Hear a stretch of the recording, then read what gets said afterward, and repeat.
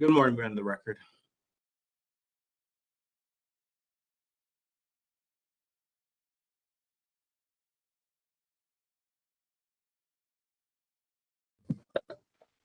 Good morning, everyone. As chairperson of the Alcoholic Beverage Control Board for the District of Columbia, and in accordance with DC Code Section 2571HC of the Open Meetings Act, OMA, I am welcoming you to the regular scheduled meeting of the Alcoholic Beverage Control Board.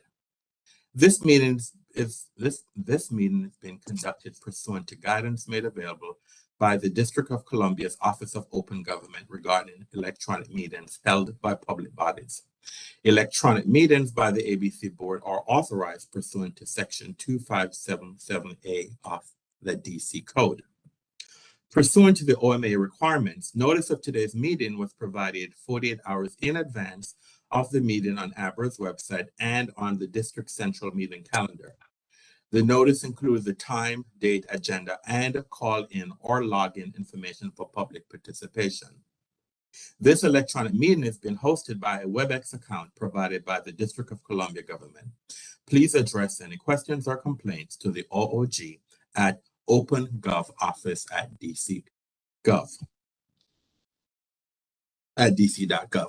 My name is Donovan Anderson. I'm chairman of the board. I will introduce the other members of the ABC board who are also participating electronically. Please respond when I announce your name. Mr. James Short. Mr. James Short, present. Mr. Bobby Cato. You're on mute, Mr. Cato. Bobby Cato. Good morning, Mr. Cato. Ms. Rafi Crockett. Rafi Crockett, present. Mr. Edward Grandis. Grandis, present. The board has 5 members in attendance for the conduct of business today, and that constitutes a quorum. Before we get underway with today's hearing calendar, I need to make a few instructions very clear so that the conduct of these hearings is understood by everyone. There are 8 cases scheduled for this morning's calendar.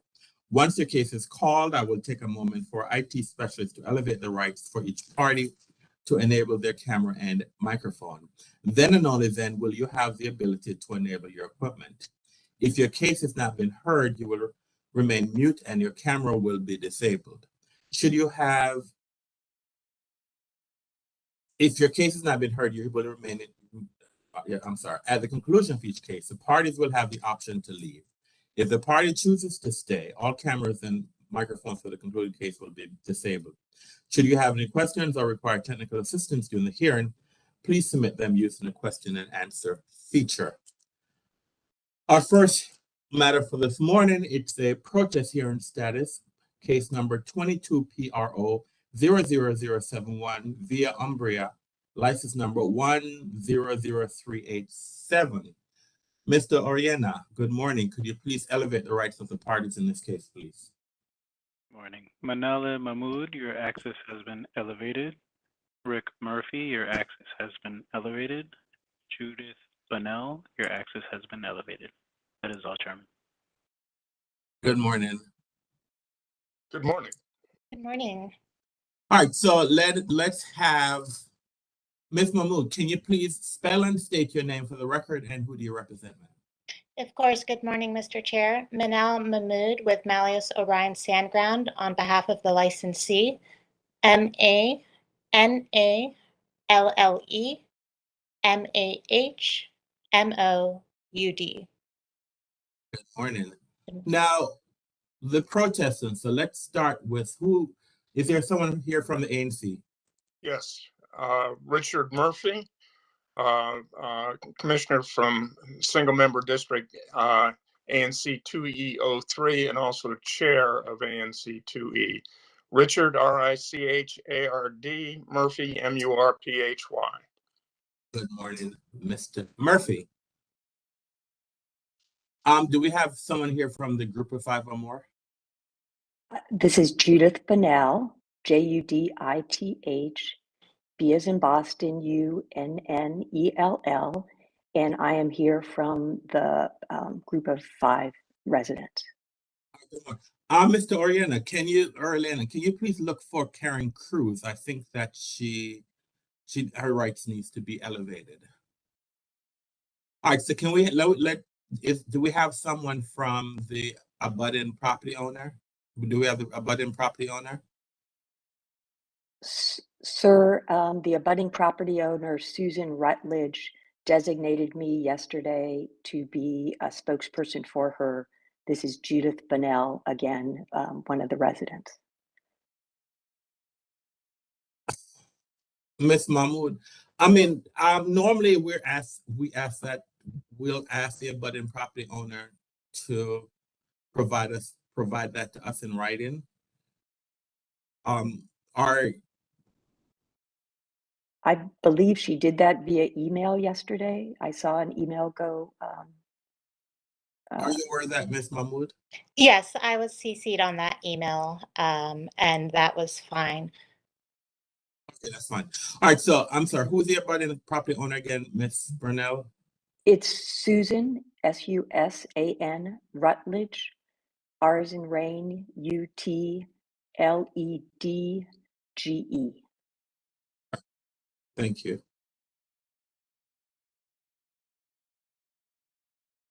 And the agency did receive that written authorization, so thank you. And Ms. Cruz, can you please spell and state your name for the record, please? Yes, good morning. Karen, K-A-R-E-N, Cruz, C-R-U-S-E, and I represent the Citizens Association of Georgetown. All right, thank you. All right, Ms. Mahmood, I need you to let us know where we are. It's my understanding that this license is in safekeeping. So Correct. so we do not move forward with a protest here, and I believe it's a renewal for a license that's in safekeeping. So can you tell us what's going on and what is it that the licensee wants to do, please? Correct, Mr. Chair. As you know, this license was approved into safekeeping last week. And since, plans for reopening are completely up in the air, we actually do suggest that the board stay this protest until such time that the license is removed from safekeeping. You're making a formal request to us. Now, if this, I just want to, before moving on, I would like to advise the parties that if the license remains in safekeeping and if we stay these proceedings, at such time, if the license is removed from safekeeping, we will still have to we have to go through this process to renew the license. So if this matter is stayed, there will be the community will still have an opportunity once the license is removed from safekeeping to protest the license if they so choose to. Okay. Any questions by anyone? And then I'm going to ask input from the parties, the ANC. Do you have no objection if the board was to grant this request to stay the proceeding because of the status? Mr. Chairman, ANC2E, understanding that the protest would remain in suspended animation while the proceeding is stayed, ANC2E has no objection to the request by the applicant, by the licensee rather. All right, thank you, Mr. Murphy. Ms. Bunnell? We agree. We have no problem with it being in safekeeping, and we're actually going to be delighted when we get a new neighbor. So we're looking forward to this property being occupied soon. What about, are you speaking also on behalf of Ms. Rutledge? Yes, sir. And Ms. Cruz? I agree with what the previous two people just said. All right, thank you. So the motion is to stay these proceedings, and I'll make a motion that the ABC board stays these proceedings until the license has been removed from safekeeping. Is there a second? Mr. Short, a second. Mr. Short and Mr. Grandis has seconded the motion. We'll now have a roll call vote. Mr. Short, Mr. Short, I agree. Cato, Cato, I agree. Crockett, Rafi Crockett, I agree. Mr. Grandis. Edward Grandis, I agree. Mr. Anderson, I agree. The matter passed 5-0. Thank you very much. I'll also advise the parties that once the license is removed from safekeeping, you could, and if you decide that you want to continue to protest these proceedings, then you can make a motion to ask the ABC board to grandfather your requests. So you would necessarily have to file another request, but you would have to advise the agency that you would like your request to be grandfathered, and then the board will grant that request. Okay. Thank you. All right. Thank you very much, and have a great day.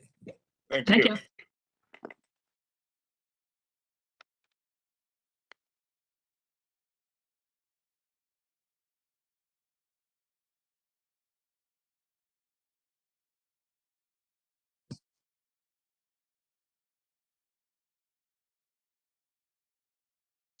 The next case is case number 22 PRO 00092, Bronze DC, license number 121843. This case has been canceled. The board approved the settlement agreement, see board orders number 2022-671 and board order number 2022-700. Excuse me. The next case in our calendar is case number 22 PRO 00085, Quattro Osteria, license number 118338. Mr. Oriana, can you please elevate the rights of the parties in this case, please? Don Johannes, your access has been elevated. Alex Lopez, your access has been elevated. That is all, Chairman. Thank you.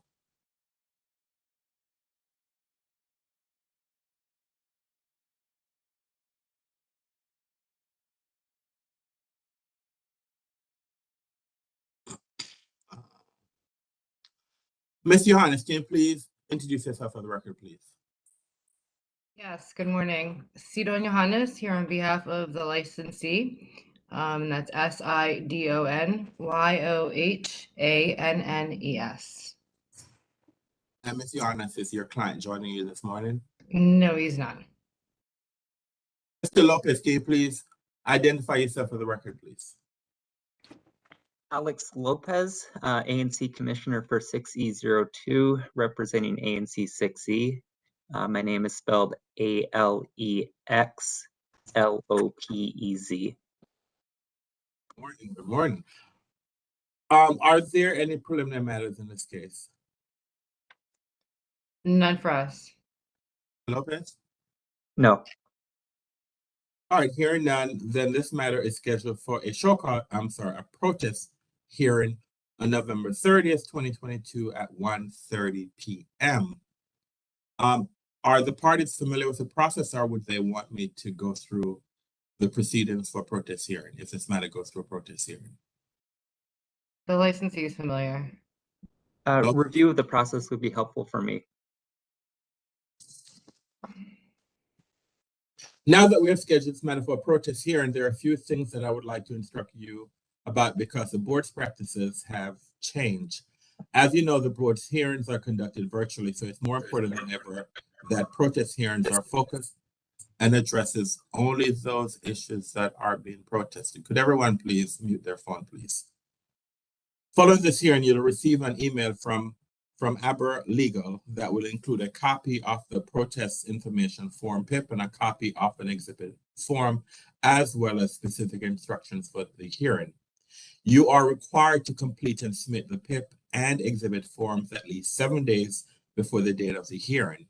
If we do not receive a copy of your forms 7 days before the hearing, your application or your protest may be subject to dismissal.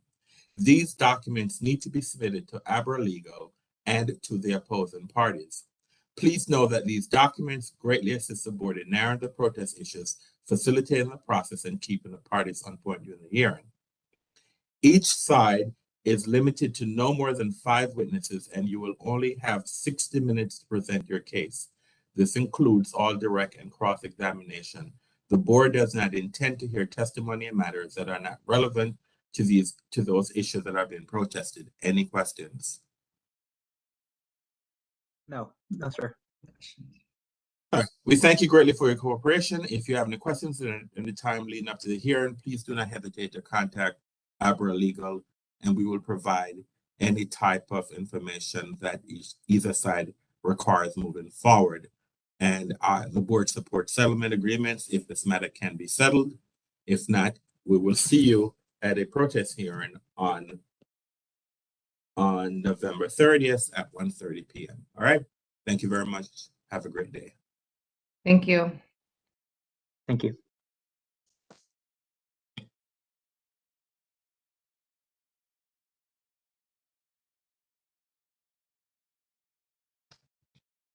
The next case on our calendar is case number 22 PRO 00091, Momo DC, license number 121064.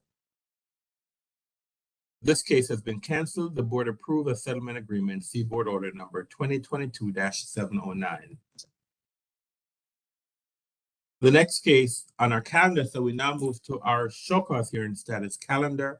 The first case on our show cause hearing status calendar is case number 22 CMP 00048, Medusa Lounge, license number 118698.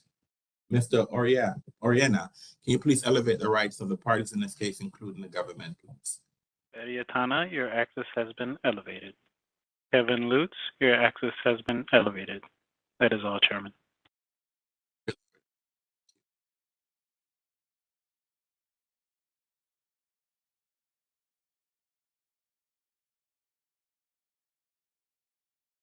Ms. Atana, do you have a camera? Yes, sir. If you have a camera, can you turn the camera on? If not, if you don't have a camera, that's fine. I'm just trying to find out. Yeah, somehow I'm trying to do that. It's not turned on, I guess. Let me see. All right, that's fine. Yeah, I got it. Thing. It's going off again. All right, that's fine, ma'am. That's fine. Okay. Yes, sir.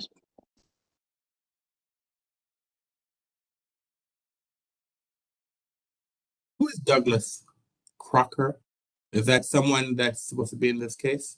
Yes, he's the one representing. All right, okay. Mr. Crocker?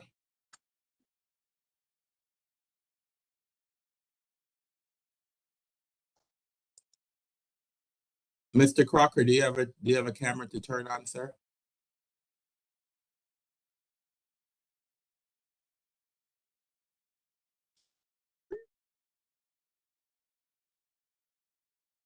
I see Mr. Crocker, but Mr. Crocker, are you there?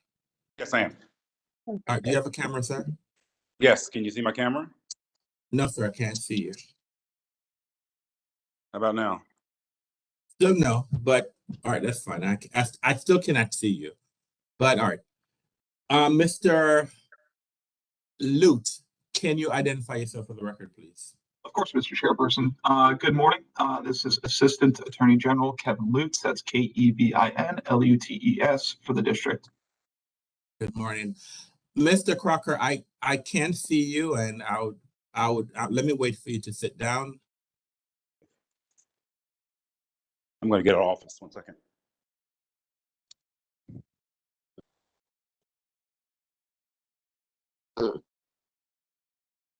Okay, I'm here. Can you identify yourself for the record, please? My name is Douglas Crocker. Yes, I'm here representing Medusa Lounge. Please spell and state your name for the record. Spell your name, please, sir. Douglas, DOUGLAS, Crocker, CROCKER. And your client, Miss Atana, can you please spell and state your name for the record, please? Yes, BETTY first name, last name is Itana, Etana. And you are the owner of Medusa Lounge, ma'am? And the timing is All right, thank you. Mr. Lutz, are there any preliminary matters in this case? Yes, Mr. Chairperson. An OIC was communicated to the licensee on October 18th, 2022. Other than that, no further preliminary matters. Mr. Crocker, well, since there are no preliminary matters, this matter then is scheduled for a show cause hearing on November 30th, 2022 at 10:30 a.m. What I will advise the parties that since this matter is scheduled for a show cause hearing on November 30th, 2022 at 10:30 a.m., 7 days prior to the hearing, both sides are required to exchange documented witnesses, and that needs to be provided to each side and also to Abra Legal. Failure on either party to exchange to provide documents or witnesses, documents and witnesses that they're going to rely on at the hearing, that the ABC board, unless reasonable cause is shown, the ABC board is empowered to prevent that side from relying on documents and witnesses that have not been disclosed 7 days prior to the hearing. Any questions by anyone? Yeah, so we only have 7 days to review the evidence that that Kevin is alleging against our venue. Just 7 days? Well, sir, when you go to a hearing, Mhm. 7 days before the hearing, you have to let the other side know what documents that you have, what documents you're going to use at the hearing, Mhm. and what witnesses you're going to use at the hearing to present your case. Okay. That's standard in all cases. I mean, I believe that's standard in all cases, sir. It's just to put everyone on notice that these are the documents and witnesses that I'm going to utilize at the hearing. Okay. Now, you can exchange these documents prior to doing that, but at a minimum, 7 days before the hearing, these documents must be exchanged. Okay. Any other questions, sir? No, sir. And the parties can, of course, discuss settlement. If the parties decide to settle this matter, you can either settle it on the record or you can do a paper settlement that we will determine, that we can discuss and review on our legal agenda. But that's up to the parties. But anyway, if this matter is not settled, then as stated before, this matter is scheduled for a show cause hearing on November 30th, 2022 at 10:30 a.m. Any other questions by anyone? No questions from the district, Mr. Chairperson. Mr. Crawford, any questions, sir? That hearing or whatnot, it won't require live attendance, will it? Because that's, The hearings, everything is virtual, sir. Okay. So we're still so the same. You'll be provided the credentials as for this hearing, and then we will do the hearing the same way. Okay, sounds good. All right. So if you have any questions, if you have any questions, you can contact our legal office to technically how to do these hearings. You can contact our legal office, and I will say to the parties that you can continue to have conversations if this matter can be settled. If not, I will see you on November 30th at 10:30 a.m. All right? Thank you much. Have a great day. Thank you. Thank you. Thank you, Mr. Chairperson.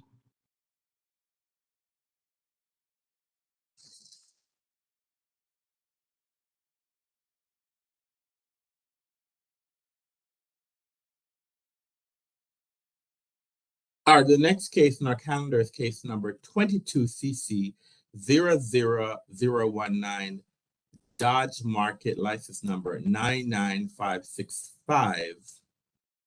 Mr. Oriana, can you please elevate the rights of the government and the licensee in this case, please? Alemayahu Alemu, your access has been elevated. That is all, Chairman.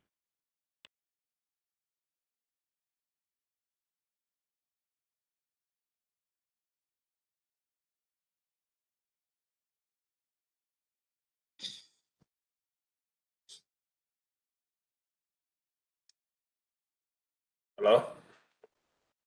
All right, do you have a camera, sir? Yeah, my camera is on. I don't know why it's not showing there. All right, that's fine. Mr. Lutz, can you please identify yourself for the record, please? Of course, Mr. Chairperson, this is Assistant Attorney General Kevin Lutz. That's KEVINLUTES for the district. Good morning. Good morning. Mr. Well, I'm not Mr. sure what Mario? your last. Yeah, our first- my name is Alex Alamo. I'm representing New Dodge Market on behalf of the licensee. Can you please spell your name, please, sir? for the Alex record? ALEX. Last name is ALEMU. Alamo. Alamo. Good morning, Mr. Elmo. Now, are you the owner or are you just a representative? I'm just representing. Are you an attorney, sir? Or are you? No, I'm just the manager. You're the manager, and what do you mean you're the manager? Oh, I'm a store manager there. And do you have any ownership in this establishment, sir? No. Did you provide the agency with a letter stating that you can represent them at this matter? I mean, no, but I can, no.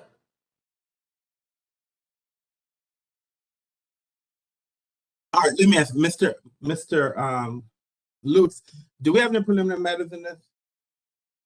Yes, Mr. Chairperson, as a preliminary matter, an OIC was extended to the licensee, and over the phone, yesterday the licensee and the district were able to come to an agreement in principle, and the district is prepared to read the terms of the OIC onto the record for the licensee's acceptance. And who is it that you? And who did you speak to yesterday, sir? I spoke with Alex over the phone. Apologies for cutting you off, Mr. Chairperson. But I'm sorry. What's? Yes. All right, what's your last name again, sir? I apologize, sir. Alamo. Mr. Alamo. Yes. But Mr. Alamo is not an owner. He's not an owner, and he has not informed us that he has written authorization from the owner to accept an offer in compromise. So unless you are satisfied, unless you have some type of written authorization, Mr. Lutz, because we have not, the board is not in a position, at least at this juncture, to accept an OIC, because I don't know whether or not I don't have any written authority saying that this manager can accept this offer in compromise. Understood, Mr. Chairperson, and the district would be happy to reduce the OIC to writing for a signature to an authorized agent or to the licensee. And so what this was supposed to be a show cause hearing status. And so I'll just move on to schedule this for show cause hearing on November 30th, 2022 at 10:30 a.m. And the parties can, if they have an offer in compromise, then they can provide the board with that written offer in compromise, and then we will consider that on our legal agenda. Okay. Of course. All right. So unless this matter is settled, then this matter is scheduled for show cause hearing on November 30th, 2022. But it was my understanding that there is an offer in compromise. However, as long as the owner signs off on this offer in compromise, then we will accept this. And one of the things I'll ask Mr. Lutz, if there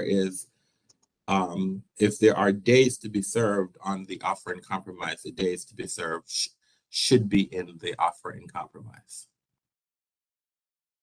Okay. Of course, Mr. Chairperson, I'll make sure the days to be served are included in the offer in compromise, and it's my expectation that the district and the licensee should be able to execute the offer in compromise shortly. Thank you. All right. Have a great day then. Thank you. Thank you. All right.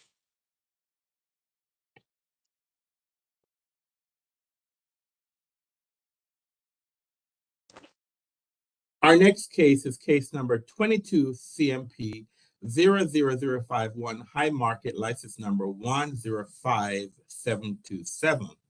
Mr. Oriana, can you please elevate the rights of the government and the licensee in this case, please? Elevating DeWitt Sermolo to confirm.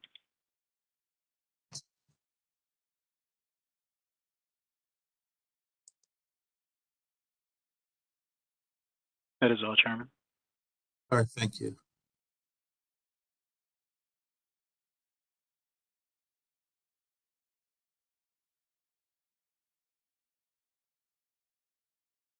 Mr. Chairperson, I apologize for the interruption, but I believe Mr. DeWitt Sermolo is an ABC manager for Medusa Lounge. He might be in the incorrect hearing right now. All right, Mr. Sermolo, what hearing are you here for, sir? I guess he's gone. Is there anyone? I thought I'd seen earlier someone was asking what hearing. Is there anyone here for High Market? Please identify yourself through the chat. Oh, that was a question that was been asked by. Well, this matter. All right. For High Market, Mr. Lutz, can you please introduce yourself for the record, please? Of course, Mr. Chairperson. This is Kevin Lutz. That's KEVIN LUTES for the district. And I see that the licensee is not here. This is a show cause hearing status. This matter then is scheduled for a show cause hearing for November 30th, 2022 at 1:30 p.m.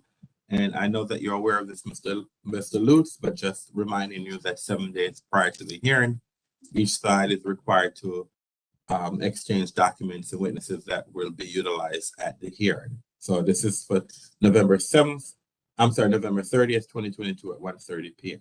Thank you. Understood, Mr. Chairperson. The district will comply with those orders. All right, thank you. All right, the next case in our calendar is, thank you for your appearance this morning, Mr. Lutz. You have a great day. Of course. Thank you for your time, Mr. Chairperson. Thank you. Bye. Thank you. The next case in our calendar is case number 21 CIT 00253 and case number 21 CIT 00702, license number 113983. This case has been canceled. The board approved an offer in compromise. See board order number 2022-707.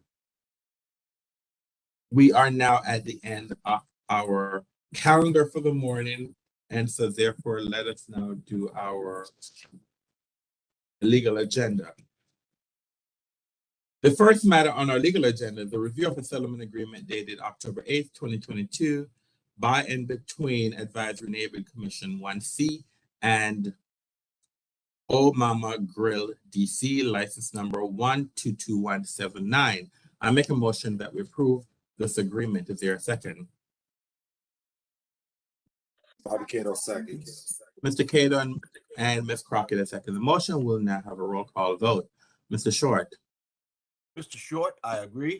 Mr. Cato. Bobby Cato, I agree. Crockett. Rafi Crockett, I agree. Mr. Grandis. Grandis, I agree.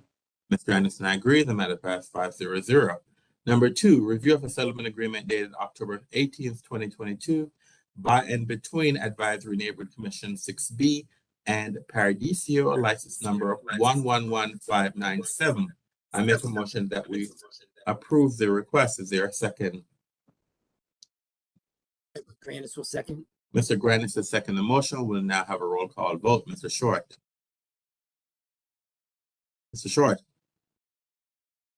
Short, I agree. Mr. Cato. Bobby Cato, I agree. Ms. Crockett. Rafi Crockett, I agree. Mr. Grandis. Edward Grandis, I agree. Ms. Grandis and I agree. The matter passed 5-0. Number 3, review of a settlement agreement dated October 18th, 2022 by and between Advisory Neighborhood Commission 6B and Weezer Pizza, license number 082062. I make a motion that we approve this request. Is there a second? Short, a second. Mr. Short has seconded the motion. We'll now have a roll call vote. Mr. Short. Short, I agree. Cato. Bobby Cato, I agree. Crockett. Rafi Crockett, I agree. Ms. Henson. I'm sorry, Mr. Grandis. Grandis, I agree. And Mr. Anderson, I agree. The matter passed 5-0-0.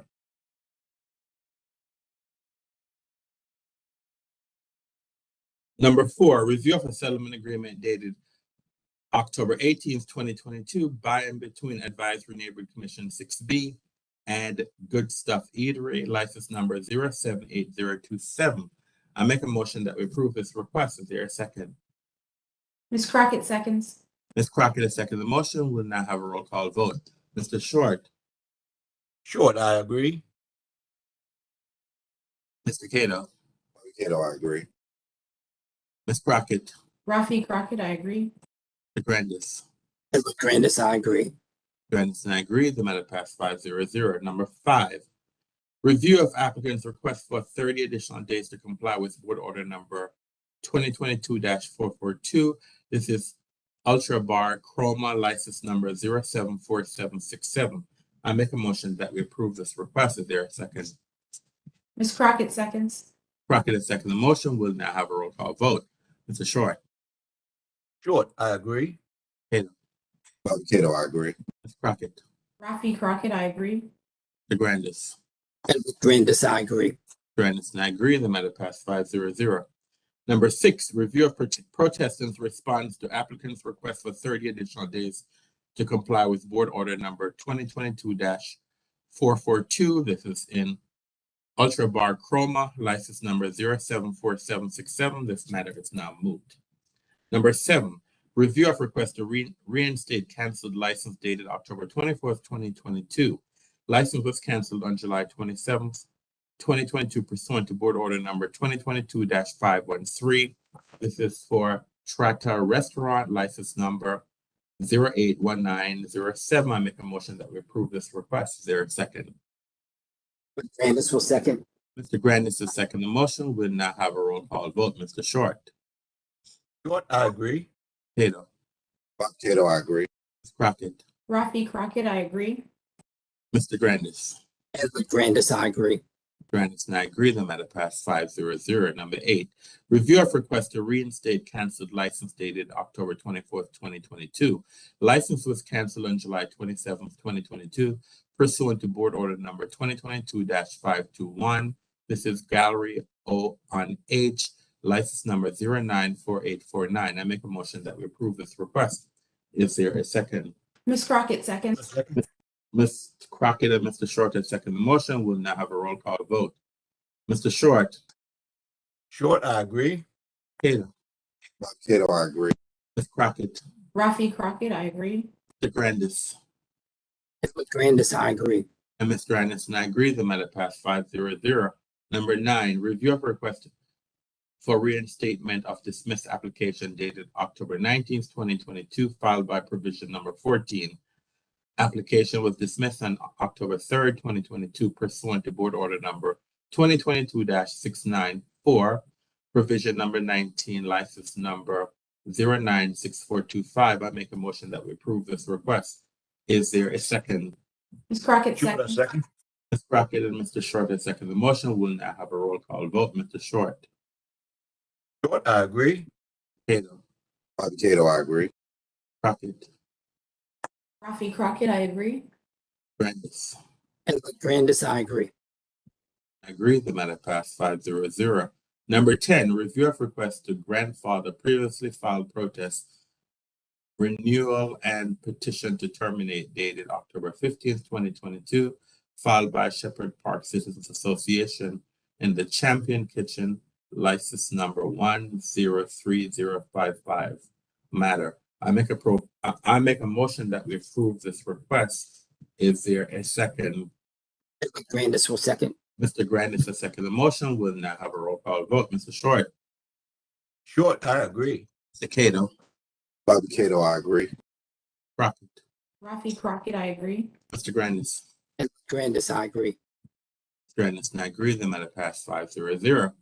We now move to our supplemental legal agenda. The first matter on our supplemental legal agenda is review of an offer in compromise in lieu of the hearing dated October 25th, 2022, for case number 22 CMP 00014, Empire Lounge, license number 110702. The offer in compromise is as follows. Charge 1. Made substantial changes in operation of the licensed establishment without obtaining board approval. Statutory authority, DC Code Section 823A3 and DC Code Section 25-762, the fine not applicable. Number 2, suspension not applicable. Term 3 of this OIC. The licensee will surrender the license for safekeeping. Following the board's approval of this offer in compromise, respondent shall immediately cease all sale and service of alcohol and ensure that all alcoholic beverages are secure and not accessible to the public for sale, service, or consumption. Respondent shall surrender the license for safekeeping, and all alcohol will be removed from respondent's premises by 12 p.m. 14 days after the board's approval of this OIC. Respondent's owner, Desegan Negosu, certifies by this agreement that he has no ownership interest in the new license holder, Marquis Waldemarian, who is a bona fide purchaser. Respondent may not withdraw the pending transfer application if the board disapproves the transfer, but may file a new transfer application within 30 days of disapproval.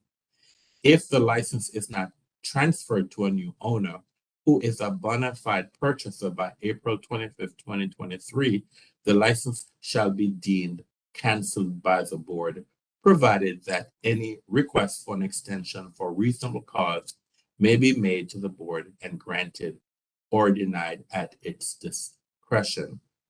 Charge 2, operated under a trade name not approved by ABRA, statutory authority, DC Code Section 25-823A1, 23 DCMR Section 600. The fine not applicable, suspension not applicable, and other term, see charge 1 above, which was the other term in the sense that the license will be placed in safekeeping.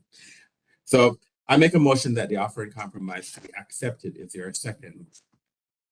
Ms. Crockett seconds. Ms. Crockett has seconded the motion. We'll have a roll call vote. Mr. Short. Short, I agree. Mr. Cato. Bobby Cato, I agree. Ms. Crockett. Rafi Crockett, I agree. Mr. Grandis. Edward Grandis, I agree. Mr. Anderson, I agree. The matter passed 5-0. We now move to our licensing agenda. The first matter on licensing agenda, review request to increase the total occupancy load of the establishment from 160 to 202 as permitted in the settlement agreement. This is for Whistlows on Wilson, license number 121849. I make a motion that we approve this request. Is there a second? Ms. Crockett seconds. Ms. Crockett has seconded the motion. We'll now have a roll call vote. Mr. Short. Short, I agree. Mr. Cato. Bobby Cato, I agree. Ms. Crockett. Rafi Crockett, I agree. Mr. Grandis. Edward Grandis, I agree. Mr. Anderson, I agree. The matter passed 5-0. Number 2, review application for change of hours to extend some Sunday hours only. This is Simple Bar and Grill. License number 092423. I make a motion that we approve this request. Is there a second? Ms. Crockett seconds. Ms. Crockett has seconded the motion. We'll now have a roll call vote. Mr. Short. Mr. Short. Mr. Short, I agree. Cato. Bobby Cato, I agree. Ms. Crockett. Rafi Crockett, I agree. Grandis. Edward Grandis, I agree. Mr. Anderson, I agree. The matter passed 5-0. Number 3, review application for carry out and delivery endorsement. This is for Mr. rotisserie chicken, license number 120562. I make a motion that we approve this request. Is there a second? Crockett Short, I seconds. second. Mr. Short and Mr. Grandis a second. The motion will now have a roll call vote. Mr. Short. Short, I agree. Cato. Bobby Cato, I agree. Crockett.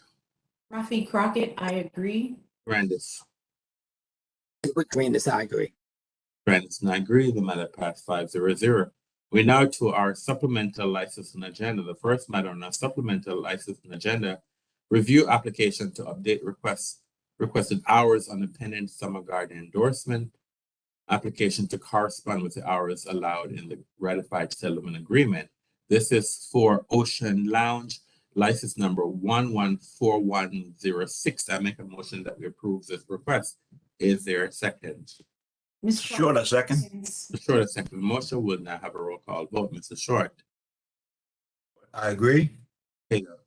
Bobby Cato, I agree. Crockett. Rafi Crockett, I agree. Mr. Grandis. Edward Grandis, I agree. Mr. Grandis and I agree. The matter passes 5-0. We now move to our cancellation agenda. There are 7 licensees on the cancellation agenda. I will read the names of the licensees. I will also give the reason why the license has been canceled, and at the end of the list, I'll make a motion that the board cancels these licenses. So for the first licensees, it's Uptown Market license number 113371. The licensee requests cancellation. Number 2, Uptown Market license number 113404. The licensee requested cancellation. Number 3, Rappahannock Oyster Bar license number 08998. The licensee requests cancellation. Number 4, the Boardwalk license number 081525. Licensee requested cancellation. Number 5, Sandbo X Restaurant license number 110062. The license did not complete the renewal application process and is operating on an expired license. Number 6, Rodman's Discount Drugs, license number 118104. The licensee requested cancellation.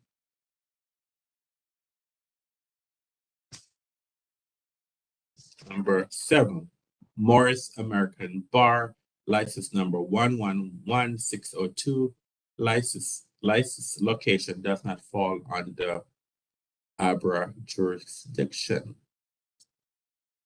I make a motion, therefore, that the ABC board cancels these licenses. Is there a second?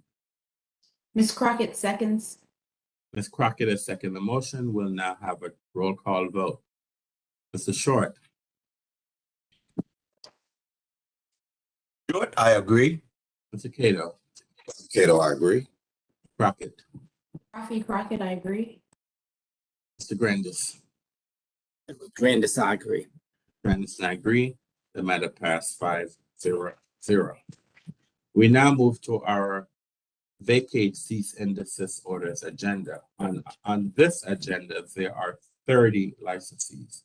I will read the name of all 30 licensees in the record, and at the end of the list, I'll ask ABC board to approve the request to vacate these orders. The first request is a request from regarding Daru, license number 3870. The license was renewed on October 19th, 2022. Number 2, Residence in Capital, license number 112892. The license was renewed on October 19th, 22. Number 3, William Hill Sportsbook, license number 117580. License was renewed on October 20th. Number 4, Lounge of 3, license number 113558. License was renewed on October 20th. The Ministry, license number 108087. The license was renewed on October 20th. Les Gamblers, license number 117461. The license was renewed on October 20th. Mola, license number 105654. The license was renewed on October 20th. Moy Restaurant, license number 120466. The license was renewed on October 20th. Takera Las Gemmas, license number 117462. The license was renewed on October 20th. Gion Restaurant and Lounge, license number 086205. The license was renewed on October 20th. Osabuco Restaurante, license number 113277. The license was renewed on October 20th. Northern Liberty, license number 109294. The license was renewed on October 21st. Creighton Access, license number 112519. The license was renewed on October 21st. Tacoma Station Tavern, license number 079370. The license was renewed on October 21st. Living Room, license number 076906. The license was renewed on October 21st. Taqueria Nacional, license number 114980. The license was renewed on October 21st. Lou's Bar and Grill, license number 086419. The license was renewed on October 21st. Uproar, license number 092012. The license was renewed on October 22nd. On the Rocks, license number 106695. The license was renewed on October 24th. Sankofa Beer Company, license number 108879. The license paid the third-year annual fee on October 19th, 2022. Yang's Market, license number 116836. The licensee paid the third-year annual fee on October 19th, 2022. Dawson's Market, license number 118295. The licensee paid the annual fee on October 19th, 2022. 7th L Street Market, license number 088611. The licensee paid the third-year annual fee on October 19th. 24-hour night and day convenience store, license number 115171. The licensee paid the third-year annual fee on October 19th, 2022. Citizen M, license number 118762. The licensee paid the third-year annual fee on October 19th, 2022. Sonar Wines America, license number 116189. The licensee paid the third-year annual fee on October 19th.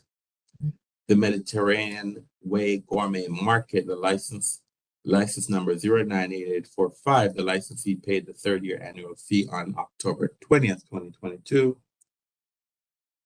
Economy Market, license number 094127. The licensee paid the third-year annual fee on October 20th, 2022. High Market, license number 105727. The licensee paid the third-year annual fee on October 21st, 2022. And Mood District, license number 120471. The licensee paid the third-year annual fee on October 21st, 2022. I therefore make a motion that ABC Board grants I therefore make a motion that the ABC Board vacate the cease and desist orders that were previously issued on October 19th, 2022 for these establishments. Is there a second? Short, a second. Mr. Short, I second the motion. We'll now have a roll call vote. Mr. Short. Mr. Short, I agree. Mr. Cato. Bobby Cato, I agree. Ms. Crockett. Rafi Crockett, I agree. Grandis. Grandis, I agree. And Ms. Grandis, I agree. The matter passes 5-0. We now move to our board temporary one-day license substantial change docket. The first request, a request made by Dwayne Osborne. This is for one-day license class F. This is for the Van Gogh Expo. This is for October 29th and October 30th. The license number is 123024. 500 attendees, 10 security guards. I make a motion that ABC Board grants this license. Is there a second? Ms. Grandis will second. Ms. Crockett and Mr. Grandis will second the motion. We'll now have a roll call vote. Mr. Short. Short, I agree. Cato. Bobby Cato, I agree. Crockett. Rafi Crockett, I agree. Grandis. Grandis, do you agree? Edward Grandis, I agree. Mr. Anderson, I agree. Matter passed 5-0. Number 2, Brandon Duffy, a one-day license class G for a wedding. This is November 11th, 2022. The license number is 122945, 150 attendees, 3 security guards. I make a motion that ABC Board grants this license. Is there a second? Ms. Crockett seconds. Ms. Crockett, a second. The motion will now have a roll call vote. Mrs. Short. I agree. Bobby Cato, I agree. Crockett. Rafi Crockett, I agree. Grandis. Edward Grandis, I agree. I agree. The matter passed 5-0. Number 3, Le Chat Noir, one-day substantial change. This is Wisconsin Avenue Open Streets. Nature of substantial change to extend patio service to the street for the Wisconsin Avenue Open Streets event. This is on November 5th, 2022. The license number is 072038. Substantial change number is 22SC01027. 100 attendees, 2 security guards. I make a motion that ABC will grant this request. Is there a second? Edward Grandis will second. Mr. Grandis and Ms. Crockett second the motion. I make a motion that we approve this request. No, I'm sorry. Let's take a roll call vote. Mr. Short. Short, I agree. Cato. Bobby Cato, I agree. Ms. Crockett. Rafi Crockett, I agree. Grandis. Edward Grandis, I agree. Mr. Anderson, I agree. The matter passes 5-0. The next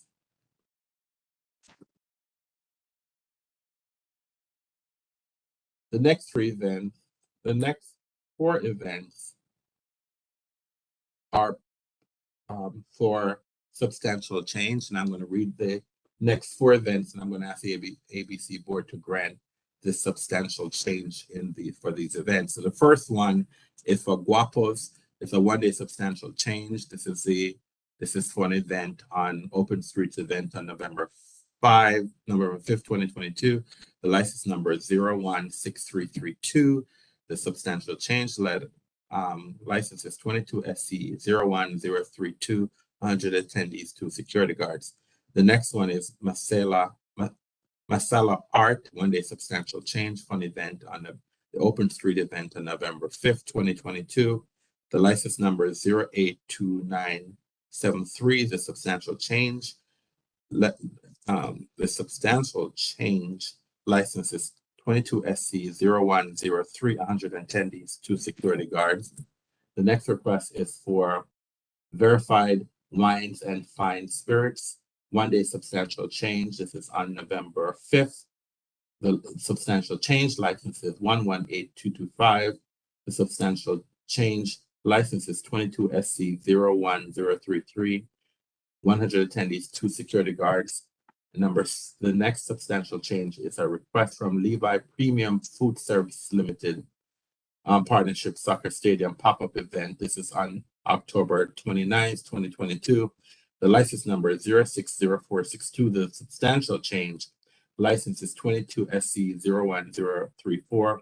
100 attendees, 12 security guards. I make a motion that ABC Board grants these requests. Is there a second? Mr. Short, I second. Mr. Short, I second the motion. We now have a roll call vote. Mr. Short, I agree. Cato. Cato, I agree. Ms. Crockett. Rafi Crockett, I agree. Mr. Grandis. Edward Grandis, I agree. Grandis and I agree. The matter passed 6-0. I'm sorry, 5-0. Number 8. This is a request from Entertainment Manufacturer LLC, a pub crawl, one-day substantial change. This is for the Christmas crawl. This is on December 13th, 2022. The license number is 121481. The substantial change number is 22 SC 01024. I make a motion that the ABC Board grants this pub crawl. Is there a second? Ms. Crockett seconds. Ms. Crockett has seconded the motion. We'll now have a roll call vote. Mr. Short, Short, I agree. Cato, Bobby Cato, I agree. Ms. Crockett, Rafi Crockett, I agree. Mr. Grandis. Grandis, I agree. Grandis and I agree. The matter passed 5-0-0. Number 8 is another pub crawl this is from Project DC Events, DC Onesie Crawl. This is in for January 1st, 2023. They want 1,000 participants. The pub crawl number license is 105162. The substantial change number is 2221 PCE 00001. I make a motion that the ABC Board approves this license for 1,000, a conditional approval of 1,000 participants. Is there a second? Grandis will second. The Grandis has seconded the motion. We'll now have a roll call vote. Mr. Short, Mr. Short, I agree. Cato, Bobby Cato, I agree. Ms. Crockett, Rafi Crockett, I agree. Mr. Grandis. Grandis, I agree. Ms. Grandis and I agree. The matter passed 5-0-0. Number 10 is another pub crawl. Project DC Events, Cupid's Bar Crawl 2023. This is for a pub crawl, 1 day substantial change for a conditional approval of 1,000 participants. Again, this is a Cupid's Bar Crawl 23. This is February 11th, 2023.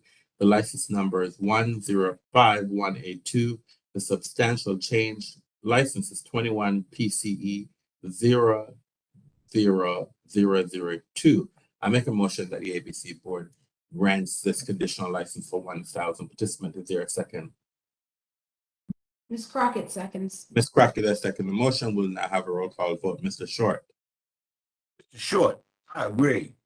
Cato, Bobby Cato, I agree. Crockett, Rafi Crockett, I agree. Grandis. Edward Grandis, I agree. Grandis and I agree. The matter passed 5-0-0. Number 11 is another pub crawl from Project DC Events, DC Shamrock Bar Crawl 2023. We're asking for 1,000 participants. This is for a bar crawl on March the 11th, 2023. The license number is 105182. The substantial license number is 21 PCE 00003.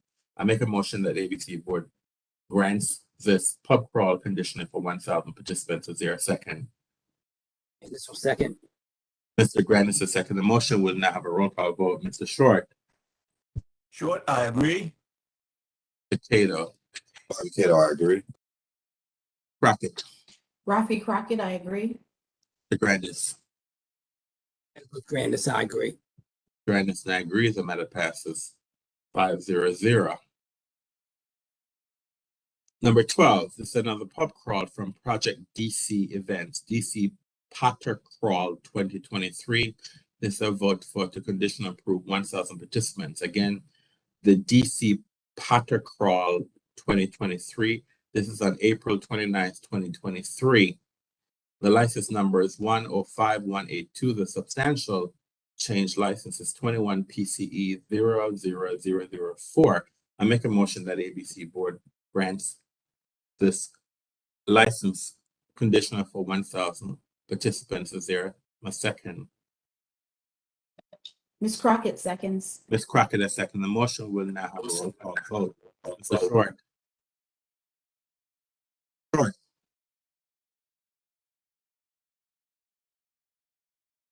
I can't hear you, Mr. Short.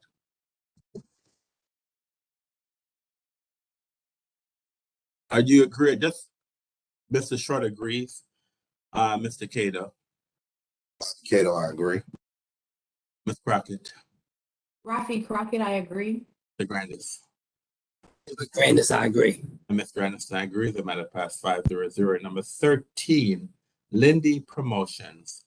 This is a 1 day substantial change. this is a pub crawl. On December 10th, 2022, the board had previously approved the request on July 20th, 2022 for 1,000. Now they're asking for us to approve 2,000 for a different date, and the new date is December 10th, 2022. The license number is 110455. The substantial change request license number is 22 SC 00521. I make a motion that we approve this request to change the event to December 10th, 2022 and to approve 2,000 participants. Is there a second? Mr. Grandis will second. The Grandis has seconded the motion. We'll have a roll call vote. Mr. Short. Mr. Short, yes or no, sir? Mr. Short, can you put your can you give me a thumbs up or a thumbs down, sir?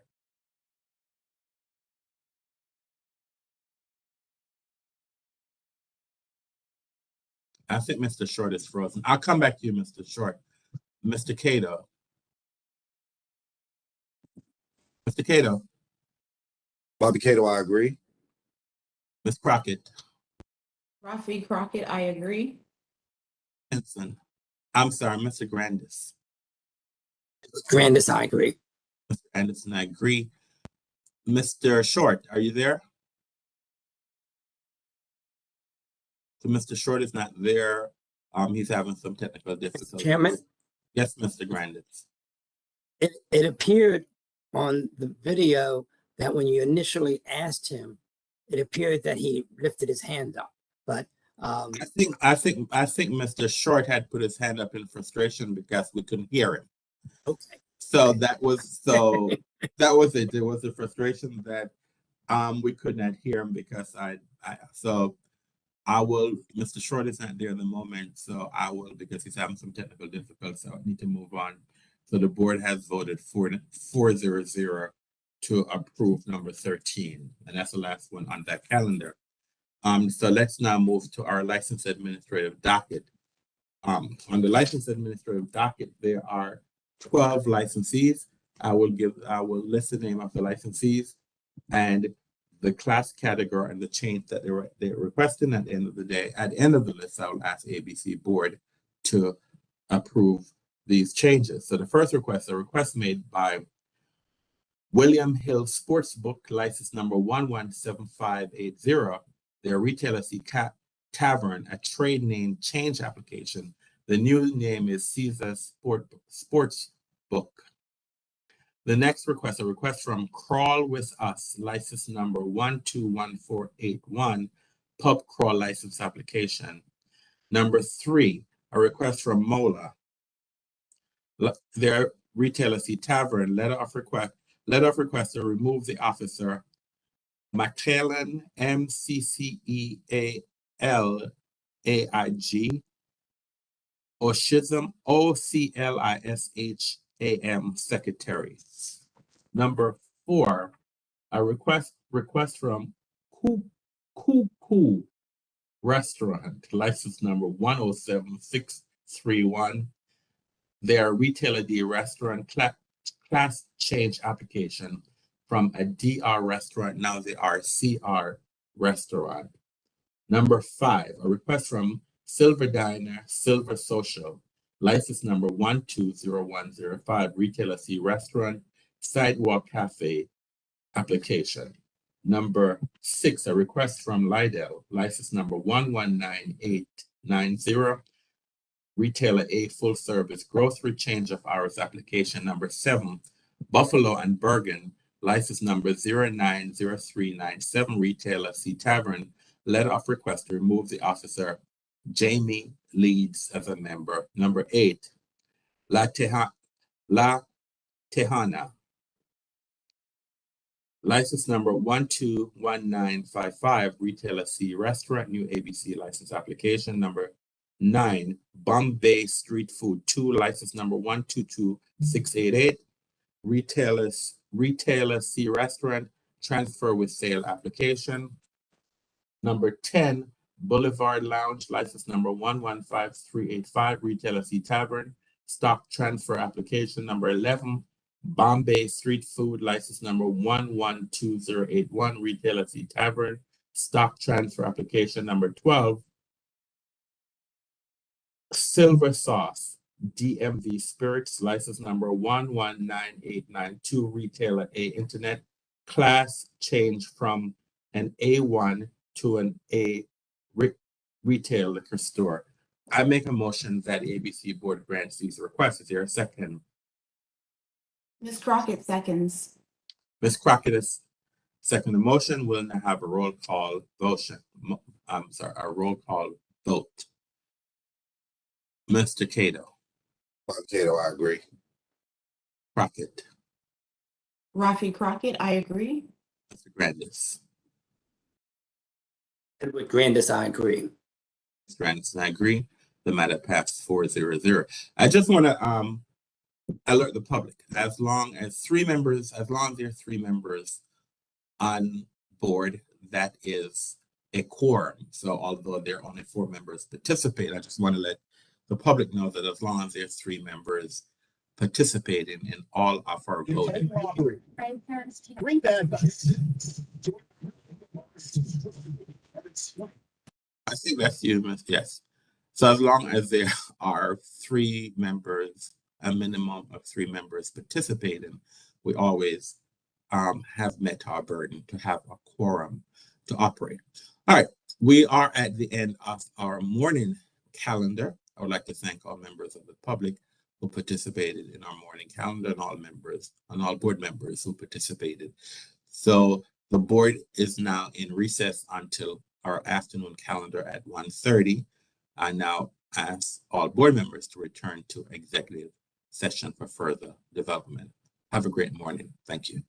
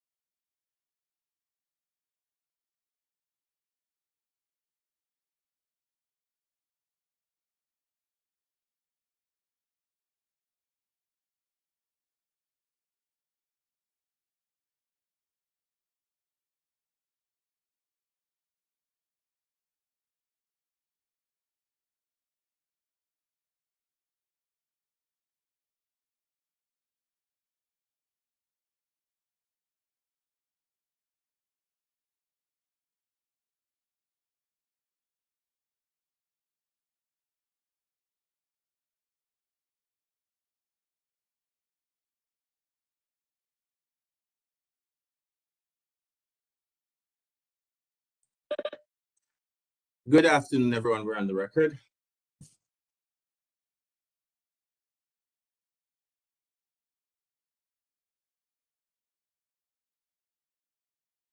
Good afternoon again, everyone. Welcome to the afternoon session of the ABC Board. My name is Donovan Henderson. I'm chairman of the board. We're joined this afternoon by 5 other board members, Mr. Bobby Cato, Mr. James Short, Ms. Jenny Henson, Ms. Rafi Crockett, and Mr. Edward Grandis. The board has 6 members in attendance this afternoon, and that constitutes a quorum. We have 7 cases scheduled for this afternoon's calendar. And once your case is called, I will take a moment for IT specialists to elevate the rights for each party to enable their camera and microphone. Then and only then will you have the ability to enable your equipment. If your case has not been heard, you will remain mute and your camera will be disabled. At the conclusion of each case, the parties will have the option to leave. If the party chooses to stay, all cameras and microphones for the concluded case will be disabled. Should you have any questions or require technical assistance during the hearing, please submit them using the question and answer feature. Also, for any questions that you have, if you're not sure what case that's been called, please identify yourself in the chat. If for some reason you need to be elevated for the case that's been called, please identify yourself in the chat and we will elevate your rights. All right, so the first case then for our afternoon calendar, we're calling case number 21 CIT 00040 living room, license number 76906. Mr. Oriana, can you please elevate the rights of the government and the licensee and or witnesses along with the investigator for this case? David C. Bailey, your access has been elevated. Emiak Sadatian, your access has been elevated. Chris Southcott, your access has been elevated. And Kevin Puente, your access has been elevated. That is all, Chairman. Thank you.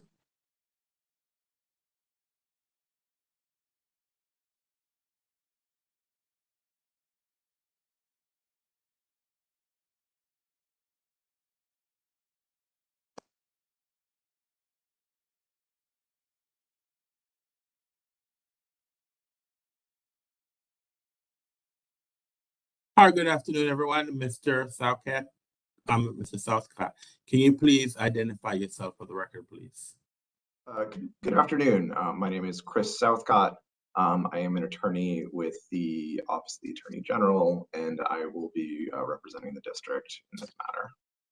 Good afternoon, sir. Mr. Bailey, can you identify yourself for the record, please? David Bailey, spelled D-A-V-I-D, last name B-A-I-L-E-Y, for Living Room Nightclub. I am the ABC manager and the representative for the establishment today. Also should be on the line, should be Siamak. Yes, I'm not sure. I'm sorry, who's that? Siamak, one of the owners, should be here as well. I'm not sure if I heard you say his name or not. I am here. Okay. I have, all right, I have not, all right, so Mr. Siamak, can you please spell and state your name for the record, please? Good afternoon. My name is Siamak, S-I-A-M-A-K, last name Sadatian, S-A-A-D-A-T-I-A-N. I'm one of the partners at Living Room. Good afternoon, sir. Mr. Southcott, I'm sorry, Mr. Southcott, if this matter goes to a hearing, well, I'll do that a little bit later. All right, so this is a show cause hearing status.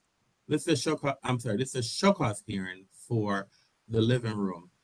Prior to starting, Mr. Southcott, do you have any preliminary matters?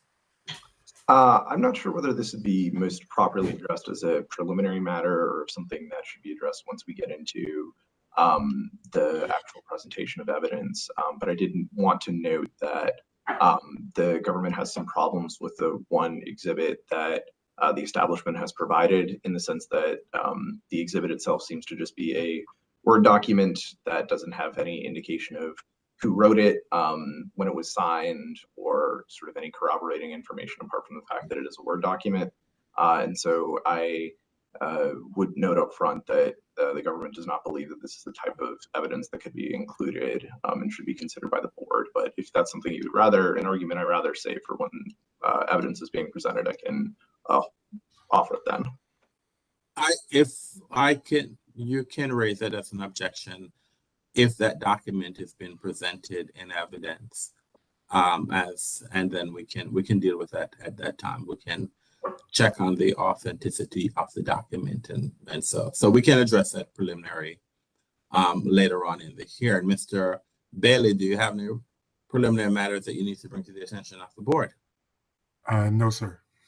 And Mr. Bailey, for some strange reason, you're very dark in your photograph, so I would not recognize you if I was to see you on the street based on how dark you are on your camera. So just as an FYI, sir.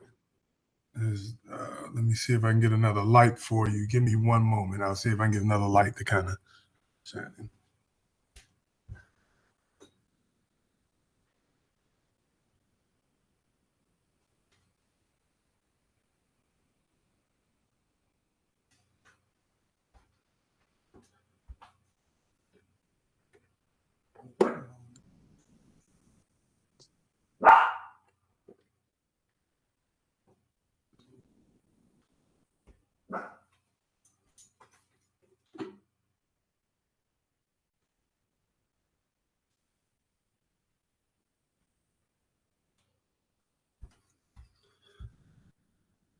I'm not sure if that's a little bit better or not, Mr. Chairman.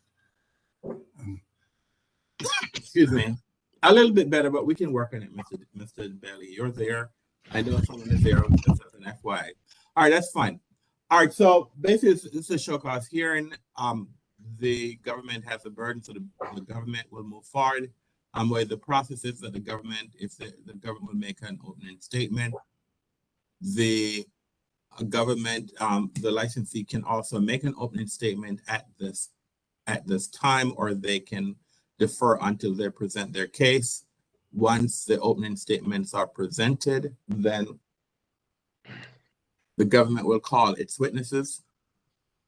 The government do direct examination of its witness, and Mr. Bailey, if you so desire, you can cross-examine the witness on the nature of his or her testimony.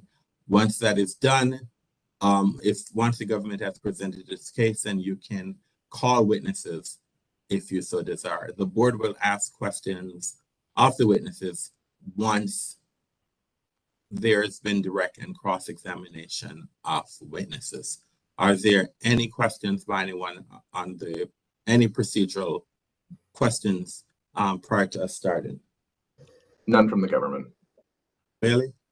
None from the licensee. All right, thank you. All right. Mr. Southcott, do you wish to make an opening statement? Yes, I do, Mr. Chairman. Good afternoon, members of the board. The evidence in this case is fairly simple.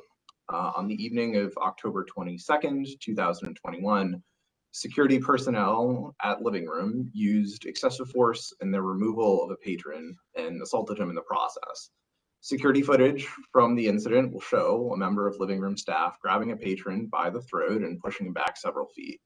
Subsequent security footage will show security personnel utilizing a very different approach and ultimately ejecting the patron, indicating that the establishment knows how to properly eject a patron, but that they declined to use that proper level of force in the first instance, and instead choked a patron in violation of DC Code 25-823A2, which prohibits an establishment from being used in an unlawful or disorderly purpose, and DC Code 25-823A6, which prohibits an establishment from violating its security plan, as the security plan for Living Room prohibits the exact type of conduct that members of the security personnel engaged in on the night of October 22nd.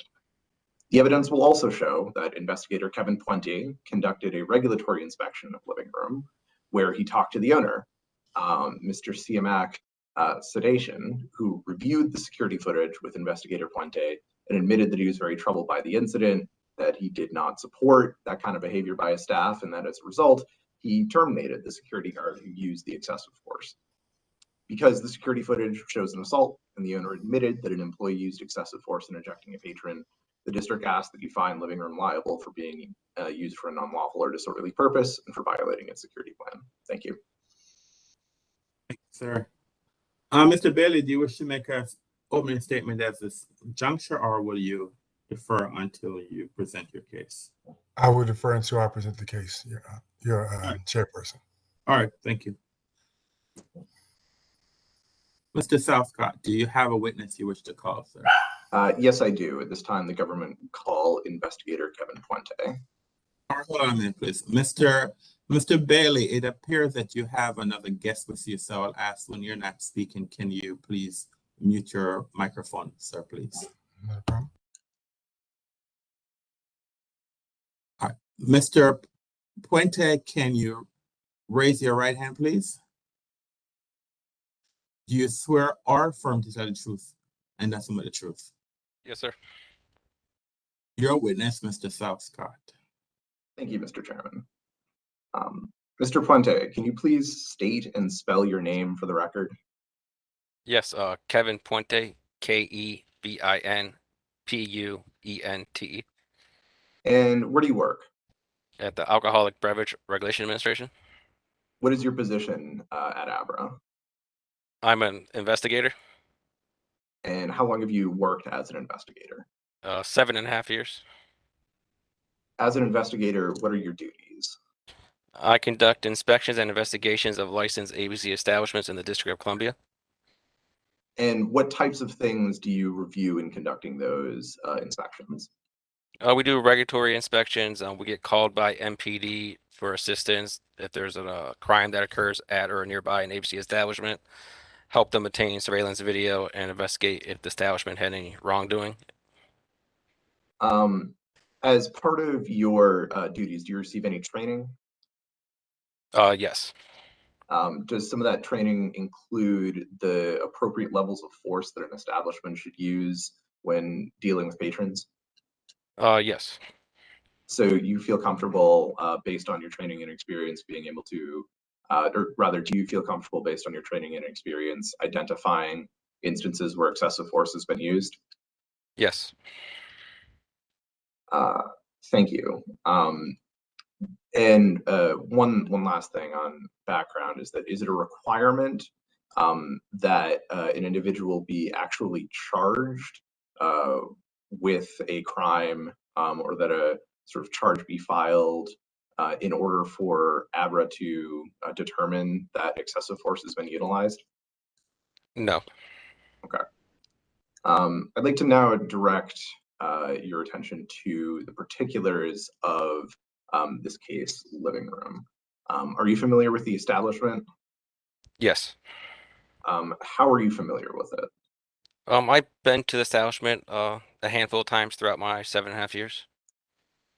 And how did you become involved with the establishment as related to the October 22nd, 2021 incident? MPD reached out to ABRA.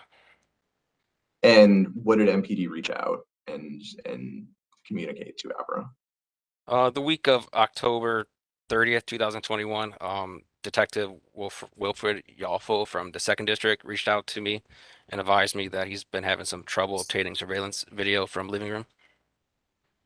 And what did you do in response to that communication? I reached out to my supervisors to see if anyone was investigating an incident. They advised me no one was and advised me to look into it.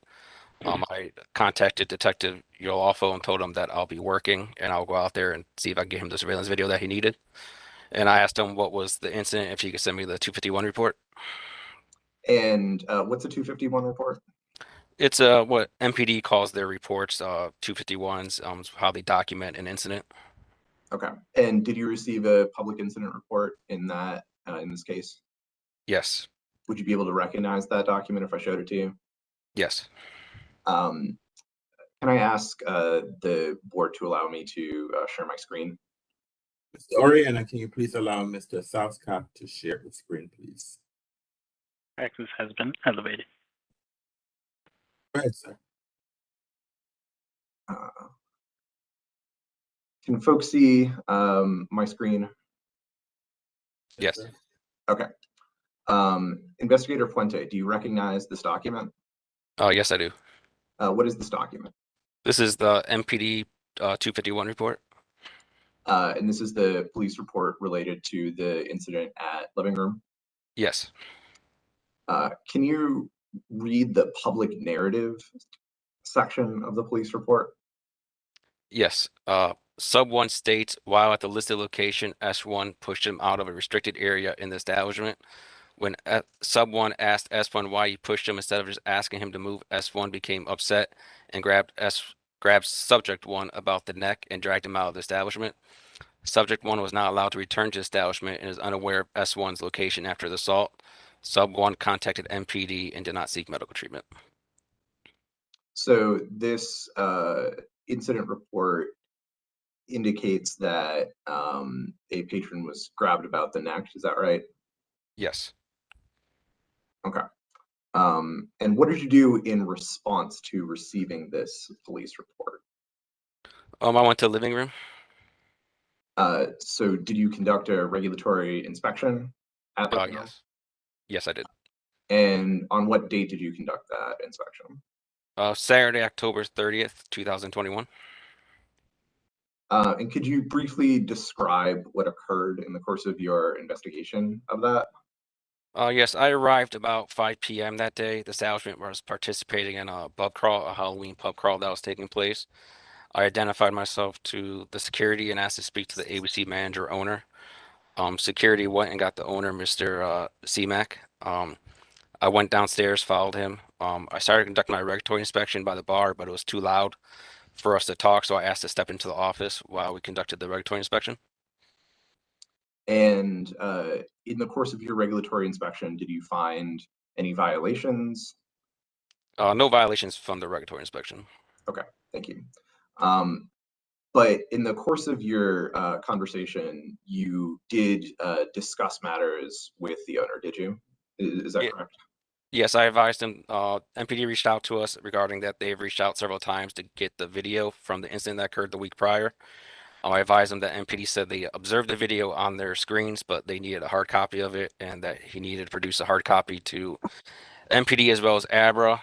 After watching the incident with him, I advised him that from my experience, it did not look good and that he should consider having his security staff possibly be retrained on their security protocols and just be ready in case if there was a fact-finding hearing or anything else.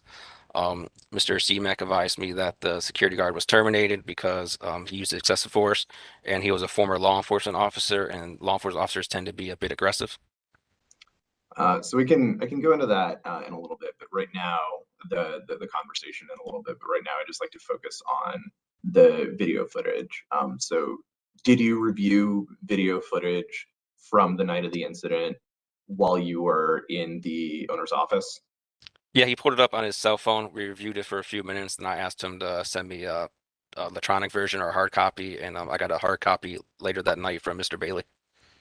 Would you be able to recognize that footage if I were to play it for you? Yes. To share my screen again, and hopefully I can make this work.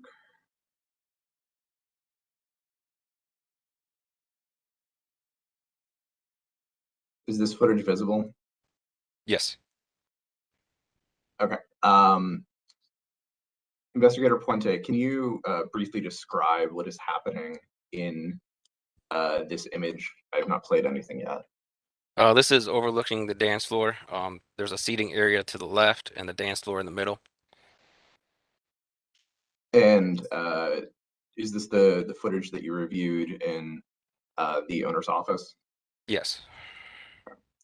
This is only a 15-second clip, so I think I'm probably just going to play the whole thing. And after I play it, I will ask you to describe for me what happens in the clip. And I can obviously replay sections of it if you would like, but I'm playing the clip now.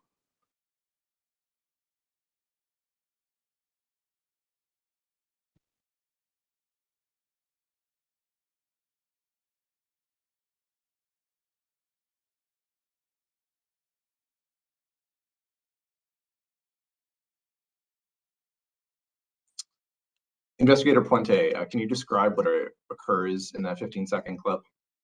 It appears the one of the security guards had the subject in a chokehold while pushing him back. And how far back would you say that the security guard pushes the patron? It appears to look like almost 5 to 10 feet. And in the process, does the security guard or does that conflict result in anyone else being sort of moved in a problematic way?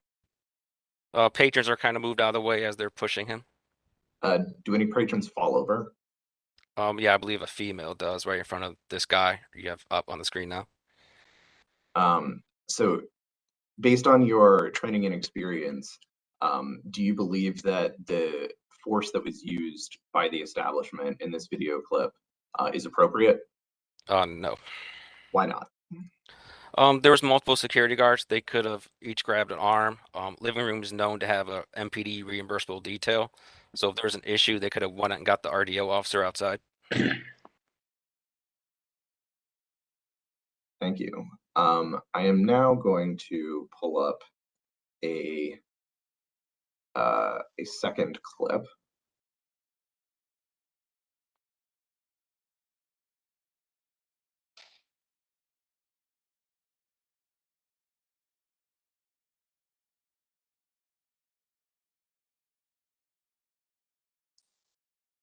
Is this visible?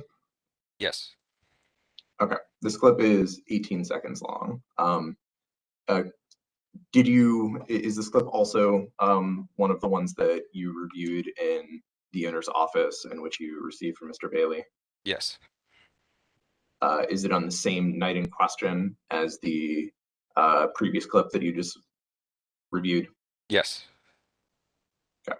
This clip is 18 seconds long. I am, again, just going to play the whole thing and can stop and replay portions of it as needed.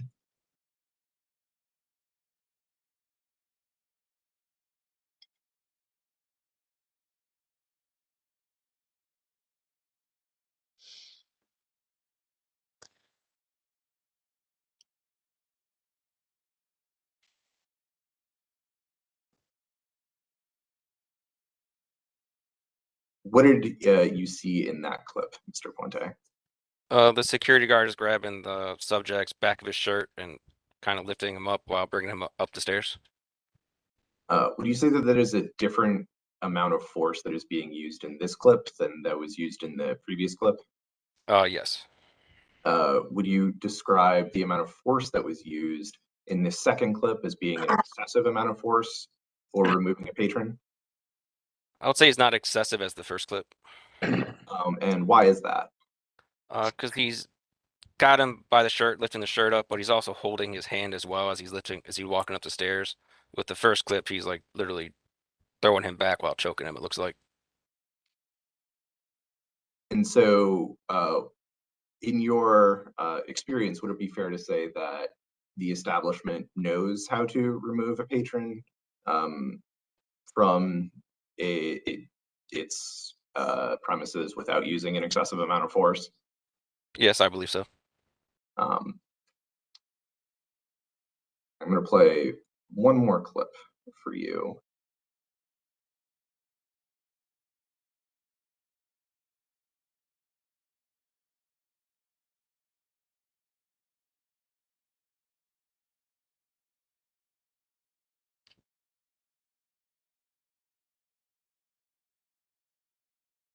Can you see this clip?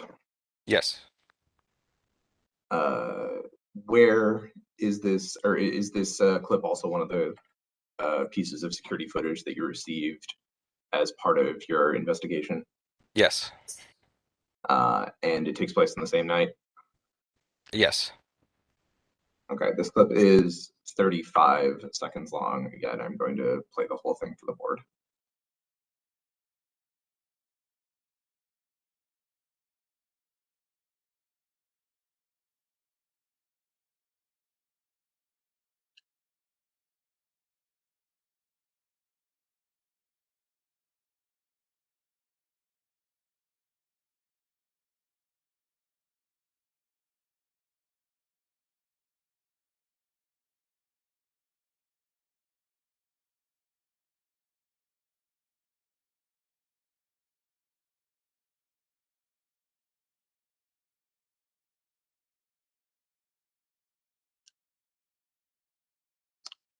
Can you describe what occurred in that 35-second clip? The security guard is escorting the patron out the front door. Then once he's outside the front door, he kind of pushes him off to the side. And how does this clip relate to the second clip? It's a continuation of what was occurring on the stairs up to the exit. In this third clip, is there anyone that you were able to recognize? Yes, I believe Mr. David Bailey is outside in the dark suit. I'm outside. And so would Mr. Bailey be able to see the events that happened in the first clip? No, unless he reviewed the surveillance video. But he would not be able to see contemporaneously what occurred? No. Okay. I have no more further questions on the security footage. Well, I guess at least in terms of sharing that. Mr. Puente, is that all of the security footage that you received? Yes. Okay. And so after you, in the process of reviewing this security footage, you mentioned that you did so in the office of the owner. Is that correct? Yes. And did you have a conversation with the owner? Yes. Who is the person that you had a conversation with? Can you identify them? Yes, Mr. C-Mac Sedaitan. And could you describe what happened in the course of that conversation with him? Yes, we were just having a casual conversation. I advised him from my experience. It did not look good with how security was handling the patron. I advised him to possibly reach out to his resources, such as the Mayor's Office of Nightlife and Culture, about obtaining security training for his staff to get refresh on training, especially coming out of COVID, and also to provide any video to MPD as soon as possible. And what did he say in response to your statements? He'll look into it. Did the owner seem troubled by the security footage when you reviewed it with him? Yeah, he seemed genuinely concerned, and that's when he told me that they got rid of the security guard. He was a former law enforcement officer, and those individuals tend to be more aggressive. So the owner told you that he no longer employs the security guard who engaged in the removal of the patron in the clips that we saw. Is that correct? Yes.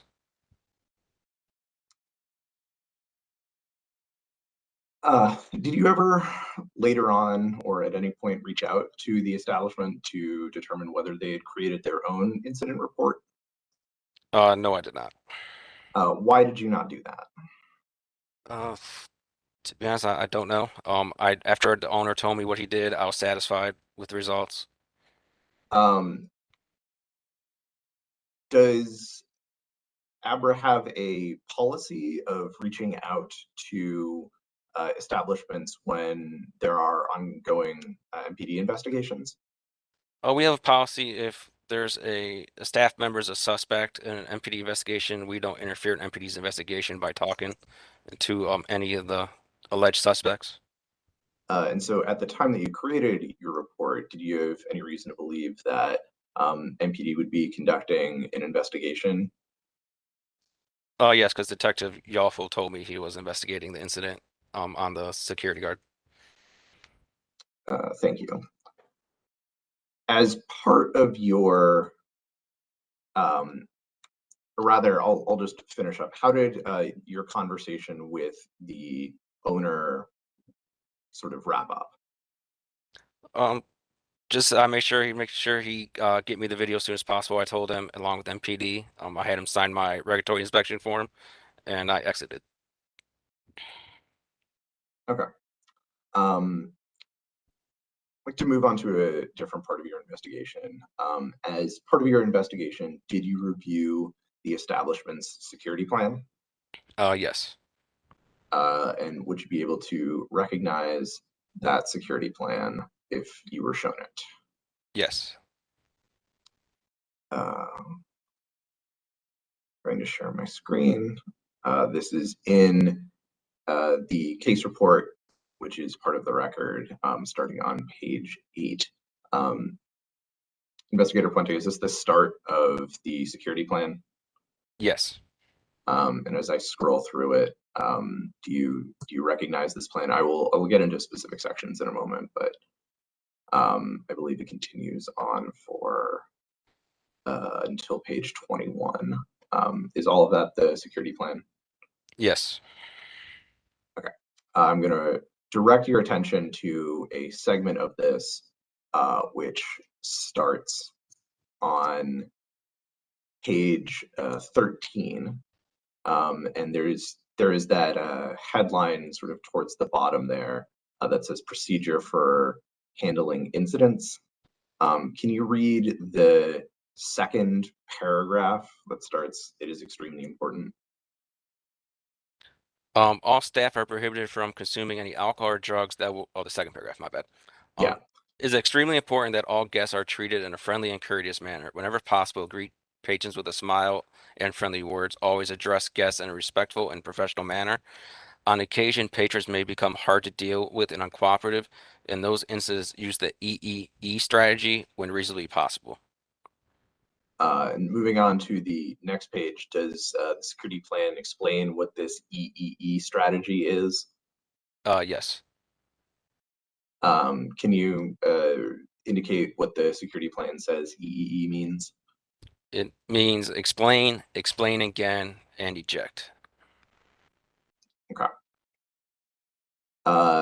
There is a section that is bolded and in all caps. Could you read out that section? When in doubt or when necessary, call the police. Did the establishment ever call the police, to your knowledge, related to this incident? Not that I know of, no. Okay. I'm now moving on to page 15. There is a section here that discusses use of force. Could you read that section? Yes. Are you able to zoom in a little bit? Yeah, I can certainly do that. Oops, sorry.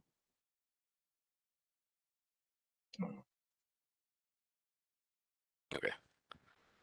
Wait, hold on, that's probably. Use of force. Sometimes second reminders are necessary, followed by warnings that further conduct will result in being asked to leave the premises. Any patron who aggressively rejects a reasonable request to behave should be asked to leave. Staff cannot legally use force against a person unless in self-defense and defense of others from imminent harm. When force is used, it must be a reasonable extent necessary. This means no tackling, no punching, no kicking, no choking, no headbutts, no piling on top, no hog ties, and no pain compliance holds. At our venue, staff may use restraints or control holds, at our venue, staff may not use restraints or control holds, handcuffs, tackling, punching, kicking, choking, headbutts, piling on top, hog ties, pain compliance holds. Basically, just use enough force to prevent the violator from harming anyone. When in doubt, call the police and management. Thank you. As you review that use of force section, does the security footage indicate that the establishment complied with the use of force as it is outlined in the security plan? No. Why is that? They were observed choking the patron. Thank you very much. I'm going to now direct, or I guess actually I have a couple more questions on that. According to your understanding of the security plan, would the establishment have violated the security plan even if security was covering the patron's mouth and nose as opposed to their throat? Yes. Why is that? Because they're covering up the patron. They said just use enough force to prevent the violator from harming anyone. So if he's not harming anyone, they should be able to just escort him out with verbal commands, or possibly get the RDO officer that's outside to escort the patron out. And the establishment Did the establishment do any of those things in this instance? No. Thank you.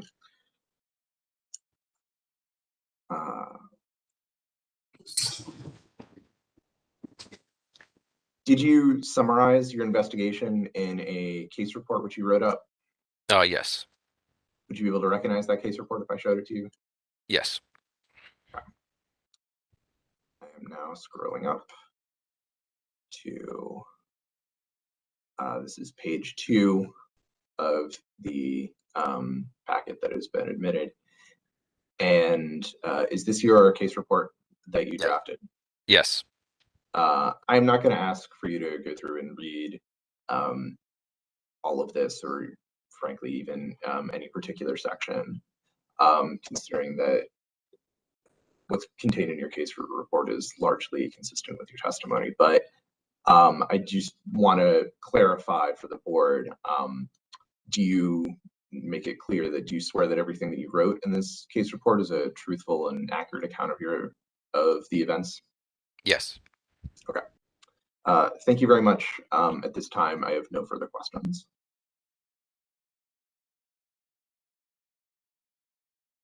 Mr. Bailey, do you have any questions? Yes, I do.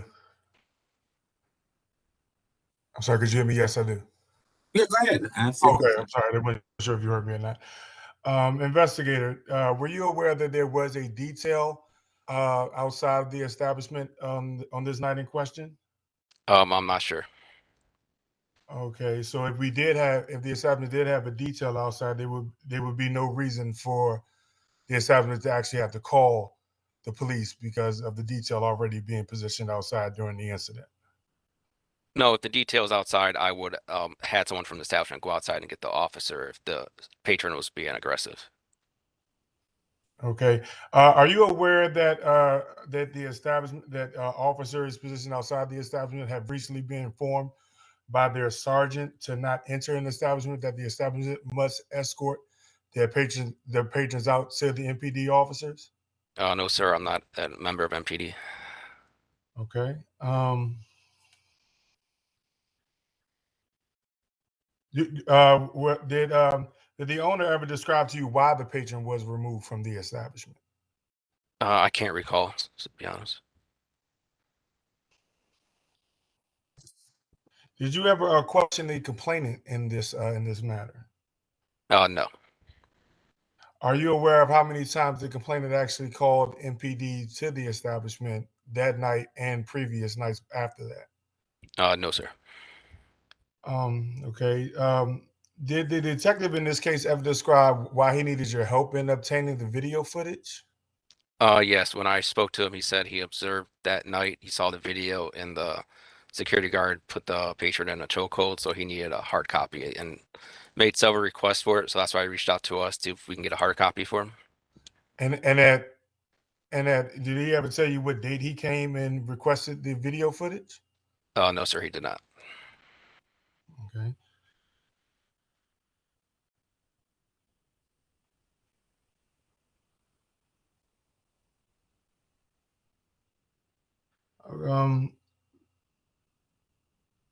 And you I mean, you already made this statement, but you did state that you did not request a copy of the written incident as described in the security plan that the establishment must have.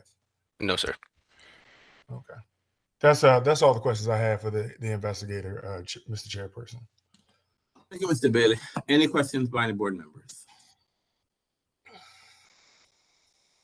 Mr. Short would like to ask a question. Go ahead, Mr. Short. Thank you very much, Mr. Chairman. Good afternoon, Investigator Puente. Good afternoon, sir. Thank you for your report. Going to the questions dealing with the video, what does the ABRA code that you work by, what are the requirements of an owner or a licensee regarding video when requested by MPD or ABRA? When requested by ABRA MPD, an establishment has 48 hours to give any video request to ABRA MPD. To your knowledge, when did MPD request video from the licensee? Detective Yalfo told me he made the request for the hard copy video that night when he reviewed the surveillance video of the incident that night. And what date was that? I believe October 22nd, 2021. When was any video extended to yourself or MPD? After I visited on Saturday, October 30th, Mr. Bailey sent the video to myself and MPD. October 30th would have been beyond the 48 hours required? Yes, sir. It was 7 days later. Now, the use of force and their security plan. In your opinion, as an investigator, how many years have you been an investigator? Going on 7.5 years. How many cases similar to this where excessive, well, let's say, where force was used, where you put on a report in your several years? Just ballpark figures. Do you see this often? Not often, sir. I can probably count on my hands the number of establishments I've saw that seen a force like this. Do most security plans outline what you read into the transcript for this hearing, in which the manner of force and the amount of force is also in the security plan? Is that correct? Yes, sir. In your opinion, as an investigator, was the security plan followed? No, sir. How would you grade the amount of force used with your knowledge and with your experience as an investigator? Would you consider this over aggressive or egregious? I'll say egregious and over aggressive, sir, because when he on the video you observed the security guard choking him, but then you observe two other staff members walking right behind the security guard. So those two other staff members could have grabbed the patron's hands or arms and helped escort him outside without choking the patron. My last question: this security person, I would imagine you never got his name or any information on that person who committed this violation of the code. Did you ever get his name or that person's ID? No, sir. So would it be fair to say, even though this licensee says he got rid of him or fired that person, could that person go right down the street and get another job in another establishment because Arbor does not track these types of violations and these security persons going from place to place committing these type of acts? Yes, sir. In your experience as an investigator, how could Arbor address that? We could reach out to the Security Office Management Bureau branch with MPD, and we can reach out to them, see if we can create a list of security personnel that may not be qualified to obtain a license or security license based on any pending criminal charges or charges that they had against them. I do thank you for answering my questions. That's all I have, Mr. Chair. Thank you, Mr. Short. Mr. Grandis. Thank you, Mr. Chairman. Assistant Attorney General Southcott, are you able to get the screen back and to show that first video where it looks like the patron is being dragged? You said it was only a few seconds long. Are you able to? I can bring that up again. And could you perhaps slow it down since it's only a few seconds long, or you have no control over that? I can certainly try. Let me see.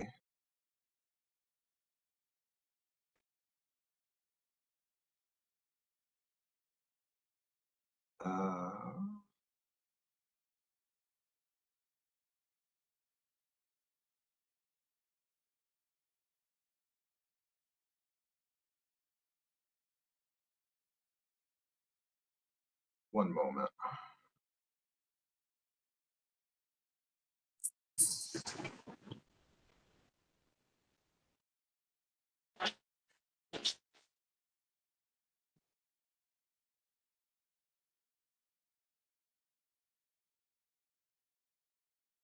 Mr. Chairman, does he need permission to share the screen? No. I'm just trying to figure out how to how I can slow it down. Don't worry about that. Just play it. Okay, all right, that's fine. Just play it. Thank you.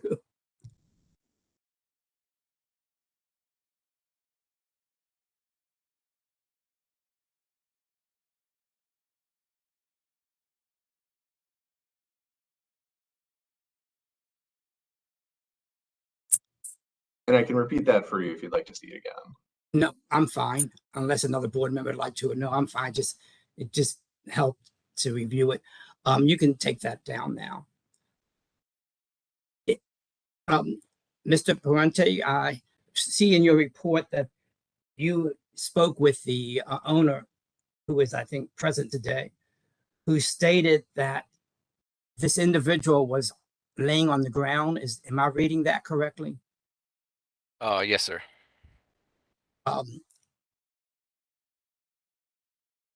Do you know if any attempt was made to call an ambulance or medical assistance in someone? It would seem unusual to be laying on the ground, particularly if he was asked to get up and he did not.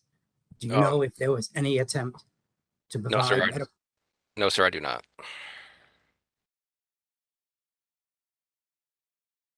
Chairman, I know we're having the government right now, so if I have questions regarding for the owner based on what I'm speaking about now, about the patron on the ground and the video, should I wait until he is a witness, or because if the owner decides to testify, then you can ask him questions about the video. Can I ask him questions based on what he said to the investigator during the investigation? Not at this moment, only if he's called as a witness. Thank you, Mr. Southcott. Thank you for your time. Thank you, Mr. Chairman. Any other questions by any of the board members?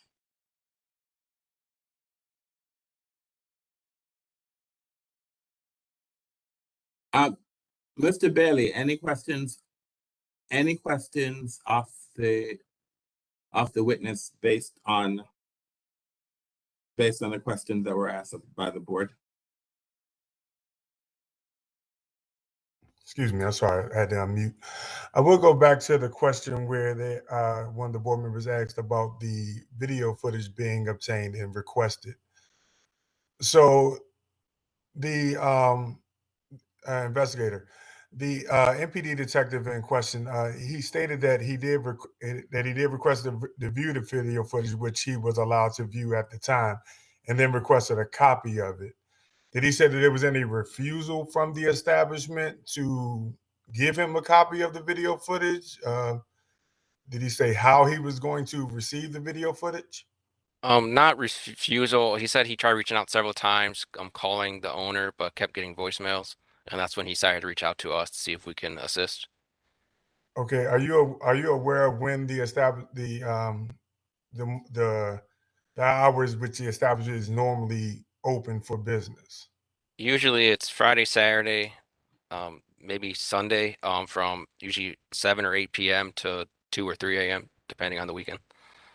Okay, so the detective never stated that he made an arrangement to pick up the video footage from the establishment at a time that he never showed up for? No, he did not, sir. Okay. Thank you. That's all I have. Thank you. Mr. Southcott, do you have any redirect? I have no further questions. All right, thank you. Do you have any witnesses, sir? At this time, the government rests. All right, thank you. Mr. Bailey, do you wish to make an opening statement, or do you wish to make an opening statement, sir? Yes, sir. Well, I will be testifying as the head of security and the nature of things that occurred during that evening. I don't know at what point you will allow me to express what I observed in the action that took place thereafter. Well, normally, so who are you the only witness in this case, or you calling? No, Miss Siamak is also going to be one of the witnesses in the case as well. So, well, why don't you call? Well, if you don't have an opening statement, call your first witness, and then, if you're going to testify, you're a non-lawyer. So if you're going to testify, then I have to swear you in, and then Mr. and this is normally someone needs to ask you questions, but if you're going to testify, then I'm not quite sure who's going to ask you questions, but Mr. Southcott will have an opportunity to cross-examine you on whatever testimony that you gave. Yes, sir. But why don't you, since you plan to call witnesses, why don't you call the owner, and then we'll deal with your testimony at a later point in the hearing. Okay, I would like to call Mr. Siamak up to the witness stand, please. Mr. Siamak, can you raise your right hand, please? Do you swear or affirm to tell the truth and nothing but the truth?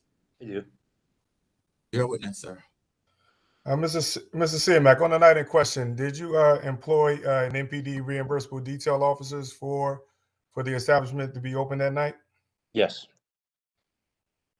After you were made aware of this incident that occurred, did you make a copy of the video footage for the MPD detective to pick up? Yes. And at no time, prior to the investigator coming to the establishment, had the MPD officer came to retrieve the video footage. Am I correct? No. Okay.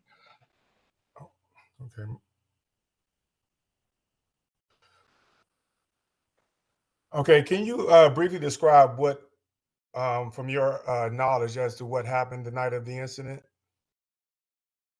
So based on what I saw in the video and based on after talking to everybody, what happened was that the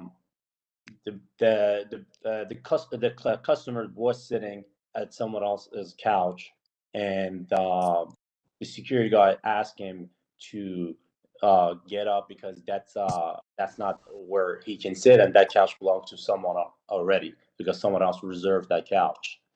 And he asked him a couple times, and he refused to do it. And the customer apparently gets pissed off because I guess upset because the security personnel keeps asking him, and the customer spit on the security, and that excuse me, that gets the security guard to grab him by he just tried to grab him by the jaw area in order to stop him from spitting more. Obviously, this is a year ago. COVID was still a serious matter, so that's what happened, and that's why the security guard grabbed him from that area and took him out. And one thing I just wanted to say, based on one of the board members said, laying on the ground and not calling MPD, I do not recall anyone laying on the ground. Okay. Did your security personnel receive any training after this incident? The specific security? No, your entire security staff. Our security staff go through trainings. Okay. Have you always cooperated with MPD and ABRA when asked for any information and any evidence that they require? I am one of the few very, very hands-on owner in the city. All the ABRA investigators and police MPD personnel, and even some of the mayor's office can confess to that. Every time I've been asked something, I'm there to do it. I meet up with people to present them whatever they need, videos, incident reports, anything they need related to my establishment or anything outside. Even if you ask the detectives, they know that, and even ABRA investigator Fuentes, he can confess to that too, that anytime anything is needed, I am very, very, very cooperative. I can use it as an example, not long ago, we had an event in our establishment, and ABRA and MPD came and kind of showed their concern. I had no idea what the event would be. I usually don't do those kind of events, but it was booked, and they came and they showed they expressed their concern that this event might be not having a very good clientele, even though it was prepaid. It was a very good money. And they told me they didn't suggest anything. They said it's your call, but they're just there to make sure everything goes well. But because they expressed their concern, I decided to cancel that event. So I really go by. Mr. Chairman, I would like to object on the grounds of relevance and that the witness has not been asked a question for several minutes. This is just a monologue by the witness that is not particularly relevant to any of the proceedings that are happening here. Mr. Seebeck, I need you to respond to a question that's been asked to you, and Mr. Bailey, I'm asked. I know that you're not an attorney, but I need you to ask direct questions to the witness for the witness to testify to, sir. I do apologize, Mr. Chairman, but I believe Mr. Siamak was addressing the relationship in which he responds to MPD and to investigators as well as all DC government agencies. But you need to ask him that question, sir, for him to respond. Nothing is wrong with the answer. I think what Mr. Southcott was complaining was that there was no question presented and he was just speaking. Okay. Well, then I'll ask this question. Mr. Siamak, has there been any other incidents where you've had to comply or your own free will to a request or maybe a statement made by any district employee of concern for an event or way to handle an event at the establishment? It was just once, that the one that I just explained. Answer the question. Well, all right. Okay, you said yes. It was just one that as district showed their expressed their concern and asked, and they didn't tell me not to open or close. They just told me there's some concern, and just because I saw concern from the mayor's office, Abra, and I decided to cancel the event prior to the event, even though it was prepaid. Okay.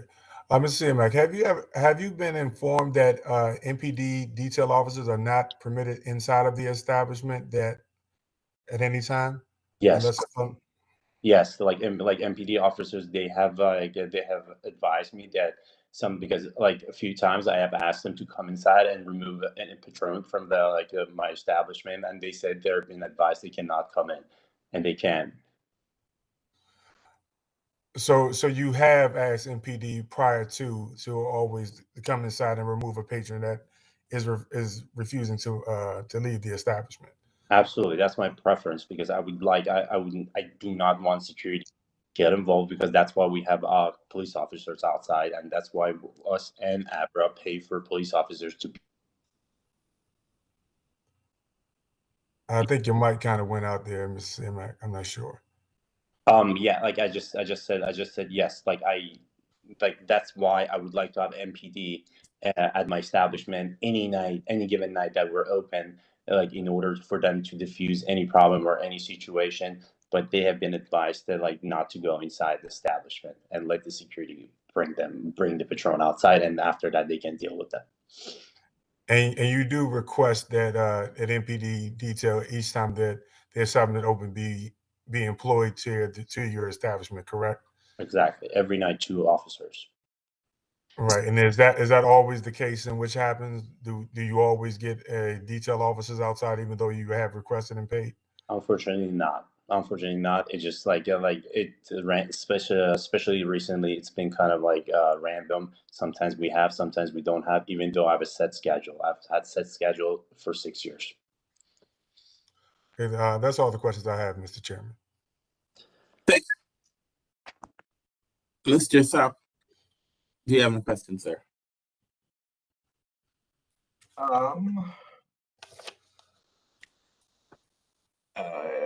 Just a couple. Mr. Sedatian, is that how your last name is pronounced? Sedatian. Sedatian, thank you. Mr. Sedatian, is the security member who was shown in that first clip, does he still work for you? No. How did he lose his job? I mean, after after that incident, he was pretty much suspended for further investigation. And then later on, after I talked to, I had a discussion with Abra, MPD, and everything. Pretty much, he was, I just like we both mutually decided to part ways. But that was because that was initiated by your review of the security footage. Is that right? I mean, but from my side and this side, yes. And do you recall the conversation that you had with Investigator Puente? Kind of. You do recall Investigator Puente coming to your establishment, correct? Yeah. Yes. Yeah. And you did have a conversation. You did review the security footage with him. Yes. And in your review of that security footage, he did have a conversation with you about proper security procedures. And at that point, did you indicate to him that the security personnel was no longer on your staff? Yes. Okay. I have no further questions. Any questions by the board members? Chair, I'd like to ask a question. Go ahead, Mr. Short. Yes, this is for Mr.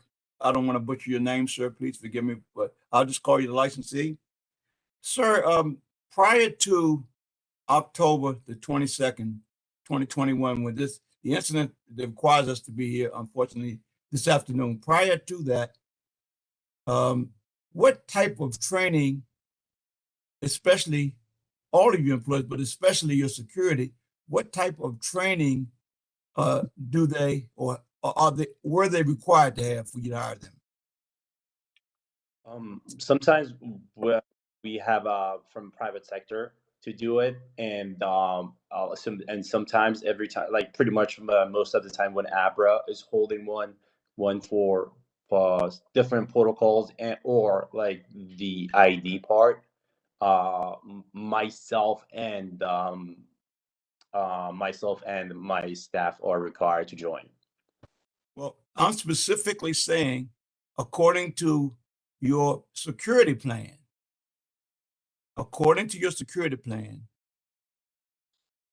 how much training on that security plan did your security have prior to 10/22, October the 22nd, when this incident occurred? I can say 2 times, 2-3 times. A year or 2 or 3? How many years have you been open? 6, since 2016. 6 years. Yes. So in 6 years, how much training prior to 10/22, October the 22nd, training on that security plan that you have, how many times, just approximately, would you say your security was trained and drilled on that security plan? I can say once a year, at least, if I recall it Once correct. a year. Yeah. The employee that you had to get rid of or you let go because of this incident, had he received any of that training? I don't think so. He was remotely a new employee. How many years or how many months, how long had he been employed by you prior to you having to let him go? I think a few months. Few months. Yes. Can I ask you this? Since that time, are you familiar with the requirements by the Metropolitan Police Department for security personnel to be registered with them? Are you familiar with that?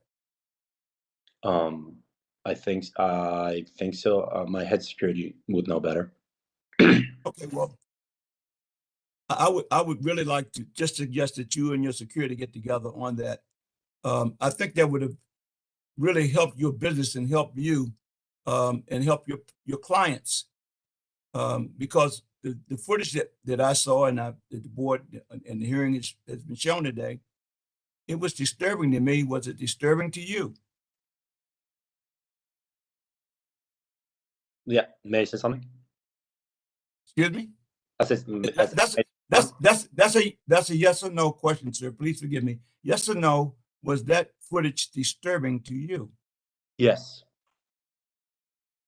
Okay, now, since that's happened, has there been any training since any training based on the violations that you're here facing today for the remaining security you have? Has there been any specific training specific to, as in your security plan, not choking people, not handcuffing people, and all those other adjectives that we use? Has there been any training, and can you give us any dates when that training occurred? Yes, it's been, Mr. Bailey can give you exact date and details about it. Okay, thank you. That's a fair answer. Would you consider having a professional training company come in, a professional company, security company that does nothing but training like that? Because we have several licensees like yourself and establishments who hire professionals to come in, and they don't have any more problems after they get that professional training, not in-house training, professional training. Do you think that would help your business? Yes, absolutely. And I think that's what we do. We get professional training. Are they certified trainers? Are they registered with the district government? They should be, but that's something that Mr. Bailey can tell you exactly. I do thank you very much for your honor, sir. You've been quite interesting, and thank you for your answers. That's all I have, Mr. Chair. Thank you so much. Thank you, Thank you, Mr. Short. Are there any other questions by any board members? I just have one question, sir. When you said that you were advised by the MPD, the MPD officer that they cannot come inside the establishment, I mean, when were you advised? When was this information provided to you? Is that for me? Yes, sir. I don't exactly recall the exact date, but I have been told that and like some of the sergeants advised their and police officers that not to go inside. No, is it that they should not go inside the establishment, period? Or if there's an incident inside that they're not supposed to go in? That's what I've been told. So were you told this prior to October 21st, 2020, October 22nd, 2021? Yes. So you're talking about maybe what, in 2000? So because prior to October 2021, I mean, we had 2 years of COVID. So you're saying this? I'm sorry for interrupting you. That might be for one of the reasons. That might be. I'm not sure.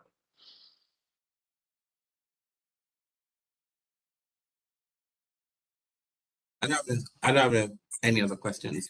Mr. Bailey, do you have any questions based on the questions that the board asked, sir? No, I'm sorry, not Mr. Bailey. No, I'm sorry, not Mr. Bailey. Mr. Southcott. You get the last question. I have no further questions. All right. So, Mr. Bailey, do you have any redirect questions you want to ask? Yes, Mr. Chairman. So the security personnel in question that was involved in this incident, Mr. Simak, was he terminated, or was it I heard you say it was a mutual agreement for him leaving? So yes, like it's like he was after the incident, he was placed on leave, or I can say like suspension until further investigation, and then after that, we decided mutually to like just part ways. Okay, thank you, Mr. Simak. You done with this witness, sir? Yes, sir, I'm done. Do you have another witness, sir? Just myself, Mr. Chairman. How do you plan to testify? Well, I just want to give my statement as to what occurred from my perspective, being the head of security and reviewing of the video footage, and there. So after, from what, because I encountered the MPD officers that night and the next night in previous interactions about this incident. All right, so I'll swear you in.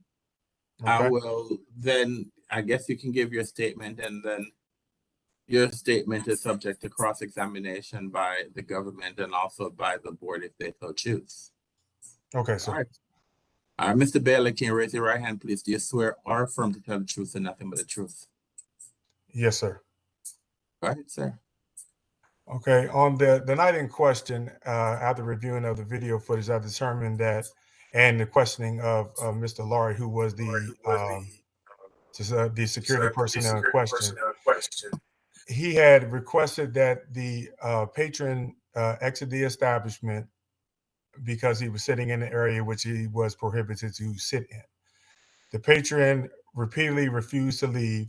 Therefore, once again, Mr. Laurie asked him to remove himself from the establishment. At that point, the patron became aggressive and then spat on our security personnel. Mr. Laurie then grabbed the patron in the area of the jaw area, which could appear to be in close proximity to his neck, but grabbed his jaw area to obtain him not to spit on him again. Once he had cleared the area which other patrons were there, he then turned the patron around with additional security personnel standing beside him, turned him around, and then escorted him up the steps. Once escorted outside, MPD and myself were positioned outside. The officers were positioned immediately to the right of the establishment where the patron was escorted out to. They asked the patron, what happened. He refused to speak to our MPD reimbursable detail and stated that he wanted to call 911. That night, he went on and called 911. We sat there and waited. MPD officers arrived, but unfortunately, the complainant had left the area and was unable to be contacted at that time. The very next day, I got a call that the patron, upon me arriving to the establishment, that the patron was outside and requesting to speak to a manager. When I arrived, I spoke to him. He said, "Well, I'm calling the police." I said, "Feel free to do so, sir." I tried to ask him what happened so that we could, be in front of, what's going on or anything that was going to be required. He said that he was going to call MPD and the officers to come to review the video footage. At that time, he apparently did call MPD. MPD arrived, and upon their arrival, once again, the complainant was nowhere to be found. Later on, the detectives had arrived to the establishment. We did get a brief understanding as to what possibly had occurred. And when the detective arrived, we provided the video, allowed him to watch the video footage. I attempted to try to email the video footage to the detective, which it was unsuccessful. So we did have a copy there at the establishment for the detective to obtain. The detective never came to obtain the video footage. During the time he said he was going to come, he had stated that he had gotten tied up.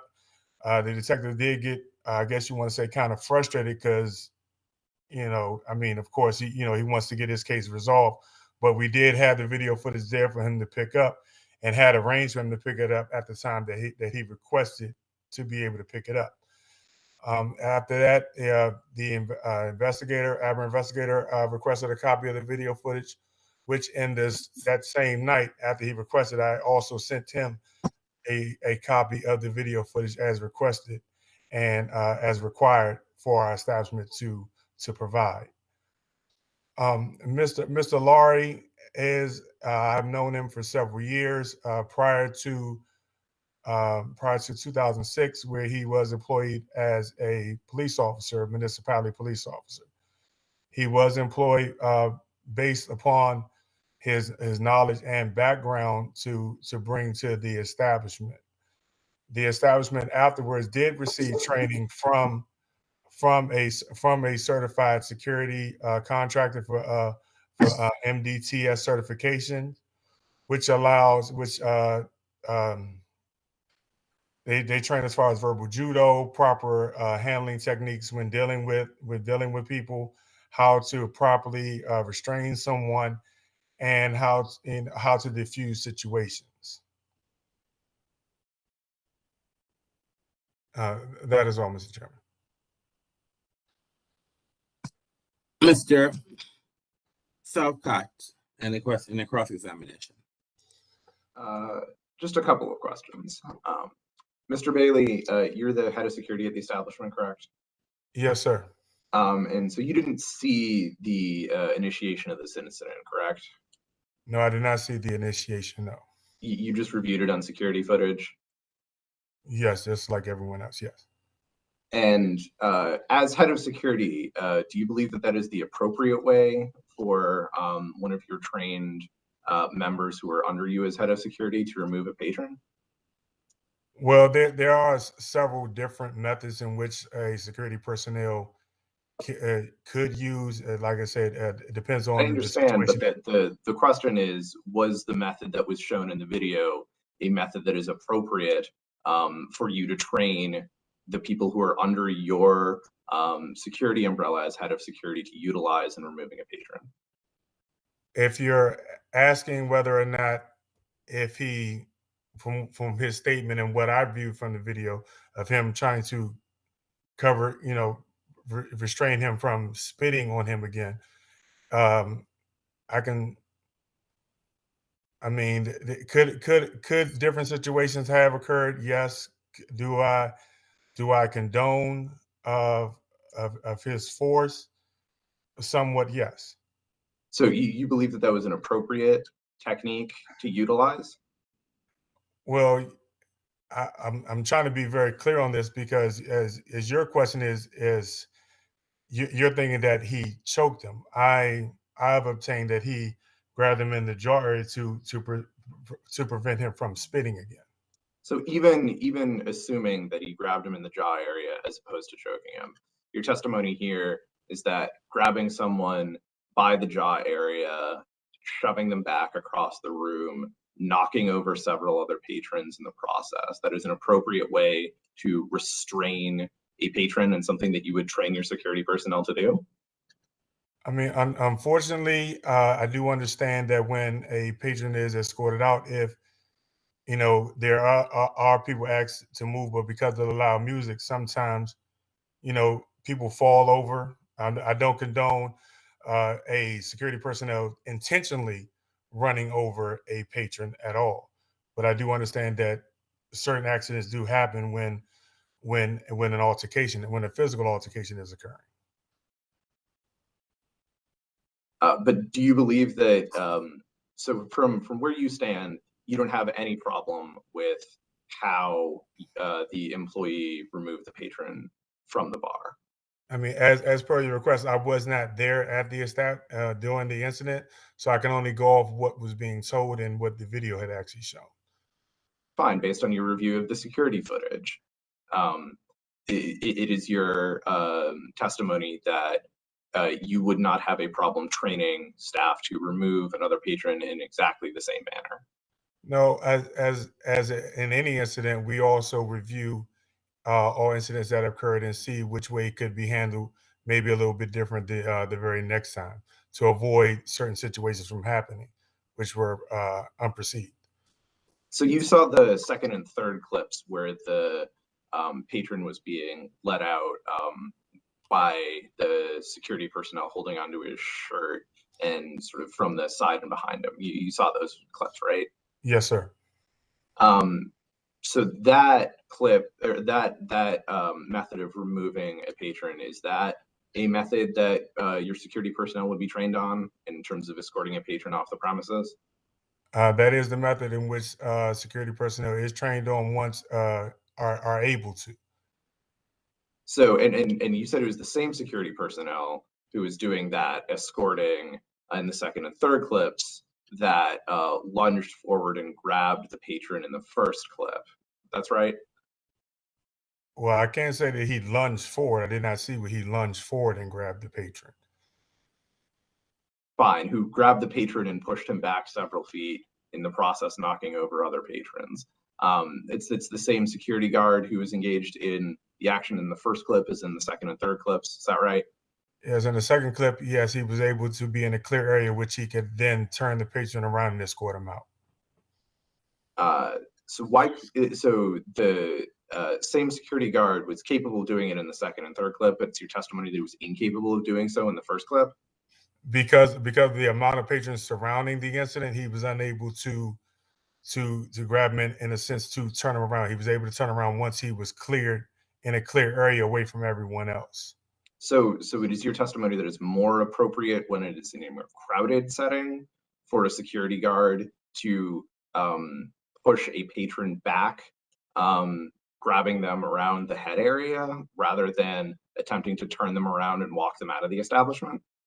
Well, the grabbing around the head area was to prevent the spitting because of COVID, and that is considered an assault. So he did restrain him from spitting on himself as well as anyone else. Then to forcibly remove him into an area in which he can then turn him around and then escort him out, yes. So you talked about COVID as a justification for trying to grab someone around the mouth. Was the establishment enforcing social distancing guidelines? Yes, we were, and as you can tell, all our staff had on masks during this incident, as well as the security personnel in question. But patrons were certainly much closer together than 6 feet apart, weren't they? Like I said, we went by the mayor's guidelines, in which no violations were found in this case. I understand that, but I'm trying to understand your justification. And so, yes or no, were there patrons that were closer than 6 feet apart? I mean, we went by whatever the guidelines for the mayor were at that time. I'm not, questioning whether you're abiding by mayoral guidelines, but your justification for grabbing this patron around the mouth is because you were concerned about COVID. So there were patrons that were closer than 6 feet apart, weren't they? I mean, of course, there are patrons that are walking past each other, yes, but Thank you, Mr. Bailey.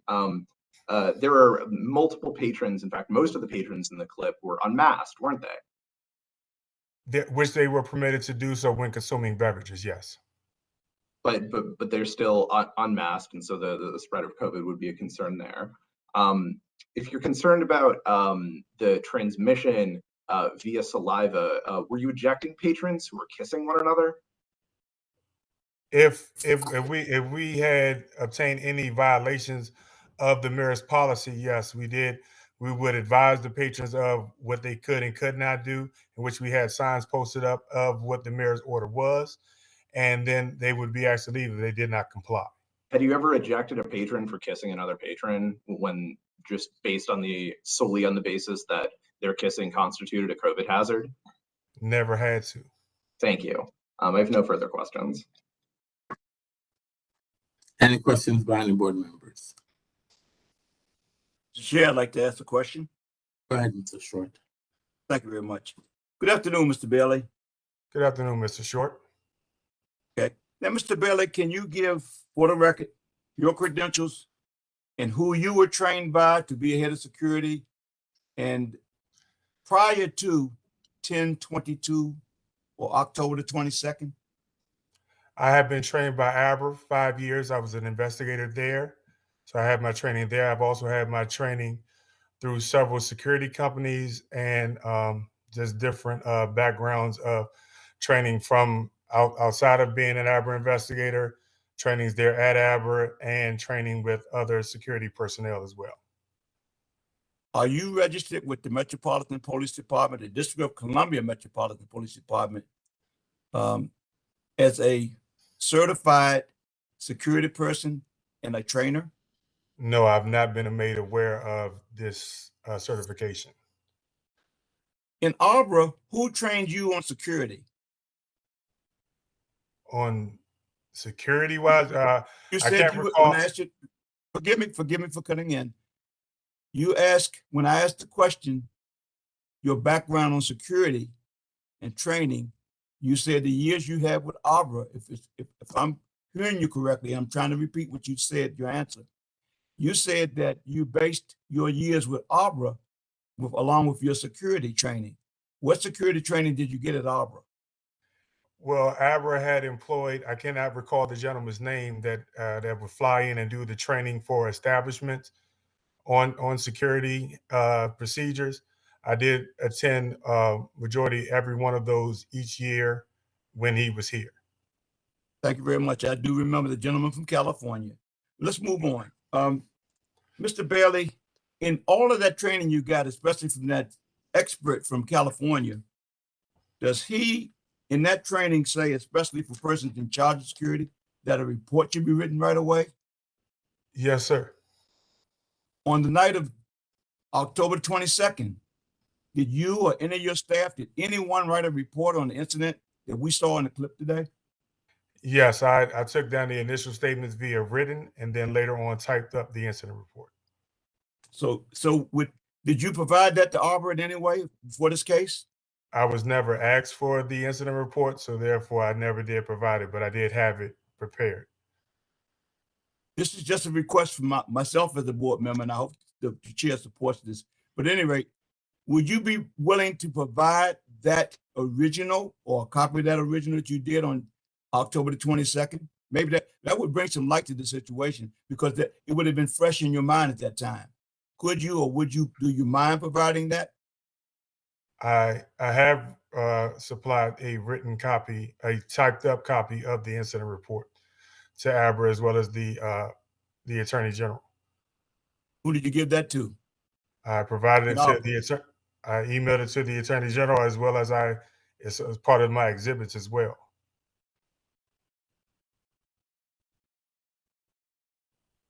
Okay, and one of my last questions would be, do you keep a log, or do you keep any way to record incidents of violence or fights or ejections as we saw in the tape?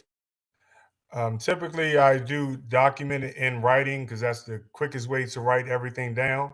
So I write everything down via paper and then later on type it up so that we can have it digitally. Thank you, Mr. Bailey. I asked the question, do you keep a log so that you can track from year to year or month to month incidents where you have to write a report? Is there a log? Yes, yes.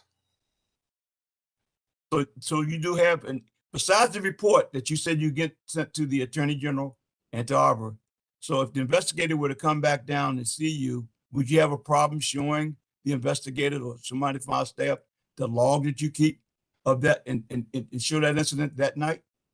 Well, unfortunately, Mr. Board Member, after I write all my information out and then type it up, I get rid of my notes that I take. I wasn't speaking of notes, Mr. Bailey.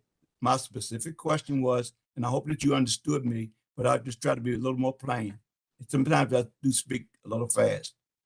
Do you have a log, and did you write in the log that night? I thought the initial answer you gave me was yes. Well, it's not actual log, it's just a copy of the incident report on the computer. So when you answered yes, you answered incorrectly. You do not have a log. I mean, our log is kept digital, not, it's a digital log. In the training you got from the gentleman who came in that I brought in from California, doesn't he always in his training, in most cases, and hopefully in your case, I would say 95 or 99%, that I've been through his training also, he says you should keep a log. Did you get that same training from him? Yes, I did. Okay. Well, if you don't have a written log now, would it be too much to ask that you start keeping one? I can, yes, Mr. Board Member. Okay, thank you very much. Now, you said Mr. Lowry, who you met in 2006, if I remember correctly, who was the MPD officer. When you knew him as the MPD officer, do you know if he had any other incidents of violence or charges of overreacting, or did you do any background on him other than just knowing him as a personal friend? Okay, correction, I met him as a municipality police officer. That's in the state of Maryland. Okay. Okay. Yes, I've known him since about 2005, 2006, where he was a municipality police officer. Okay, I'm so that I don't prolong this any longer. Do you or will you now just do a little background on persons before you hire them for security and find out if they do have this in their background? Because Mr. Lowry probably can go right around the corner from you or down the street with the way things are now, just get another job with another company, couldn't he? Yeah, I suppose so. He can get a job anywhere. I understand, but now would you hire someone like him, or would you, or do you now? Or would you start just doing a little background on the person that you hire? We typically do backgrounds on our staff members as much as we are able to obtain, during that time. Okay, Mr. Bailey, I do thank you for your testimony. That's all I have, Mr. Chair. Thank you, Mr. Short. Any other questions by any of the board? Any other questions by any of the board members?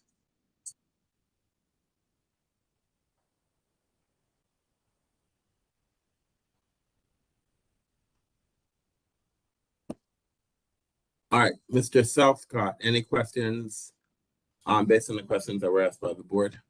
I do not have any further questions. I guess I can't ask you, Mr. Bailey, to redirect, ask yourself redirect questions. I understand, sir. All right. Do you have any other witnesses you wish to call? No, sir. Do you rest? Yes, sir. We rest. All right. Mr. Southcott, do you wish to make a closing argument? And what I'm asking, what it is that I want the parties to be specific in what it is that they're asking the board to do. Yes, I do have a closing argument that I would like to make. Okay. Go ahead, sir. Thank you, Mr. Chair. Members of the board, the two charges that we brought as pertaining to this establishment both stem from the October 22nd, 2021 incident and the use of excessive force that the living room employee utilized in ejecting a patron, and how that constituted utilizing the establishment for an unlawful or disorderly purpose as one charge, and the second charge was violating the establishment's security plan. The evidence has demonstrated that in both circumstances, those charges were warranted and that the board should find the establishment liable for both of those charges. Any other arguments that are being made about whether the timeliness of reporting videos or whether police officers did or did not or should not have intervened directly have no bearing on these particular charges. And instead, the evidence has demonstrated that the establishment is liable for being utilized for an unlawful and disorderly purpose and for violating its security plan. You heard through the testimony of ABRA investigator Kevin Fuente that the establishment violated its security plan in several ways by utilizing excessive force. Investigator Fuente walked you through the particular provisions that demonstrate how the establishment violated by using more force than it needed to. You heard Investigator Fuente testify that based on his knowledge and experience, that in the second and third clips, that was a much more appropriate means and a much more appropriate use of force than in the first clip, where you can see the security personnel grabbing a patron around his head and neck area, pushing him back several feet, knocking over additional patrons in the process. Now, the establishment claims that actually this wasn't choking the patron. This was rather trying to restrain him by placing a hand over his mouth because there were concerns about him spitting and because of COVID. Now, the board can review the video footage for itself and determine which of those things is more likely or plausible. But even if we were to accept the board or the establishment's argument that they were just trying to prevent him from spitting on someone else because we have these COVID concerns, their other conduct indicates that that is not a particularly high concern for them, and that the only thing that they were concerned about was making sure that they were abiding by the directives of the mayor when it came to COVID protocols, and admittedly they were. But that does not mean that they were ejecting patrons, let alone forcibly, and let alone excuse the fact that they were engaging in the level of physical violence that you saw one of their security personnel engage in those security clips. You also heard testimony from the owner, who indicated that he was disturbed by the fact that this amount of violence had been used, and when he looked at the security footage, that he was disturbed seeing that occur, and testified that very same, not only to or rather he said the very same thing, not only to Investigator Puente in that initial conversation that he had as part of the regulatory inspection, but also testified to as much on questioning from the board, indicated that he was disturbed by the level of violence that was utilized by their own security personnel. And that is understandable, and the establishment, to its credit, took appropriate steps in light of that degree of excessive force. They placed the individual on suspension, and though they say that they parted ways with him in a mutual setting, placing someone on a suspension as a direct result of this contact certainly indicates that the establishment knew that they were utilizing excessive force, and that type of behavior was not to be permitted, even in spite of what their head of security might testify, who apparently has no problem with that degree of violence being utilized, even when the owner himself indicated that he was concerned by the actions that were viewed in the security footage. So what do we have here? We have clear video footage, we have uncontroverted testimony, we have a security plan that the owner reviewed, and we have subsequent training and the firing of that employee that occurred by the establishment in light of this incident. While the establishment certainly can take steps and should take additional steps to prevent actions like this from occurring again, the fact remains that this incident did occur and there was excessive force that was utilized. The establishment did violate its security plan in the course of ejecting this particular patron and knows that it did so, which is why it undertook additional training for its staff and why it placed the security member on administrative leave. Given those circumstances, it is only appropriate that this board find the establishment liable for operating in an unlawful and disorderly purpose in violation of 25A23A2 and for violating its security plan in violation of 25A23A6. Thank you. All right, thank you.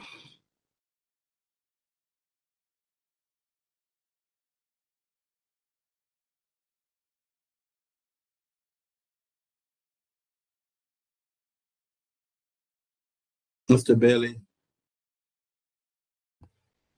In my closing argument, I would just like to say that there isn't unheard of for an establishment to place a person on at any job to place a person on leave or suspension pending further review of an incident that occurred, especially when receiving a complaint from someone who they perceive as to be an authoritative figure above them. In this matter, the parties agreed mutually to depart ways because of not only because of what the establishment perceived in the beginning, but because of his background, his other jobs as it pertains to his career life, to his career. We'd ask the board that to also recognize the fact that the investigators also stated that it appeared to be that he grabbed him in the neck area, but that it could be plausible that he did grab him in the jaw area to prevent him from spitting. although the Attorney General pointed out that other methods of COVID could, could be addressed by the establishment concerned, but that was the immediate concern of someone actually spitting on that security personnel himself as well as others because he was uncooperative. There is no indication to where the establishment did not, at least try all methods to make sure that patrons did so and necessary to make sure that COVID policies were met. As you can clearly see in the video, all staff members were wearing masks, and if an investigation was to take place regarding those issues, would have seen that patrons were told to put on masks and provided masks when entering the establishment, and only allowed to remove those masks when consuming a beverage, which was allowed throughout the District of Columbia. Unfortunately, the establishment could not take additional efforts into getting the patron removed by MPD because they had been instructed otherwise by a new sergeant who had been on that in that area now, telling them that they can no longer MPD officers could no longer come in and eject the patron from the establishment, that the establishment must remove the patron by its own methods. In addition, you will also see that as the owner had testified to, that training was provided there. So after training is also provided after every event, whether it be in-house or an outsource of training provided. He also testified to the fact that that the staff has received training provided by the district at all costs. At any time that has been available, that the staff and as well as the owner has attended those trainings and received certificates for those. And just also note that the fact that the establishment has always been in compliance with the District of Columbia with any requests and any concerns, and in the matter of the operations of the establishment. Thank you. All right. The record is now closed. Do the parties wish to file proposed findings of fact and conclusion of law, or waive their rights to do so? The government waives. The establishment waives. All right. So the board will issue a decision within 90 days. As chairperson of the Alcoholic Beverage Control Board for the District of Columbia, in accordance with DC Official Code Section 2575 of the Open Meetings Act, I move that ABC Board hold a closed meeting for the purpose of seeking legal advice from our counsel on case number 21-251-00040 living room, pursuant to DC Official Code Section 2575B4A of the Open Meetings Act, and deliberate upon case number 21-251-00040 living room for the reasons cited in DC Official Code Section 2575B13 of the Open Meetings Act. Is there a second? Second. Mr. Short, I second the motion. I will now take a roll call vote on the motion before us now that it's been seconded. Mr. Short. Short, I agree. Mr. Cato. Mr. Cato. Ms. Crockett. Rafi Crockett, I agree. Ms. Henson. Mr. Grandis. Edward Grandis, I agree. Mr. Anderson, I agree. The matter passed 4-0. Thank you. Thank you. The board will take this matter under advisement, and we'll, as stated before, we'll issue a decision within 90 days. Thank you very much. Have a great day. Thank you. Thank you, Mr. Chair. All right. Thank you, Mr. Chair. Thank you.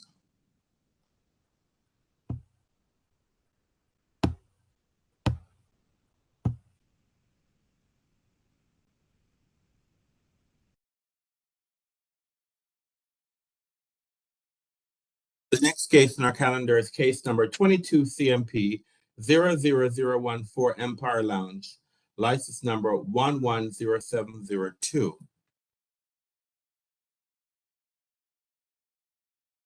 Mr. Oriana, can you please? No, I'm sorry. No, I did. Hold on 1 minute. Oh, this case has been canceled due to the submission of an offer in compromise to the board, and the board accepted this offer in compromise earlier this morning on our legal calendar. And now we have a fact-finding hearing, and I think I'm going to call all three cases together. The first case is Bouquet Labs DC license number 121378. Excuse me. Bouquet Labs DC Cultivation and Processing Center license number 121364, and RNA Health license number 121369. Mr. Oriana, can you please elevate the rights of the licensee in this case, in these cases, and I believe, yeah, the licensees in these cases, please. Antoine Pritchett, your access has been elevated. Al Mustafa El Hiyo, your access has been elevated. That is all, Chairman.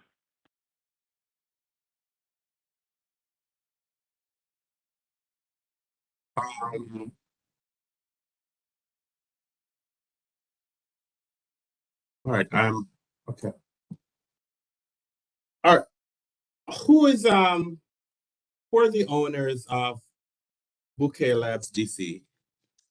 We are the owners. My name is Al Mustafa El Hilo and Ron Cooper. Can you spell your name for the record, please? Yes, sure. My name is ALMUSTAFA,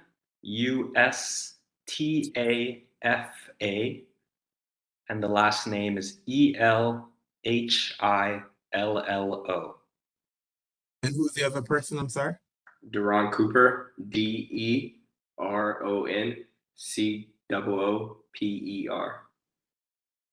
And Mr. Pritchett, who are you, sir, please?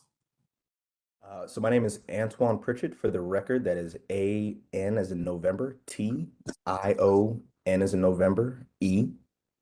Pritchett, PRITCHETT.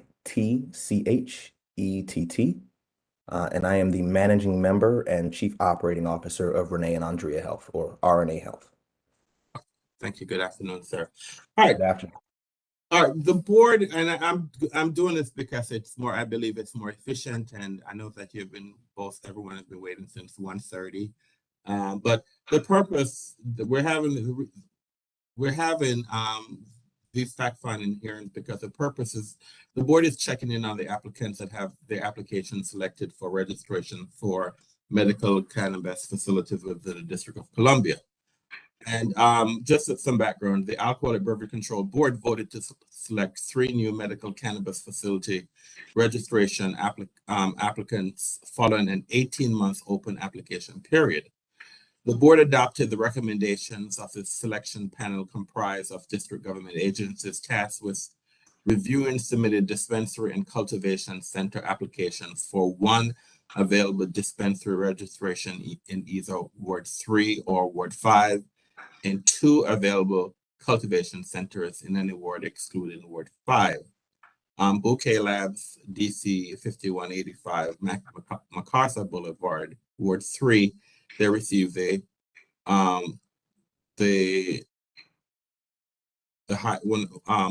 the 2 highest rankings from the selection panel. I'm sorry, Bouquet Labs, they received one of the highest ranking for the dispensary, and Bouquet Labs and Renee and Andrea Health received the 2 highest ranking for the cultivation center. And it's my understanding that Renee and Andrea Health for that 6400 Chilliam Place Northwest, this is for the cultivation center, and Bouquet Labs DC. It's also at 6405 Chilham Place Northwest, in Washington, D.C. in Ward 8.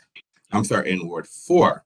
Now, our rules require that a registration for a dispensary, cultivation center, or testing laboratory shall be returned to the board if the dispensary, cultivation center, or testing laboratory fails to open for business within 120 days after the registration has been issued, except that the board may grant an extension at its discretion for good cause shown. All right, and it says that a registration for, this is 5303.1, the law also says a registration for dispensary, cultivation center, testing laboratory shall be returned to the board if the dispensary, cultivation center, or testing laboratory fails to operate for any reason for more than 60 consecutive days after it has been open. And so this is basically our first meeting. We approve the cultivation centers.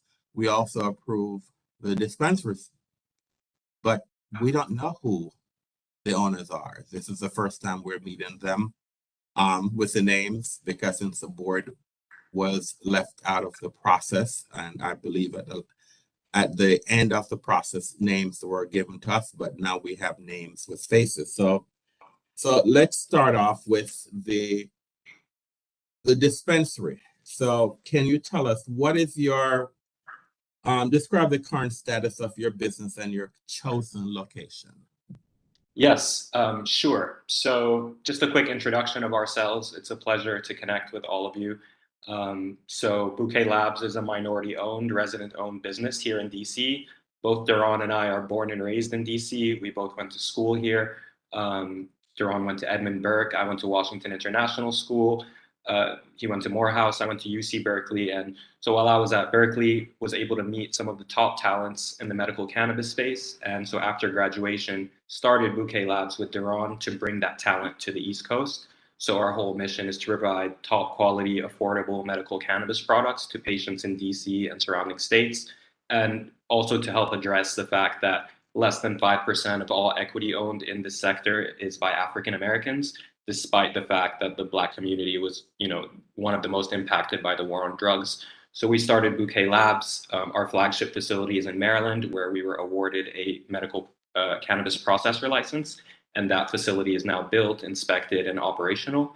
But our whole goal this whole time was to be licensed in DC, where we're from. So, we're very honored to have been awarded both licenses.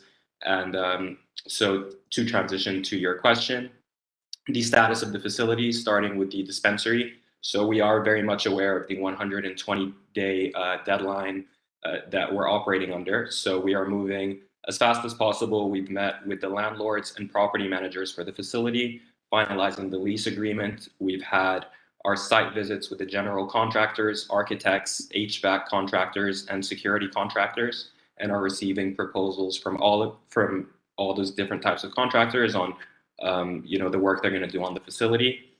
And so basically, we've tried to tailor our facility development plan to meet the deadlines that we're under. So for our dispensary, we have 2 adjacent units on the second floor of Palisades Plaza.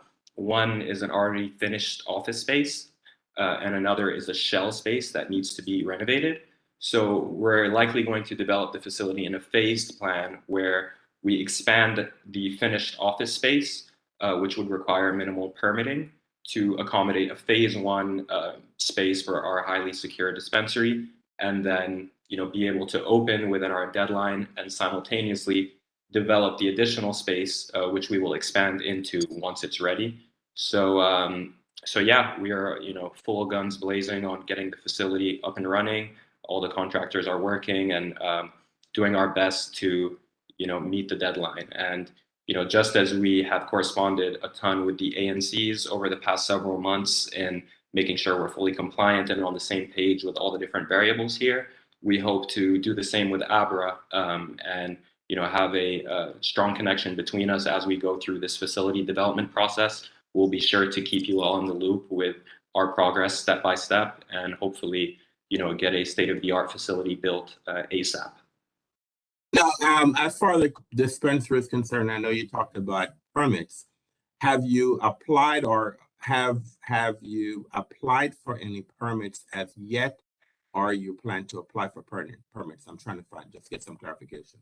So we will get the final answer on that by the end of the week, likely from our contractors, as we're waiting for their proposals. But during our site visits, conceptually, we're planning, as I discussed, the phased build out in order to minimize any required permits. So the contractors are very familiar with what permits would need to be filed for, and they were explaining that with this strategy, there's very minimal, if any, that we would need to be able to at least get the phase 1 operational given our timeline.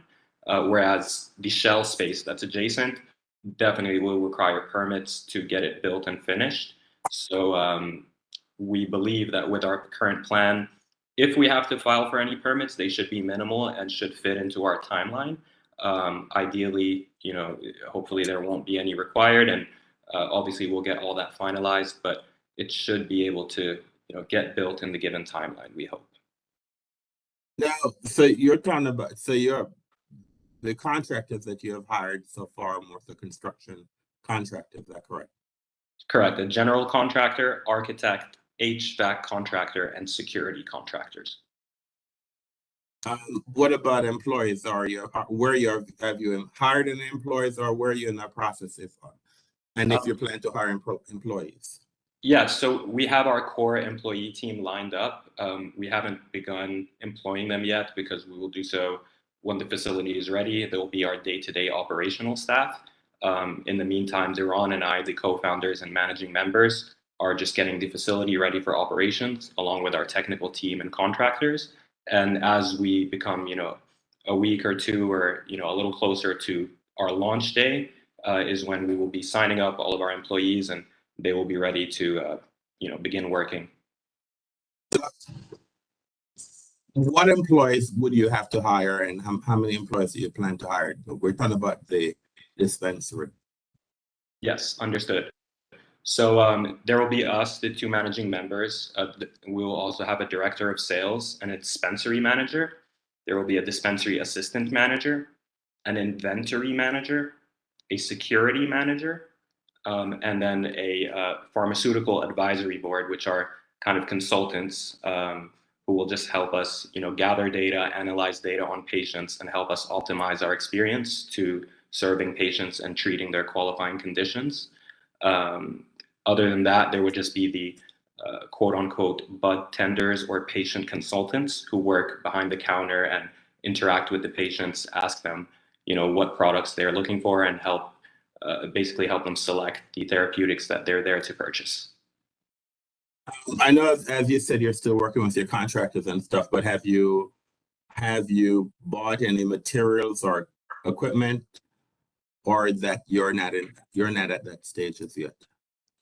No, we're not at that stage yet. So, we've received, for example, our security proposal, which outlines all the different types of equipment we will be purchasing when it comes to surveillance, access control, etc. So we do have an itemized list now of, our security equipment. We're still waiting on the proposal from our general contractor, who was working with the underlying CAD files to design the space. And as soon as we receive our proposal from him, we'll know exactly what equipment we need on that front, at which point we are ready to purchase our equipment and begin the facility development process. I know you're talking about security equipment, but what other equipment would you require to open the dispensary?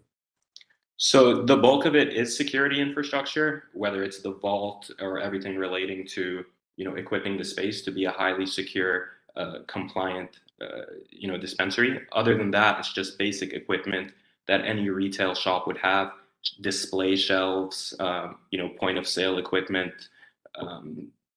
basic decorations. So where are you in that? I know people complain about you can't get equipment, you can't get this. So how are you sure that you'll be able to have these deliverables available for opening? Yes, when it comes to the basic retail equipment, we don't foresee any extended lead time. Supply chain on those items is manageable, and options are available. It's not as if any highly specialized equipment with long lead times are required. So we will be able to manage to source all that equipment on time. Do you have adequate funds at this time to get the business open? To get your business open? Yes. Oh, I think that was an easy. I think that was an easy question. I think that the anticipation of that the answer would be yes. All right. No, and for the larger, do you anticipate being able to open within 120 days as required by Section 503.3? Yes, we do. So as I said, we will definitely be continually in correspondence with ABRA and showing you all and connecting with you all as we check off each step in this process. But overall, looking in, we do believe we will be able to get our space open on time. Now, so tell me what's going on with the cultivation center. Where are we with that? Sure. So the cultivation center is in a similar position. We met with the landlord, have a great relationship, finalizing the terms of the lease agreement, basically tailoring our plans there to similar to the dispensary to get open as soon as possible. So what that means for the cultivation center, which actually does have highly technical equipment that does have long lead times, some relating to HVAC, some relating to manufacturing equipment, we will likely build it out in a two-phase manner, starting out with an initial operation, basically using the equipment that we're able to source quickly based on the deadline, and essentially, getting all the security infrastructure set up and starting off our core operation. And then as the next set of equipment is able to arrive, we will basically expand into a larger production capacity and different product types. So we will phase it out to try and get phase one open ASAP and meet the deadline. And economically, this should also serve the business well by allowing us to grow into our full capacity, begin generating revenue, and start working towards becoming cash flow positive before we continue to invest in our infrastructure and grow our operations. So as it stands right now, it is in a similar position, awaiting proposals from contractors for us to be able to give them the green light to begin work and ordering equipment. I know there's fundamentally the difference between a cultivation center and a dispensary. Correct. Of course, the dispensary, you're going to buy products. I assume you're going to buy products from a cultivation center to open. So you can open your shop tomorrow, order products, bring products in, and then you are open. But for a cultivation center, explain to me that process. Yeah, so the process of actually beginning operations. So there's two main types of activities that are housed in our cultivation center. There's the cultivation of the actual plant, which the day we're able to begin operations, we're able to put the seeds basically to begin germinating. Whereas the processing side, the manufacturing side of producing cannabis-infused products, that can begin immediately by sourcing biomass from other licensed cultivation centers in the district that are already operational. So we would be able to purchase wholesale from them, starting material, medical cannabis, from their licensed facility. It would be delivered to our licensed facility, and we would be able to begin processing that biomass and creating a range of our different cannabis-infused products that we will start with. So that is a process that could begin manufacturing a little more imminently, starting from the day we begin operations, as opposed to cultivation, where we must wait for the plant to grow before we can have our first harvest and sell our first batch of flower. Now, do you plan to, and I'm not familiar with the intimate details of your license and your proposal, but do you plan to sell edibles? Yes, sir. All right. So, all right, let me ask. I forgot that you have both a cultivation center and a dispensary. Do you plan to have edibles in your cultivation center? Yes. Now, whether or not that is a part of our phase one operation is dependent on the timelines for the equipment that we'll need to source. As I mentioned, our phase one will be based on, what we can build in 120 days. So depending on the equipment lead times, it may be phase one or phase two, but we do have some of the top, most recognized award-winning operators in-house and very recognized for their work in the edible space. So we do plan on producing high quality edibles for patients in DC to treat their medical conditions. But it's more, you need more technical, you need more equipment for your cultivation center. And so you're aware of the equipment that you would require. So have you ordered those? Are these on order, or where are you with that? So we have identified the equipment providers, and because of our, we have a great team around us that has been in the space for over a decade and have great relationships with these equipment providers. So we'll be able to, pull the trigger on those orders the second we receive our proposals from the general contractors, so that we can have the final layout of the space and be able to, finalize the equipment list associated with that layout, at which point we can pull the trigger on making the orders. But all the equipment is identified, the vendors are identified, and it's simply a matter of purchasing. Now, I'm not saying I'm in no way an expert, but one of the things, the board has had the opportunity to visit these cultivation centers, and I see their different type of lighting. So where are you with that? I mean, I don't know what type of light. When we went out a while back, this is, I think, prior to COVID, I believe that the board went to view these cultivation centers, and different people talking about the different type of lighting, and they're more specific. So where are we with that? I don't believe that, at least, I don't believe that you can just go to the store and take one of these lights off the shelf. So that's what I'm asking. You have a timeline. So where are you with that? Right. So that falls under what I was just talking about. Lighting is part of the equipment list that we need for manufacturing. And so, different types of equipment will have different lead times. The lights are definitely on that list. We've identified exactly our vendor and which lights we're purchasing. And the second our proposals come in from the contractors, we'll be able to identify exactly how many lights we need to order, especially based on the power capacity of our building, be able to optimize it to that. That's another reason why it's pending, the general contractors' proposal. And so the second we receive that, which should be in the coming days, we'll be able to finalize the quantity we need and execute the order for the lights as well as the other required equipment. And so you believe at this juncture, you should be able to comply with the timeline?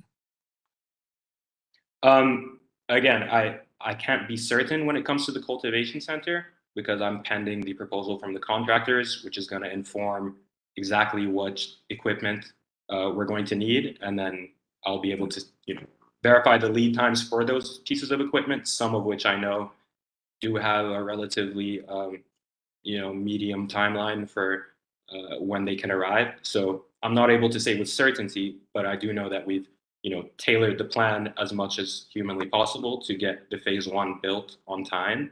And I do hope that we will succeed in that. So I will say yes for now, with an asterisk that I'm pending further data. What is it that, if you're going to require an extension to open, I mean, how much lead time do you anticipate providing the agency to say, are you going to wait until, if you can't open on day 120, or how much lead time do you anticipate you'll if you have to ask for an extension, how much lead time you believe that you will provide the agency? If we do have to ask for an extension, we will provide ample lead time to the agency. As I mentioned, we plan on working hand in hand with the ABRA staff throughout this process. So the second we receive our proposal, we will, show it to Abra staff to review and show them where we are, show them our equipment list and the associated lead times of every piece of equipment. And if the data starts suggesting that we're going to need an extension, it will be directly presented to Abra as part of these ongoing correspondences, and definitely will not be a last minute thing that we bring up. We plan on being in close communication with Abra staff throughout this whole process. You have, at least for the dispensaries, 120 days from September 28th. So September the license was issued on September 28th. So it is 120 days from September 28th. That is your timeline for the dispensary to open. I'm not sure if I don't believe that the cultivation center license has been issued as yet. Is that correct? I would look to you for confirmation on that. We have done our best to interpret the regs and all. We do see that we are a registrant on the dispensary side. It was a bit ambiguous at what exact date we become a registrant for the cultivation center. Perhaps it's after this meeting, but the cultivation is 120 days from the issuance of the license, and I'm not sure if the license has been issued as yet. But for the dispensary, you're on the clock for the 120 days from September 28th. Yes, sir. Understood. And we've been operating as such and plan on pulling it off. Now, all right, Mr. Pritchett, now you have I went with the dispensary first because it was, in a sense, a little bit easier. But because they also have had a cultivation center, I allow them to go. So now you have the easy part. So you know all the questions I'm going to ask. So therefore, I shouldn't even answer the question. You can just start off telling me who are you, sir, and you can, if you need me to repeat the questions I just asked, I will go through that. But you get the gist. What you're introducing yourself to us. Yeah, absolutely. I appreciate the opportunity to meet with you all. I know that, to your point, we haven't had a chance to introduce ourselves thus far, but we're incredibly proud and incredibly honored to be one of the selected licensees for the Cultivation Center here in DC. As I said earlier, my name is Antoine Pritchett II. I am the Chief Operating Officer and Managing Member of Renee and Andrea Health, or DBA. Our DBA is RNA Health. So we have a team that's from the city, has lived in the city for a long time, and we have a vested interest in the community. So our goal is to get up and running as soon as possible. We understand that the 120-day mark is a very important deadline, and to Al-Mustafa's point, our goal is to provide Abra with the most pertinent updates on our facility as we build it out. For Abra's awareness, like we said, our facility is located at 6400 Chillum Place. It is an industrial warehouse space, so it should require minimal build out.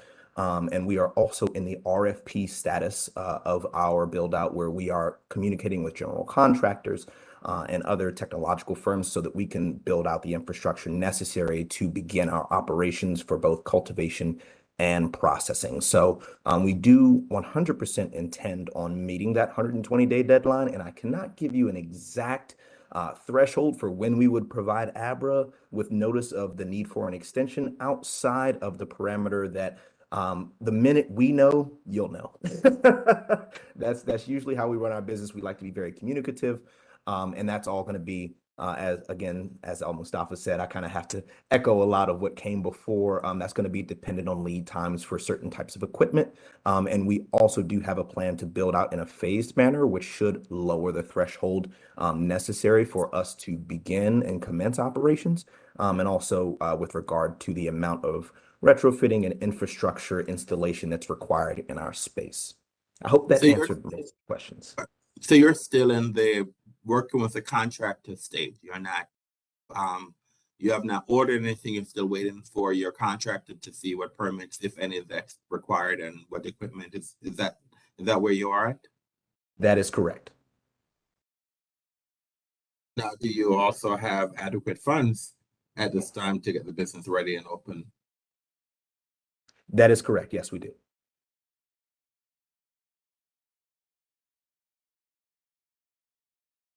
All right. I think that you have answered my general questions, and so therefore board members what questions, if any, board member has, and they can ask either group, the dispensary and cultivation centers. Go ahead, Ms. Crockett. Good afternoon. Thank you all for spending this afternoon with us.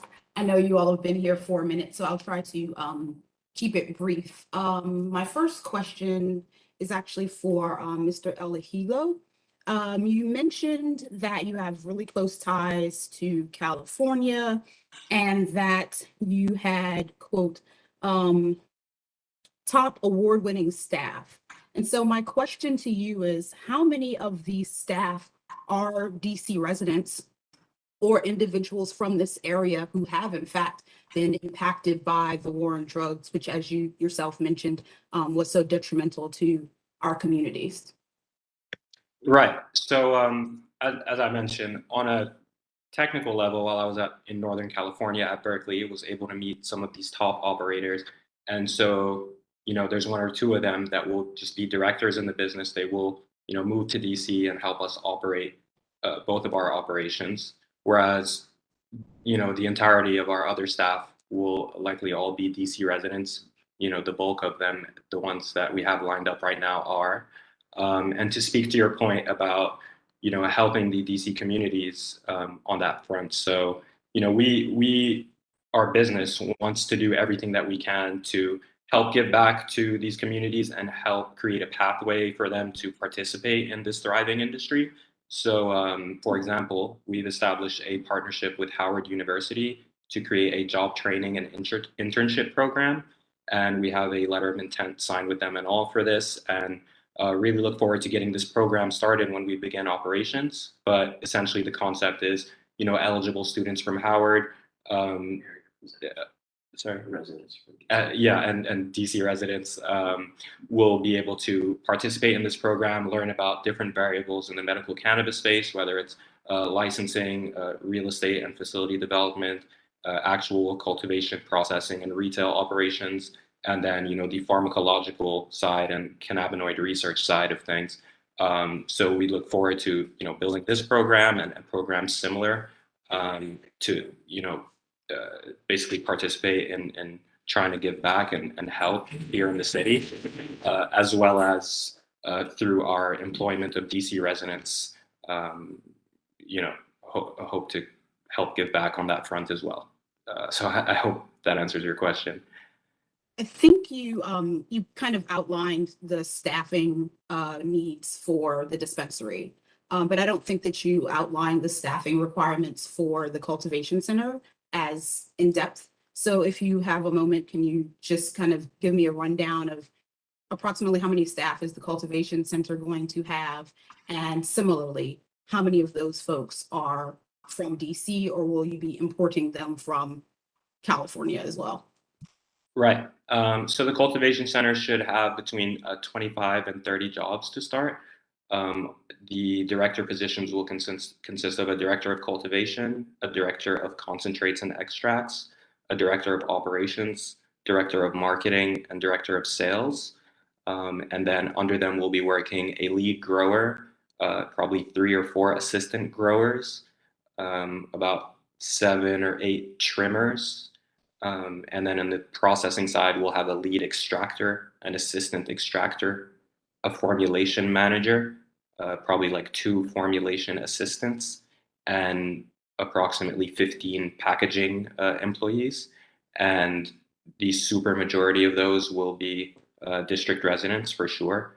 The only people being quote unquote imported from California is our director of cultivation and director of concentrates, which are 2 out of the list that I just went through. So do very much plan on employing the bulk DC residents in our operation and providing them with the highest standard of training from the talent that we're able to bring abroad, and hopefully, help give back to our sector here and our community here and push things forward. Thank you. I know you're doing this in a phased approach. So for your first phase, what's your anticipated plant count and your anticipated number of strains that you'll have under your kind of first phase? And then kind of your final, when you're completely up and running, what do you anticipate being your total plant count at that time? Right. So those figures and metrics, I wouldn't be able to speak to right now because they are dependent on the proposals that we're going to receive in the coming days. We have to tailor our plant count and our canopy to the existing power capacity of the building. Okay. And so the contractors have to finalize exactly what our production capacity can be. As for the strains, also that figure will be finalized, but we'll definitely start off with a nice selection of top quality strains, some of which our team members have proprietary intellectual property over and have helped push the genetics space forward in the medical cannabis sector. So we really look forward to bringing some of those top of the line strains to patients in DC. So the number is to be finalized, but definitely have a great selection of strains under our belt and our team's belt. And so we'll definitely get right back to Abra on the final figures for our anticipated plant count and number of strains as soon as we can. Look forward to some new genetics in the city. That's exciting. Sure. My final question actually goes back a little bit to hiring, and it involves your HVAC, security, architect, your GC, all of your kind of subcontractors that you're working with now. If you don't mind, how many of them are local? How many of them might be CBEs here registered in the district? All of them are local. I need to go back and check the SLBD on which ones have CBE registrations. Our general contractor is CBE registered in district, and he's covering design and build space. So yes, so CBE Right. firm. But all of them are local. Great. Thank you. Thank you all so much. Really look forward to working with you all over the next few years. I wish you all luck in this phase. I know it's going to be a heavy lift to get this all done in the next several months, but I wish you all luck, and I really hope you all are able to be successful in this city. Mr. Pritchett. Oh, I thought I'm glad, Ms. Crockett. I was going to make sure that you ask him those same questions. I am. You weren't going to let me get away, all the exact same questions. All right. Maybe I should have reversed the order so that he doesn't get all the previews. But yeah. So Mr. Pritchett, it's your turn. So I'm going to go backwards. You like the other licensees are working with a lot of subcontractors. Can you tell me how many of them are local and how many of them are registered CBEs with DSLBD? Great question. So our goal is to work with as many, if not exclusively, CBEs and minority-owned businesses.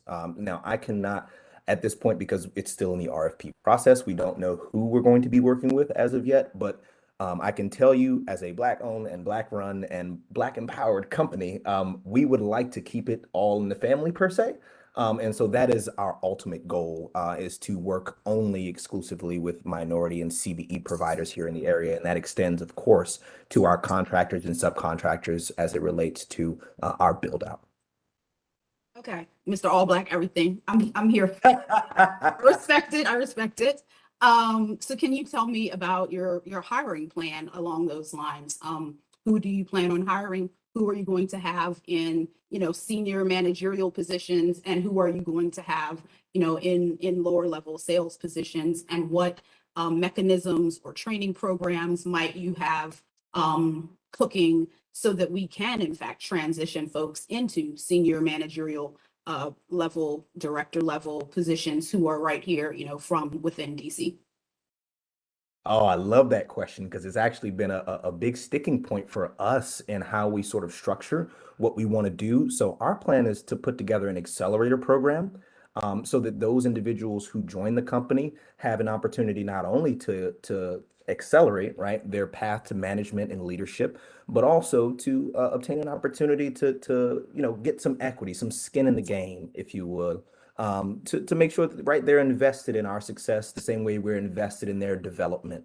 And so our goal is to hire from within the district. We know we're located in Ward 4. We have a very good relationship with the ANC there, as well as our partners. Now, to start off in our phased approach, it'll be most likely 2 employees, as to Mustafa's point, right, where we require less staff to start off. And then as we grow, we are looking to hire initially part-time from the district, and we already have a few individuals who have expressed some very fervent interest in being a part of that. And from there, as you can imagine, through the accelerator program, they will elevate to the next level of manager. And then we would bring in some new personnel to kind of fill that role as a trimmer, or as a grower, so that we can continue to feed that pipeline of talent from the district. So we do have a very robust plan to pull our employees and our employee base directly from the district. Similarly, you said you're doing this phased approach. Do you have any idea of your kind of plant count and canopy for your initial phase? And what is your ultimate plan for your plant count? Great question. So I can speak to the phase 1 aspect. So right now we anticipate having about 1,000 plants, and that's in the entirety of the space. As far as flower canopy is concerned, we're looking at about 300 of that total 1,000. So right now it's a little bit small because of the space that we're working with in the confines that we currently have. However, we do anticipate expanding significantly down the line to a number I can't quite throw out just yet, because that's going to depend on the architectural renderings and the schematics and our engineers' survey of the building and how we can sort of configure it to get that number. But I can tell you that it'll be a lot bigger than 1,000. Cultivation is labor intensive, and you just mentioned like 1,000 plant count, but you also mentioned 2 employees. So I'm kind of concerned. Like, I mean, we need like a whole bunch of folks. And are you going to be processing? Because once again, you would need additional staff for that. So how are 2 staff exactly going to manage this grow? Are they sleeping there? What's we might if we have to. We do love what we do, so I can tell you that if it comes to that, we will. I don't anticipate that being the case. The 2 number is essentially right now in the build out phase. Obviously, that'll increase as we have more plants under our care. And all said and done, we do anticipate having about 25 employees or so in our facility. Thank you all. I really appreciate you taking your time today and sharing all this information with us. So I will turn this over to another board member. Thanks again. All right. Thank you, Ms. Crockett. Any other board members? Go ahead, Mr. Short. Thank you very much. Gentlemen, it is my extreme pleasure, as the chairman stated, we saw a lot of names and a lot of different things come by, but now to associate faces, strong faces, I'll leave it at that, and to hear you speak and you give your plans, the questions that were asked, some were way above my head, but if the questioners are satisfied, I'm completely satisfied. I deal more on the operational side of things. I was a fireman for 33 years in the city, so and I left out the top management in the fire department.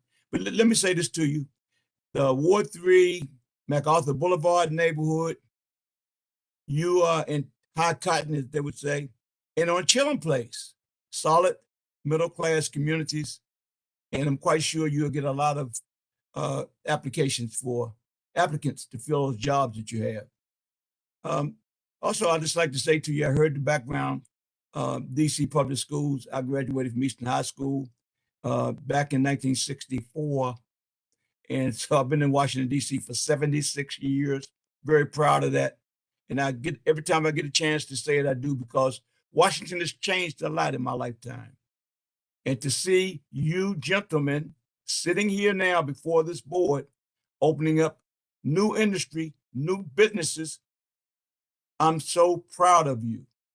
I wish you the best of successes. The only question I do have for you is, and I don't think I heard this question asked earlier, I would like to see an organizational chart of your business, from your hiring from the floor to the ceiling. an organizational chart without names, of course, would give me a better perspective of operations, as I said, in the DC Fire Department as a chief officer. That's everything to my brain. So if I could ask, I don't know if it would be permitted, the chair would have to run that by the rest of the board, but I think an organizational chart would show me or give me a greater a benefit of what you're doing, because the organizational chart would say how pretty much your reasoning for hiring and who you need and how you plan to grow from where you are today to, as one gentleman said, way past 1,000 plants. We did get a chance as board members to visit cultivation sites that are up and running now in Washington, D.C. And you could imagine, again, me coming from the 64 class of Eastern, to now seeing it legalized in Washington, D.C., and to the point that some of us have our own destinies in our own hands. So if I could ask about an organizational chart sometime down the line about information you've given us already, I would be certainly appreciative of that. Thank you, gentlemen, very much. And when you're 76 years old, remember this day. Thank you, Mr. Chairman. Thank you, sir. Short. Any other questions by any of the board members? All right. Any final comments that either side? I'll start with you, Mr. Pritchett. Any final comments that you want to make?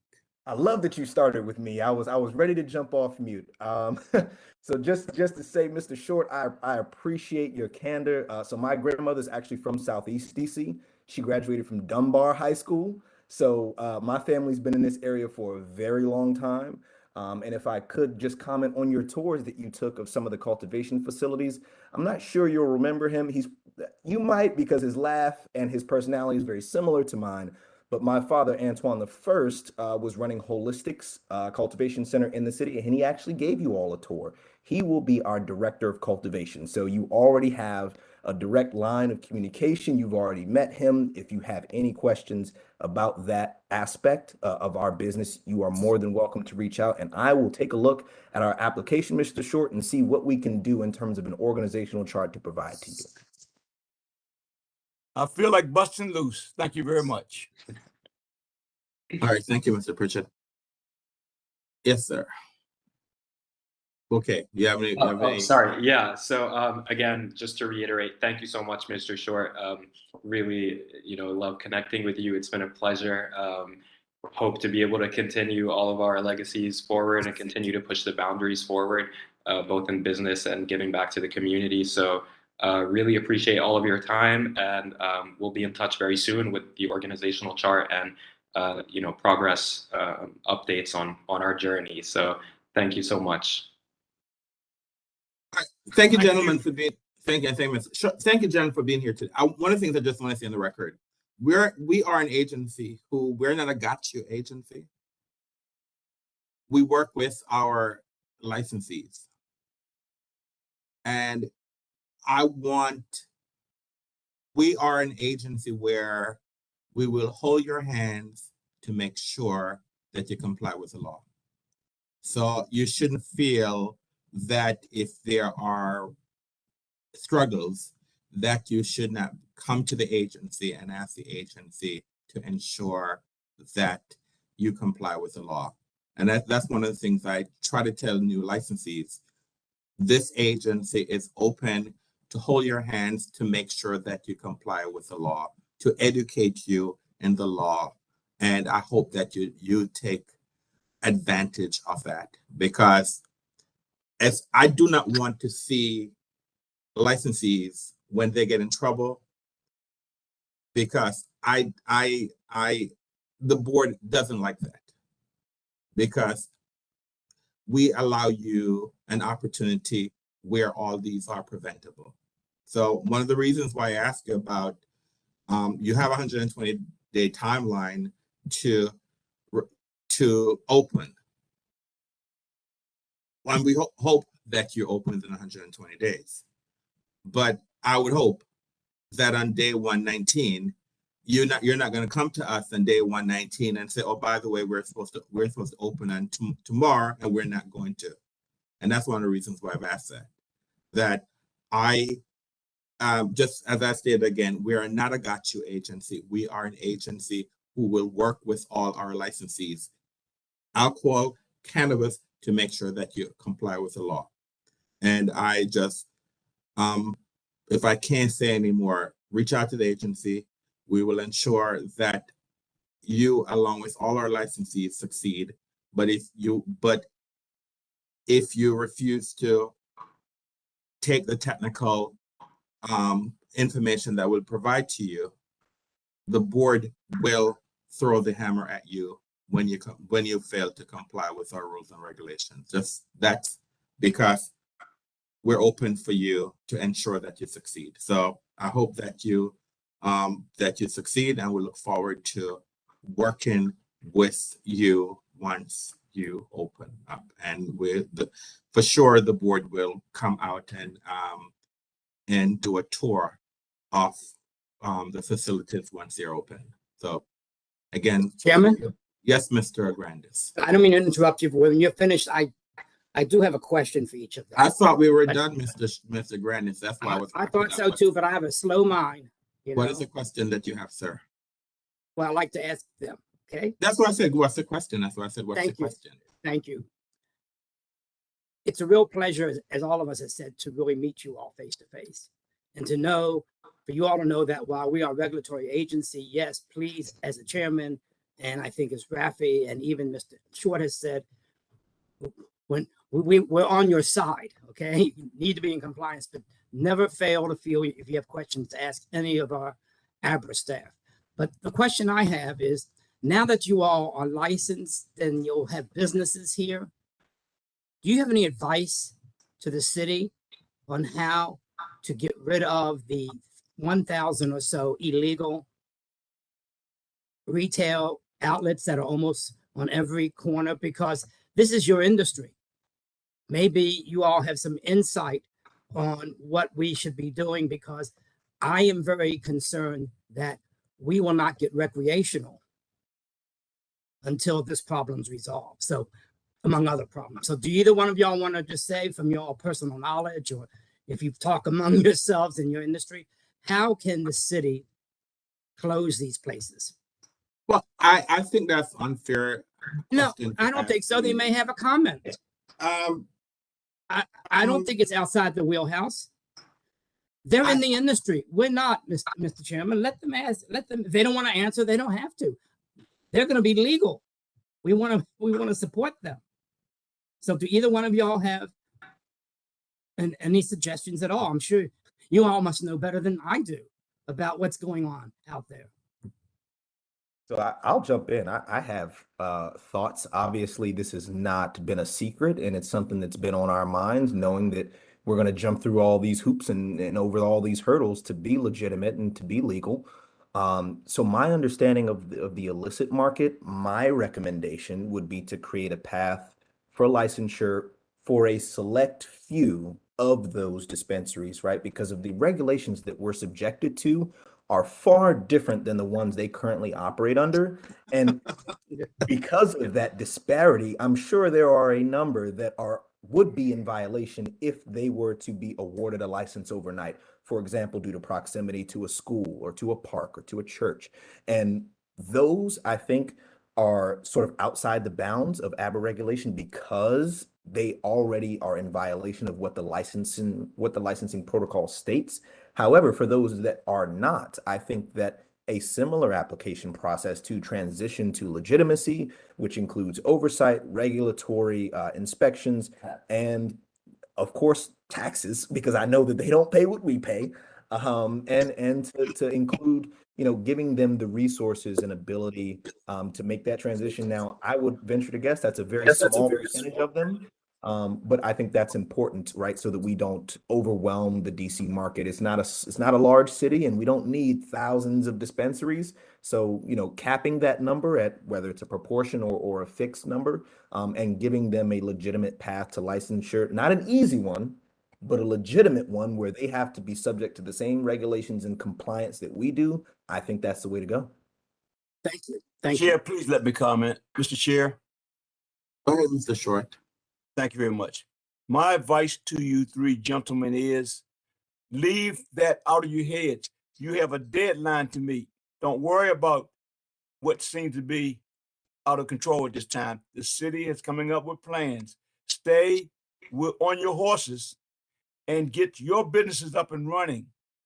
You don't have time to worry about them. We will take care of the law, and the rules will take care of them. I promise you. I've been here, like I said, for 76 years. Just mind what you are doing now and don't function on anything else. Leave that alone.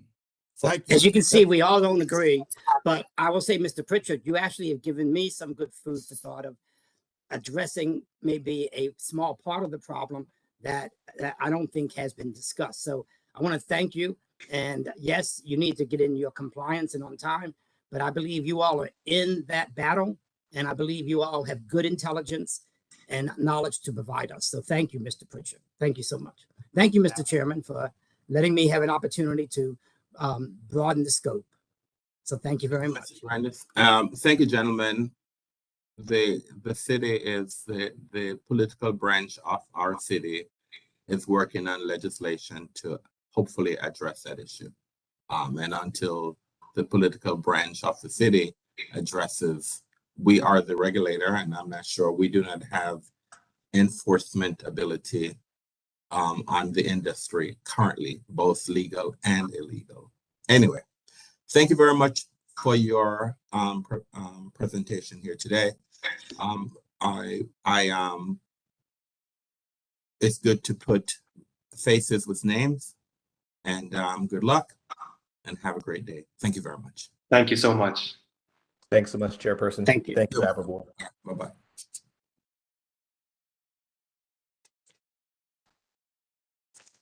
All right, the next case in our calendar is case number 22 PRO 00068, Lydell, license number 119890. This case has been canceled. The ANC has withdrawn its protest. See board order number 2022-716. All right, it is 4:15, and we have one protest hearing, and the board has been working since 1:30. I know that the parties are online for us to start the protest hearing, but I'm going to take a 15-minute break. It's 4:15.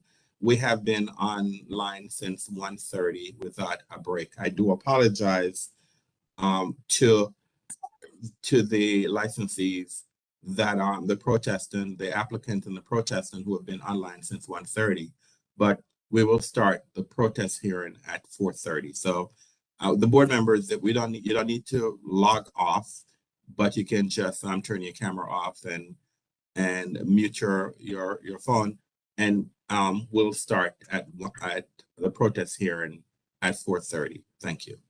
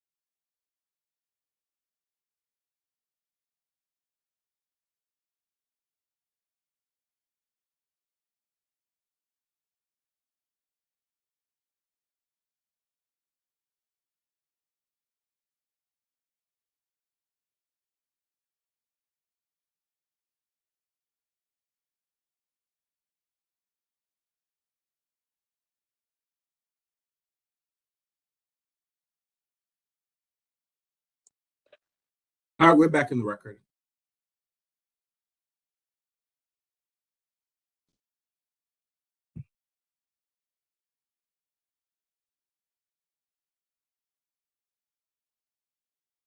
Our next case is case number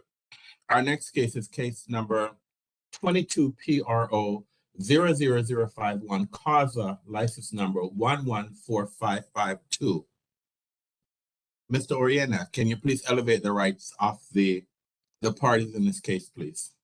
Amanda Gore, your access has been elevated.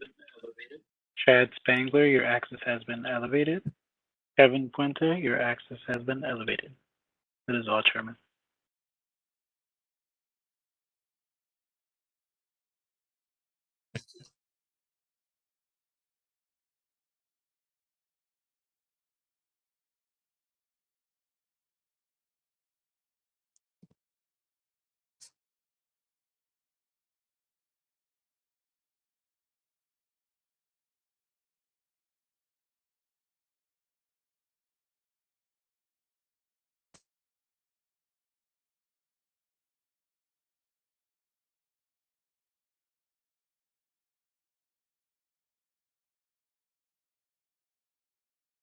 Is there anyone else who needs to be elevated?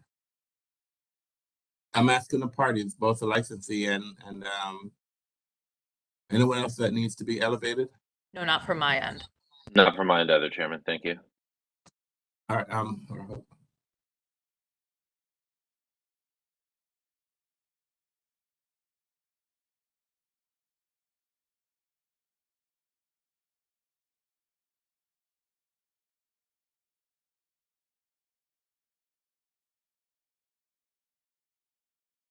maybe one additional one. And I apologize but I try to take a break every 2 hours, so we've been going since 1:30, so I want to make sure that we had a break before we start your case, so you'll have our undivided attention. All right, so let's go.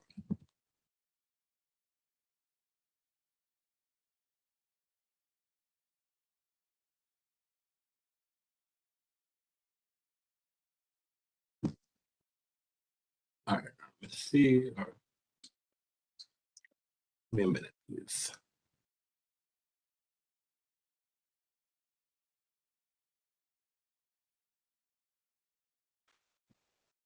All right, let's have the parties introduce themselves. Let's start with you, Mr. Spangler. Sure. Thank you, Chairman. My name is Chad Spangler, ChadSpangler, as a representative of CAUSA LLC. I am one of the owners, inherently also making me one of the ABRA managers that's listed on our liquor license. Ms. Gore? Hi, good afternoon. I'm Amanda Gore. I am representing the neighbors of Banca in this protestant hearing. All right. So you're one of the protestants. Are you an attorney, Ms. Gore, or are you one of the protestants? No, I'm one of the protestants. I am not an attorney. No, no, you said you're representing, so I just want to make sure. Oh, yeah, yeah. Yeah. And in a neighbor way. So as one of the neighbors, I am representing. All right. I'm trying to find out how can we expedite this matter. I had an opportunity because I've been here all day and I've had an opportunity. I've had an opportunity to review the PIP that's provided by the licensee, and I also see the PIP that was provided by the protestant. And one thing I saw in both documents, the licensee wants his license to be renewed, and the protestant wants the license to be renewed. So we're going through steps. This is an application to renew a license. And so from what I see, both the protestants and the licensee are in favor of the license being approved. Is that correct? Correct. Being renewed. That's correct. I believe so, yes. So would the parties then be okay if we will dispense with that portion of the hearing and that the board will renew the license? Now I'm getting to, I know that there are conditions. So I know that the protestants is asking for conditions. So we're getting there. But I think that when we do these hearings, one of the first things that the board has to make a decision is whether to renew the license. And so we have agreement on both sides that the license should be renewed, so we can dispense with that. So the ABC board will renew the license. Is that both parties are in agreement that the license will be renewed? Is that correct? With the understanding that, yeah, Ms. Gore, what I said to you first, Ms. Gore, there are two things that when we have these hearings, one of the first things that the board needs to make is one of the first decisions the board needs to make is whether or not the license is going to be renewed. So okay, that's the first part one, decision. yes. Right, and that's what I'm saying. That's number one. So we have to make that decision first, whether or not the license will be renewed. And once if the board determines based on what's presented, whether or not the license should be renewed, then we'll have discussions whether or not the board will renew the license with or without conditions. Understood. And so the first part that in reviewing your PIP, because in reviewing your PIP, and I'll go with what the licensee says. The protestant said in their PIP, they want the license to be renewed. They do not want no entertainment endorsement on the Summer Garden. No, I'm sorry. The protestants said that they want a license to be renewed. They do not want any outdoor entertainment endorsement issue, and there should be some. The board should look at the hours, and also on sound mitigation. That's what I read you wrote in your PIP. Is that correct? That's correct. And so therefore, and then so because you said in your PIP that you want the license to be renewed, so that's why I had this conversation here to say that we will dispense with that, and the board will renew the license, and so we can then spend this hearing to determine what, if any, conditions should be placed. So that's what I think we should base this on, that where the licensee can say, I don't want any restrictions on my license, and then the licensee then the protestant can say that these are the conditions that I want you the board to consider on the license. Now, and we are going to have it here to further, but I'm trying to see if we can have agreement on issues. Now, you requested on Mr. Spangler, did you request an entertainment endorsement on your Summer Garden? Yes, Chairman, we originally submitted our application for renewal of our liquor license, including an endorsement for Summer Garden patio entertainment, as well as an indoor entertainment endorsement. However, we have submitted to the board that we are ready to remove. Yes, go ahead. I'm sorry, Mr. Spangler. I was getting interference. Go ahead, sir. Sorry. So we are happy to remove the Summer Garden patio entertainment endorsement to appease the neighborhood for renewal of our license. And then in the PIF, we also submitted amended hours that we are comfortable with in order to appease the neighborhood and the board as well. And what are the amended hours? What are the amended hours that I was a little bit confused. So what are the amended hours that you submitted in your PIF? So if we look at the third page of the PIF, council will agree to the renewal of its liquor license with the following amendments. No entertainment endorsement on the Summer Garden patio. Summer Garden patio hours from 10 a.m. until 12 a.m. Sunday through Saturday, so every day. Hours of alcoholic beverage service from 10 a.m. till 1 a.m. and hours of live entertainment indoors from 10 a.m. until 12 a.m. All right, so the indoor hours are Sunday through. So you're asking, okay, so you're saying that for the patio, it would be 10 a.m. to 12 a.m. Is that what you're saying?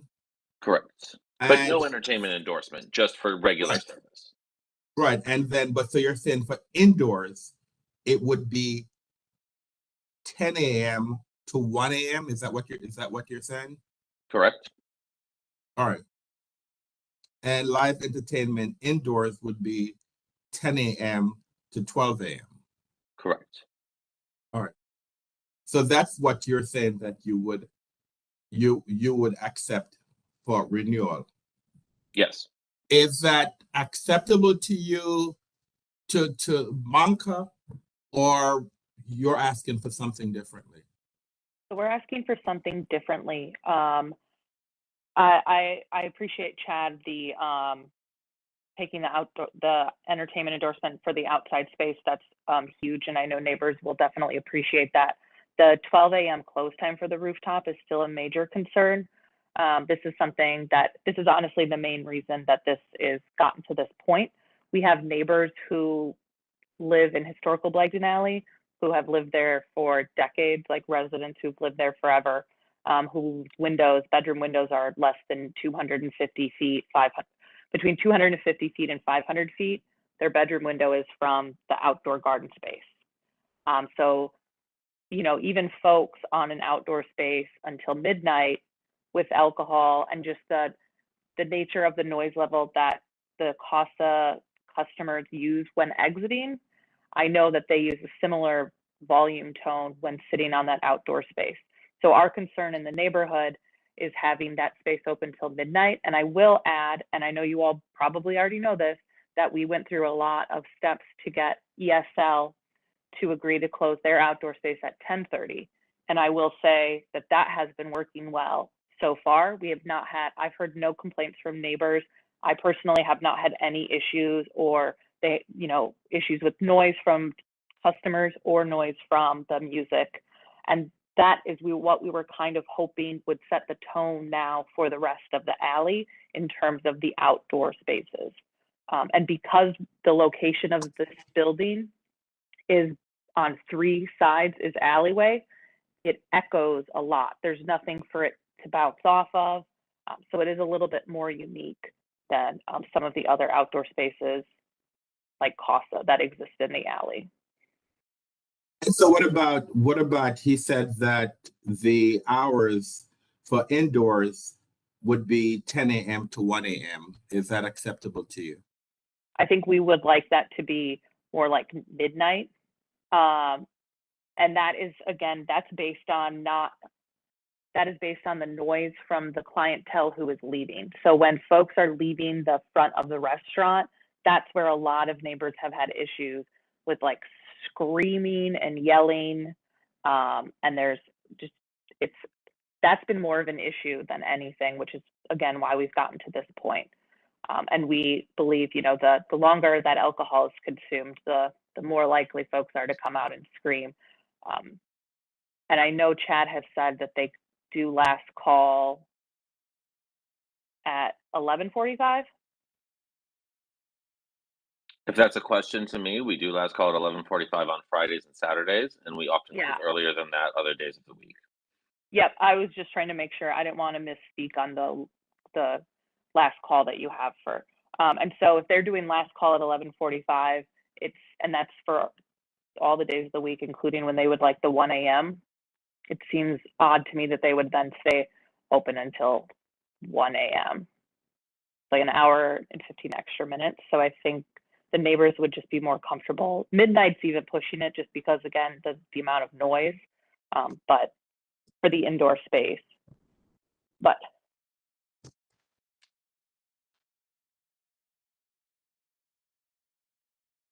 All right. So this is what then we'll have this hearing on. So this is the agreement that we have had so far. We will renew the license, and there will be no entertainment on the Summer Garden. I think both sides have agreed to that. So definitely. Then this hearing then can be focused on the hours on the Summer Garden and the hours for the establishment. And so that's what I need, then, testimony on that, these discrete issues, the hours on the Summer Garden, that the licensee can say why they believe that 10 a.m. to 12 a.m. it's appropriate, and the protestant would say why they believe are shorter hours for the summer garden, and also why they believe that 10 a.m. to 1 a.m. for indoor. Let me ask you, do you currently have an entertainment endorsement for indoors? We do currently have an entertainment endorsement for indoors with longer hours than are stipulated in the adjusted hours I just gave you. We have until 1 a.m. So we are willing to reduce those hours. And when we get to statements, I think I'll explain a bit more as to how often we've used that entertainment endorsement.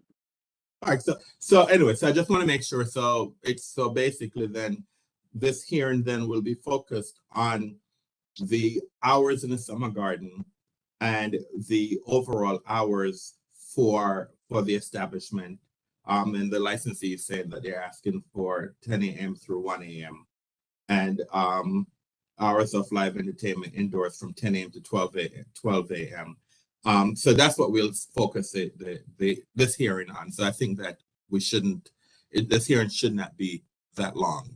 So what I will do is that, and normally how these protest hearing goes is that the board will call its first witness. I'm Mr. Puente. And so I'm somewhat changing up the format, Mr. Puente. And so what I need you to do is to tell me when I ask questions, this hearing is going to be on hours for the summer garden, and also hours for operation. And so I'll ask you about who else is what other licenses are in the area, and what are the hours. And so that's what I'm going to ask you to focus on. And so when the licensee and the protestant put their case on, those are the issues that I would like them to focus on. All right. So normally how a protest hearing goes is that the applicant will do an opening statement. The protestant can also do an opening statement. Once that's done, then the board will put on its case. Once the board puts its case on, then the licensee will put his case on. Their cross-examination going back and forth. The board will ask questions after. Once the licensee has presented its case, then the protestant can present its case. You have 1 hour to present your case. Do we anticipate calling any witnesses, or is it just both of you are just going to testify? Or are there other witnesses will be called? I have no witnesses. I also have no witnesses. Okay. All right. So I believe that the hour for you to present your case then should be sufficient. And so, but as I said before, I need this hearing to be focused on the issues that are outstanding. And so the board will listen, and the board will make a determination strictly based on what's presented here today and whatever information Mr. Puente can provide to us. All right. So Mr. Spangler, do you wish to make an opening statement, sir? I would, Chairman. Thank you very much. And I've had this opening statement pre-written. I will do my best to amend out some parts that no longer seem to have relevance, that work outside of. Mr. Spangler, you spent all that time to write your opening statement. Go ahead, make your opening statement, sir. But we have agreed what it is that we're going to focus it, but I don't want to take your thunder away. I know, we put all our time in making our opening, and so I don't want to take that thunder away. So you can present your opening, but we are aware of what the concerns are. So go ahead, sir. Okay, sure. Well, thank you for your time, Amanda. Thank you for your time again, the rest of the board and the Banca Association, and all of the participants of this hearing. As I introduced myself already, I'm Chad Spangler. The protest filed against Causa LLC by Banca, I know, comes from a place of hoping to find common ground amongst neighbors, but throughout this protest and this process, they continue to mischaracterize our business intentions and actions and claim that we have not operated in good faith. Banca and this protest also show a lack of understanding of agreements and offers Causa has made to the organization, the scope of an agri-license protest, the consequences of the demands they are making, and the nature of all businesses operating within Blagden Alley. In regard to our intentions and actions, Causa and Amazonia, formerly known as Bar Amazonia, has been and always will be two separate and unique Peruvian experiences found on different floors of Blagden Alley. As evidenced in the exhibits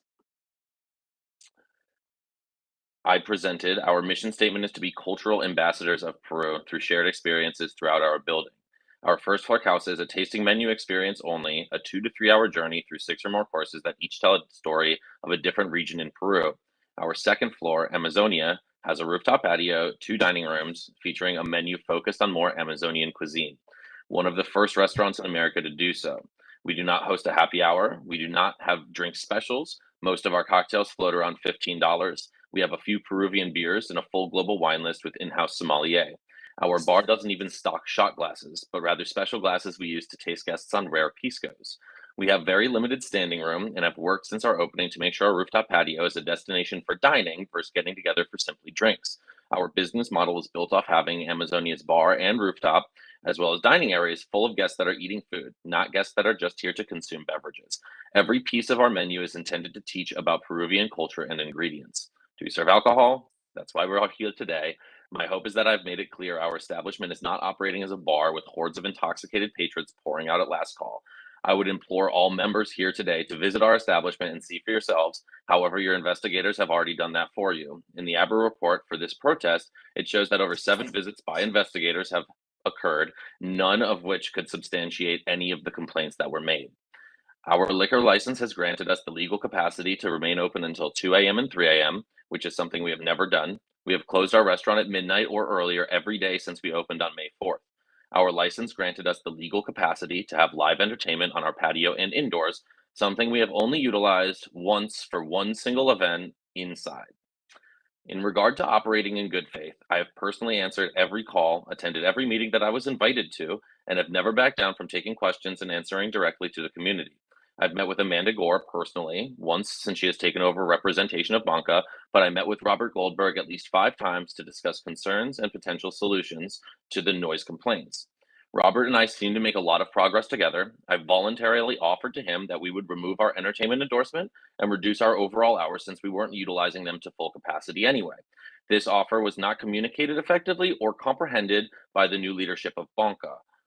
We discussed at length the main issues: noise from patrons entering and exiting the restaurant and noise emanating from our rooftop.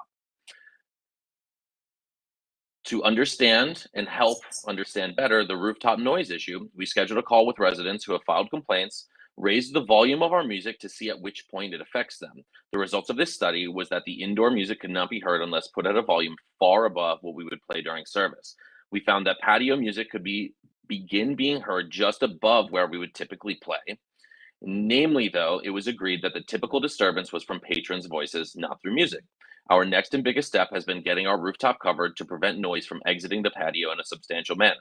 We've been honest about the financial challenges, finding a contractor to do this within budget, and communicated regularly with Robert about the progress of this situation.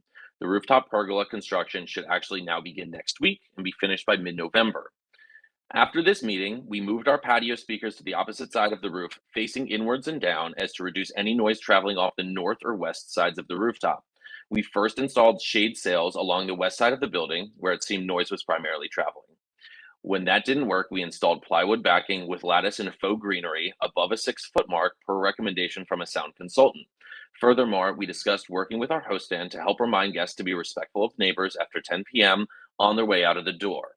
Upon investigation, it was very difficult to hold our staff accountable for this, so we instead installed an outdoor projector that reads, "Please be respectful of neighbors," that we plug in every night after 10 p.m.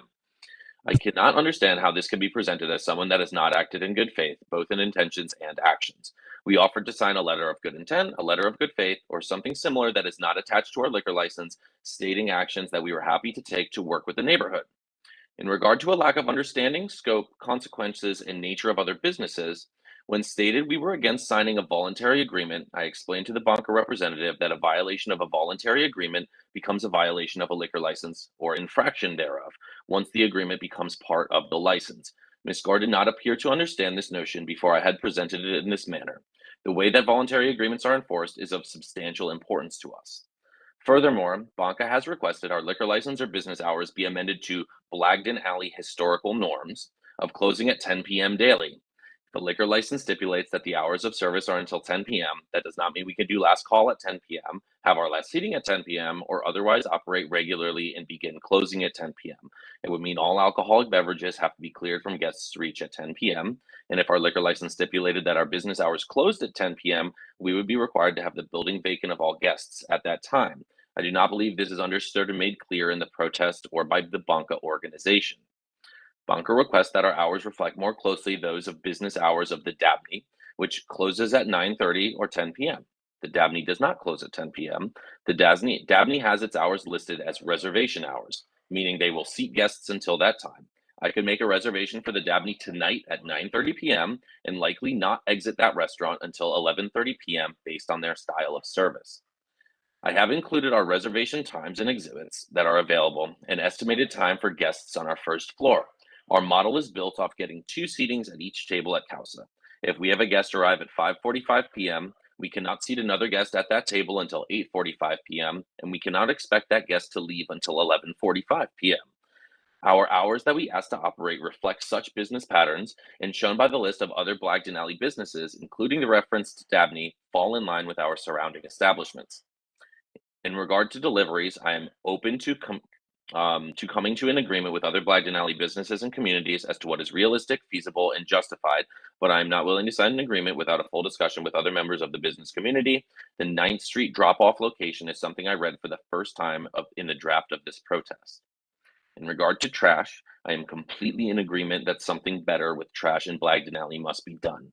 Our trash room, however, is not large enough to fit 2 2-yard bins inside, so I cannot agree to keeping all trash bins indoors since it is impossible and they are the smallest bins available. We are also unfortunately at the mercy of our trash pickup company to come every day of the week. Last week, twice we were emailed they could not make it for pickups due to road closures in DC, something that we have no control over whatsoever. This morning, even, I received an email that our recycling day is a day behind. I hate this situation as much as anyone else, but we cannot open ourselves to violations against our liquor license at the behest of the success of our trash company. In regard to an agreement to never use public space or a streetery, it is hard to imagine a community organization that claims to be open to working with the interest of business in realistic terms would include such a provision to ask a business to sign. After fighting through 2 hard years of COVID with an existing restaurant and navigating the construction of a restaurant whose bank pulled their loan due to concerns of COVID, I will never sign an agreement preventing us from taking any measure to make it through another pandemic-related occurrence. In conclusion, I really hope that our business can continue to win the hearts of this community and show through our actions and intentions that we mean to be a vibrant and integrated part of Blagden Alley. We are happy to amend our entertainment agreement and modify some hours. However, it is not possible to agree with the stipulations requested by Banca. Thank you very much for your time. Mr. Spangler. Ms. Gore, you wish to make an opening statement? I will. Yep, mine will be significantly shorter. Not in a bad way or whatever. No. He told me he spent 2 weeks. I know. I couldn't take it away from him. That's what I'm doing. I agree. And I will honestly start by saying that I agree with Chad on a lot of the things that were in his opening statement that, Chad and I have more recently started working and communicating together. So as he mentioned, there were definitely things that happened in the past that had not been communicated to me. I am aware that since CASA has started construction, I can tell you as a neighbor and as a resident, I was excited. That space has been a dirt floor since I moved into my apartment over 5 years ago. So I was very happy to see something finally coming into that empty space. I was even more excited when I found out it was a Peruvian place. And so, getting to this point of this process is not exactly where I as a neighbor intended us to be. What we struggle with, again, and I will just kind of stick to that piece, is we recognize the work that Chad has done, and he has always been responsive in getting back to neighbors. He's always been responsive. His team, when Abra makes visits, the main concern the neighbors have are 2 things. It's the noise that goes through the alley. And I recognize, and Chad and I have discussed this, that because of some other newer neighbors in the alley, other businesses are being affected. And I think that may be the case for Chad, but with this hearing, we want to set a precedent. And we don't want to restrict our neighbors in the alley to a point where they're not going to be successful businesses. I don't want that for any of them, genuinely. The main issue is the noise. That's what the neighbors have been struggling with. And that the neighbors' also biggest concern is this will set the precedent for a lot of the alley businesses. Liquor licenses are coming up in November. And some of the key players that neighbors have expressed major concerns with. And we want to make sure that with this agreement with Chad, we set that precedent by saying, you know, we want to work with you as neighbors, but we also want to make sure that we maintain a neighborhood and not a U Street environment in a historical alley. And that's what we were looking to achieve. And that's why we're at this point. And I'm more than happy to use the rest of the time that we have to discuss the hours of operation. And I do agree, Chad, that there has been some miscommunication on the reservation hours at the Dabney versus the, you know, the ending of a meal that would be taking place there as well. So I'm more than happy to discuss that. I can say on behalf of all the residents that we would be more than happy or are grateful already to not have that outdoor entertainment endorsement, but we would really like to discuss that outdoor space hours more in depth as well. Well, thank you for the presentation, and we're here at this hearing, so the board now has to make a decision once we take testimony on what it is, what proposal we're going to accept based on the testimony based on what's presented by our investigator, based on whatever testimony that the licensee has to provide, and then whatever testimony that you have to provide, then we have to make a decision based on that. So unfortunately, if you believe you can work it out, I could take, if the parties could want to stipulate to say this is what we, on the hours, then we could write up an order to say this is what it is. But if not, but at this stage, we are going to make a decision, either what's proposed by the applicant, or what's proposed by you, or something in the middle. Okay, so that's what we're going to do. Okay. All right. So we'll call our first witness. So I'll call Mr. Puente. Mr. Puente, can you raise your right hand, please? All right. Do you swear or affirm to tell the truth and nothing but the truth? Yes, sir.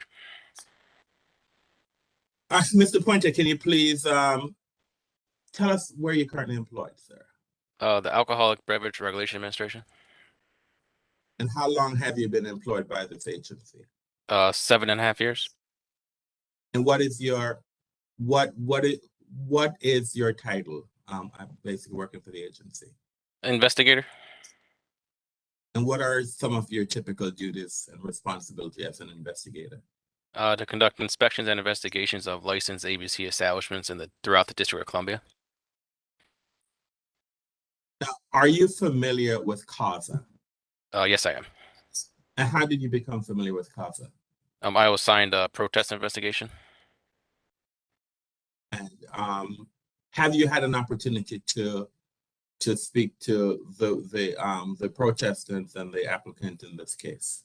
Yes, I have. And as a result of your investigation or your communication with the protestants and the applicant, what information were you able to gather regarding this protest? Yes, I spoke with Mr. Robert Goldberg from the Banca Association, and he advised me the two main issues for the protestants were the summer garden noise and the patrons loitering and making noise once they leave the establishment.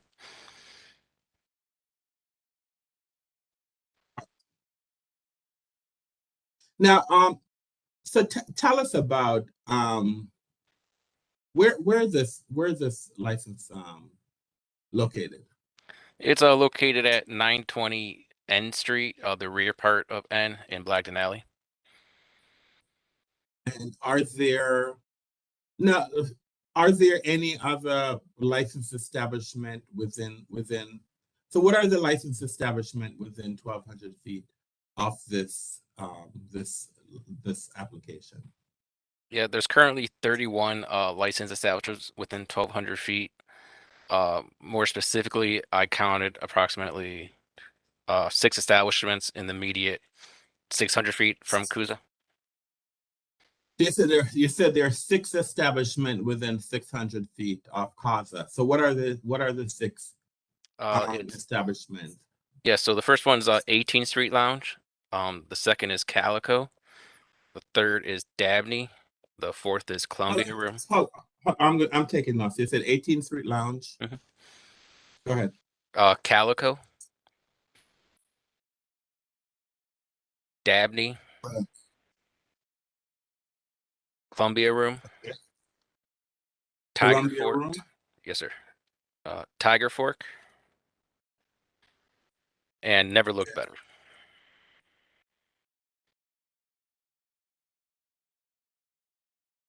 So these are the establishments that are closest to this establishment. Is that correct? Yes, sir.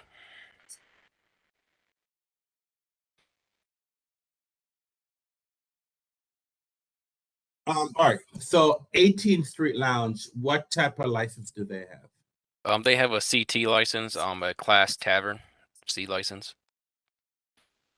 And do they have a Summer Garden? Yes, they do. What about entertainment endorsement? They have no live entertainment. Oh, they have an entertainment endorsement, but they're not allowed to have live entertainment.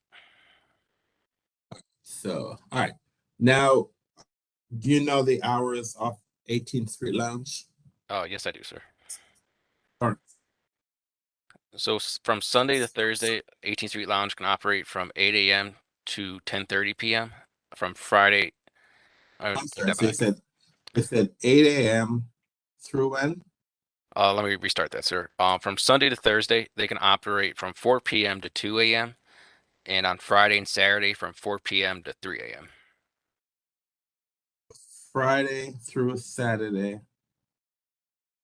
It said 4 p.m. through what time? 3 a.m. 3.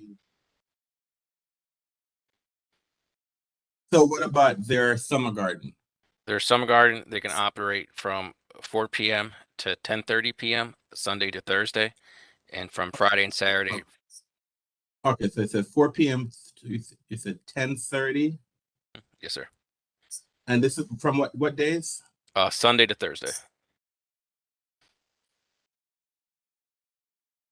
And Friday through Saturday? 4 p.m. to 12 a.m.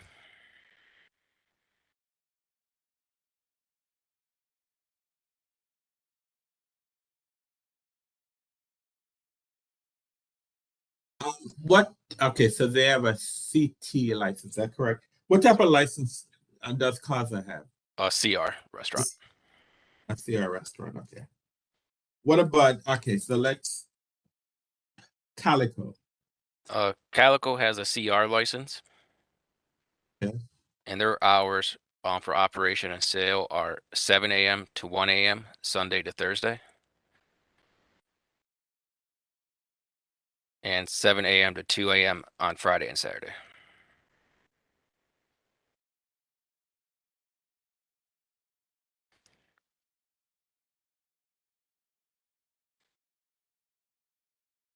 Do they have a Summer Garden? They do, sir. And their hours for the Summer Garden from Sunday to Thursday are 8 a.m. to 10:30 p.m. And on Friday and Saturday, 8 a.m. to 12:30 a.m.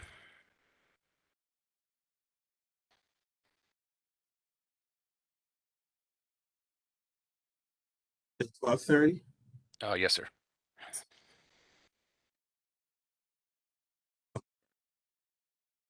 And then you said, what about the Dabney? The Dabney has a CR license. And their hours for operation and sales are from 8 a.m. to 1 a.m. 7 days a week.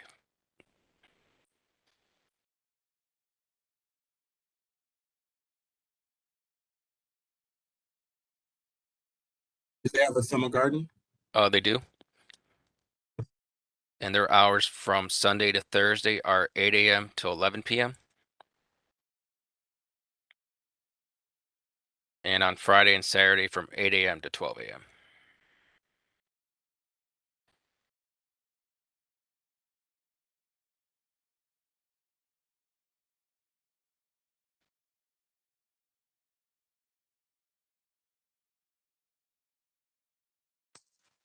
Columbia, you said Columbia Road? Is that what, the Columbia Room? Columbia Room. And they have a CT license. And their hours for operation and sale are 8 a.m. to 1:30 a.m. Sunday to Thursday. And on Friday and Saturday from 8 a.m. to 2:30 a.m. I'm sorry, so Friday, Saturday, what time? 8 8 a.m. to 1:30 a.m. Do they have a summer garden? Yes, they do. From Sunday to Thursday, their hours are from 8 a.m. to 12:30 a.m. To 12 or 12:30? 12:30. And then Friday through Saturday? Friday and Saturday, 8 a.m. to 1:30 a.m.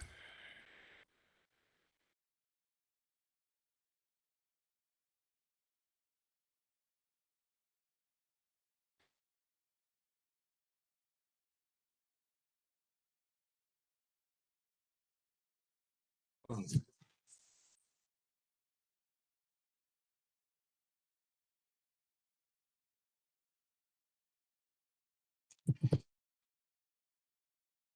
see how.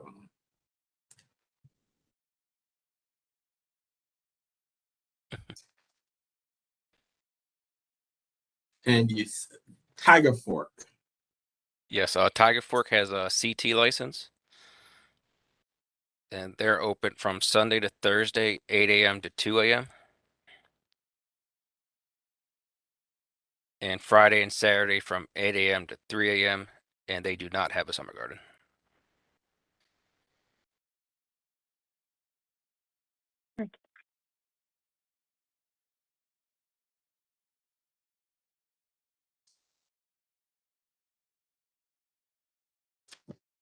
And Never Look Better. Never Look Better is a Class CT license. And their hours are from 11 a.m. to 1 a.m. Sunday to Thursday. And 11 a.m. to 2 a.m. on Friday and Saturday. And they do not have a summer garden. It's at 11 a.m. to 2 a.m. Friday and Saturday. Friday through Saturday. No, summer garden. All right. Okay. Let's see.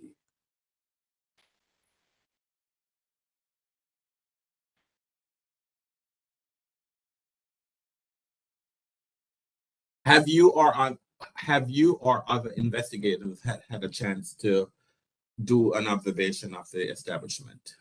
Yes, I have, sir. And can you tell us when is it that you went to visit the establishment? From August 4th, 2022 to Saturday, September 3rd, 2022 was monitored 8 times by ABRA personnel.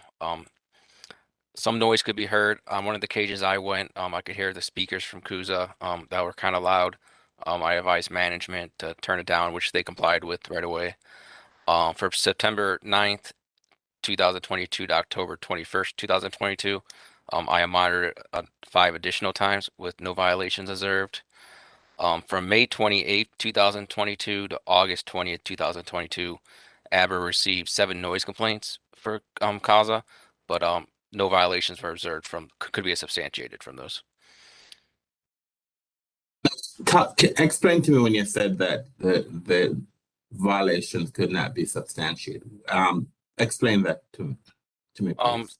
The supervisors who took the hotline calls, they asked residents if we could enter the residence to substantiate it, because for currently CASA doesn't have a sub agreement, so they don't have no noise provision in the SA, or any board orders preventing noise. So the supervisor advised the callers that we would have to come in and substantiate it under the noise code 725 to see if we can hear it. But at times we couldn't be let in to substantiate it. Why is it that, do you know why is it that we need to, Abra would need to enter the resident's home? Why is that necessary? To hear if we can hear the noise, the music emanating inside the residence with the windows and doors closed, to make sure it is CASA. If it is, then we can deal with it. If not, we can determine if it's someone else in the neighborhood.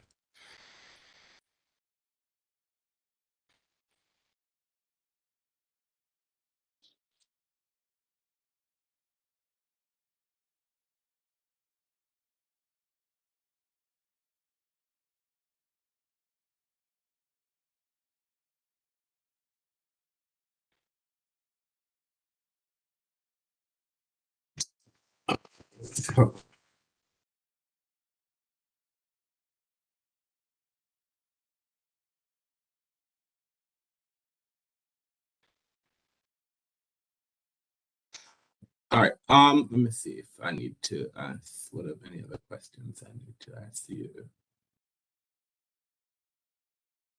Are there exhibits attached to your report? Yes, sir. Can you share those exhibits with, okay? Let me, Mr. Oriana, can you give Mr. Puente an opportunity to share his screen? I should have had you do that before, but so can you share your screen, please? And I just want you to identify the document and then go through the exhibits. Access has been elevated.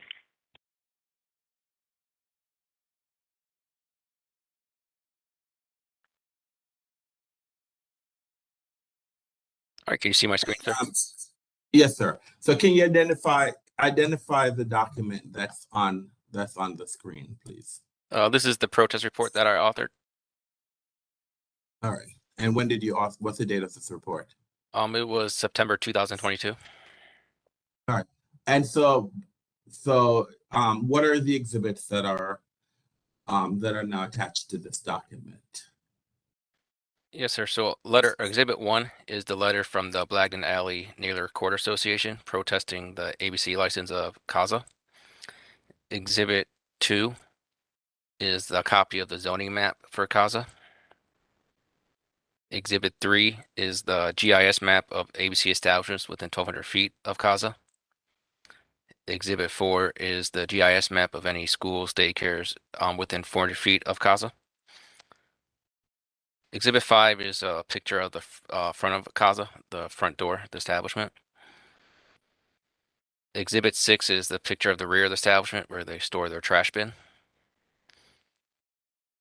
Exhibit 7 is the first floor as soon as you walk in. This is right at the host stand. Exhibit 8 is a photograph of the first floor where they have a prefix menu for guests to pay for a pre-course menu. Exhibit 9 is that first floor dining room again. Exhibit 10 is a photograph of the second floor as soon as you come off the stairwell. Exhibit 11 is a photograph of the bar area and seating area of the second floor. Exhibit 12 is another photograph of one of the entrance doors to the summer garden on the second floor. Exhibit 13 is a photograph of the bar on the second floor. Exhibit 14 is a photograph of the back dining area on the second floor. Exhibit 15 is another photograph of the dining area on the second floor. Exhibit 16 is a photograph of the summer garden. Exhibit 17 is a photograph of the summer garden. Exhibit 18 is a photograph of the summer garden. Exhibit 19 is another photograph of the summer garden. Exhibit 20 is a photograph of the summer garden standing from Blagden Alley, looking up. Exhibit 21 is a photograph of the entrance of Blagden Alley coming off 9th Street Northwest. Exhibit 22 is a photograph once you come off 9th Street, you're facing this direction where you have several ABC establishments on this side and Kuza standing up that brown building right there. Exhibit 13 is right next to Akuza to the left with a picture of the alley.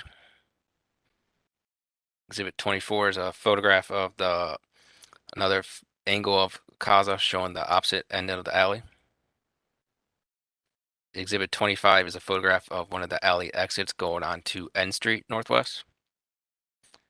Exhibit 26 is the back of Blagden Alley facing Kaza 18th Street Lounge and Never Looked Better. Exhibit 27 is another photograph of Kaza Alley, the backside, showing where the resident houses are. Exhibit 27 is another photograph of the resident houses on the right with Calico on the left side. Exhibit 29 is a photograph of the Metro bus stop on 9th Street Northwest. Exhibit 30 is a parking on N Street Northwest, 2-hour parking. Exhibit 31 is a photograph of the parking lot at the corner of Blagden Alley entrance at 9th Street Northwest. And that's all, sir. All right, let's go back to Exhibit 26, please. You stated Exhibit 26 was where the residents live. Is that correct, or did I? Oh, no. So this is a photograph facing Kaza. It's right here on the left with 18th Street Lounge right in the middle. And the residents would be behind me where this photo was taken. So which one? No, what exhibit? Your stated exhibit where the residents were. What, did I go through the right one, or is there a different exhibit? Exhibit 27 right here, and Exhibit 28 will show residential houses. 27 and 28? Yes, sir. So in exhibit, is Kaza in Exhibit 27?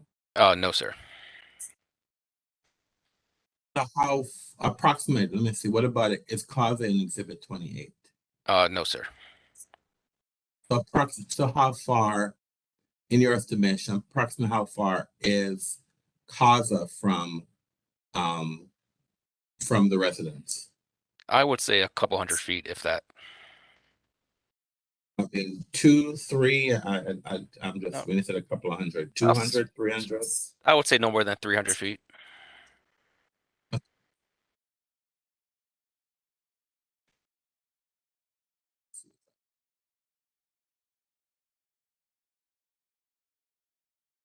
I'm looking at a larger screen, so that's what you're sharing your screen. So I'm looking at the documents on a larger screen, so that's why I'm not staring into the camera there.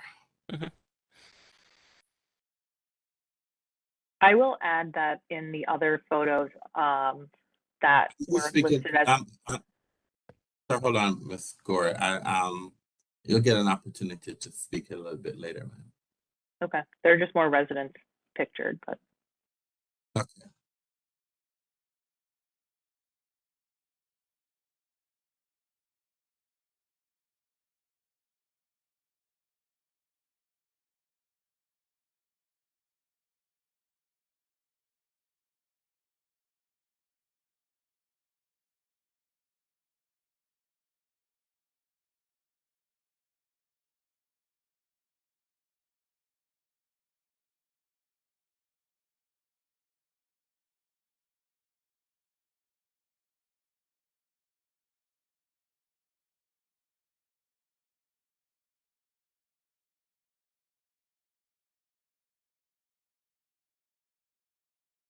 Mr. Pointer, I wanted to go back to your the dates when an investigator visited the establishment. Yes, sir. All right. And I see that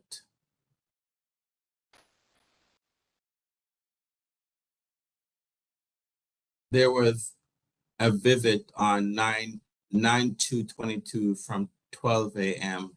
to 12:30 a.m. and also from a 9/3 from 1 a.m. to, which is, I guess that's the same day. So the same consecutive. So tell me, explain it stated that areas active, parking available, light pedestrian traffic.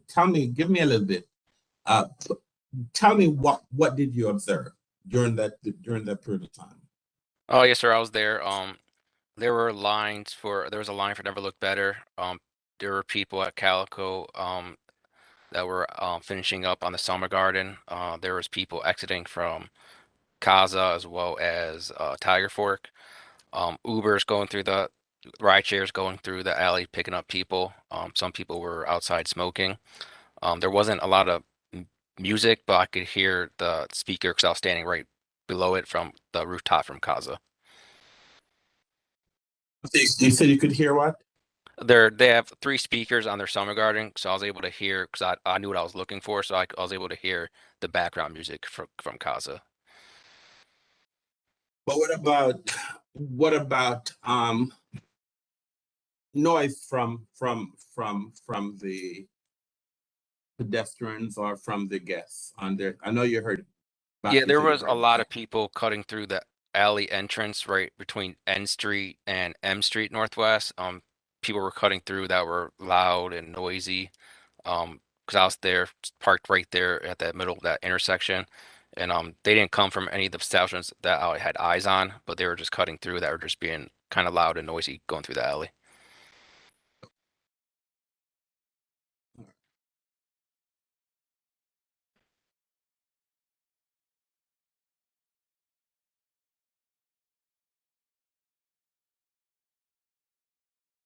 Oh, you can close your screen, please, sir.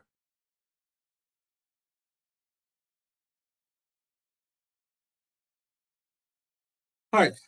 Any questions by any board members?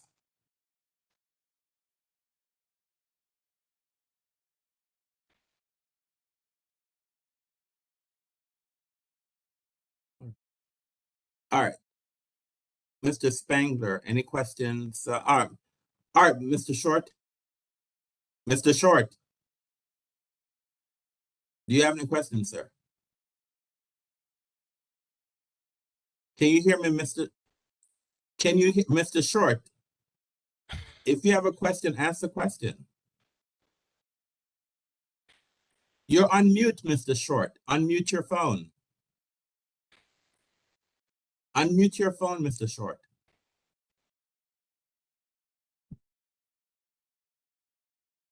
Oh.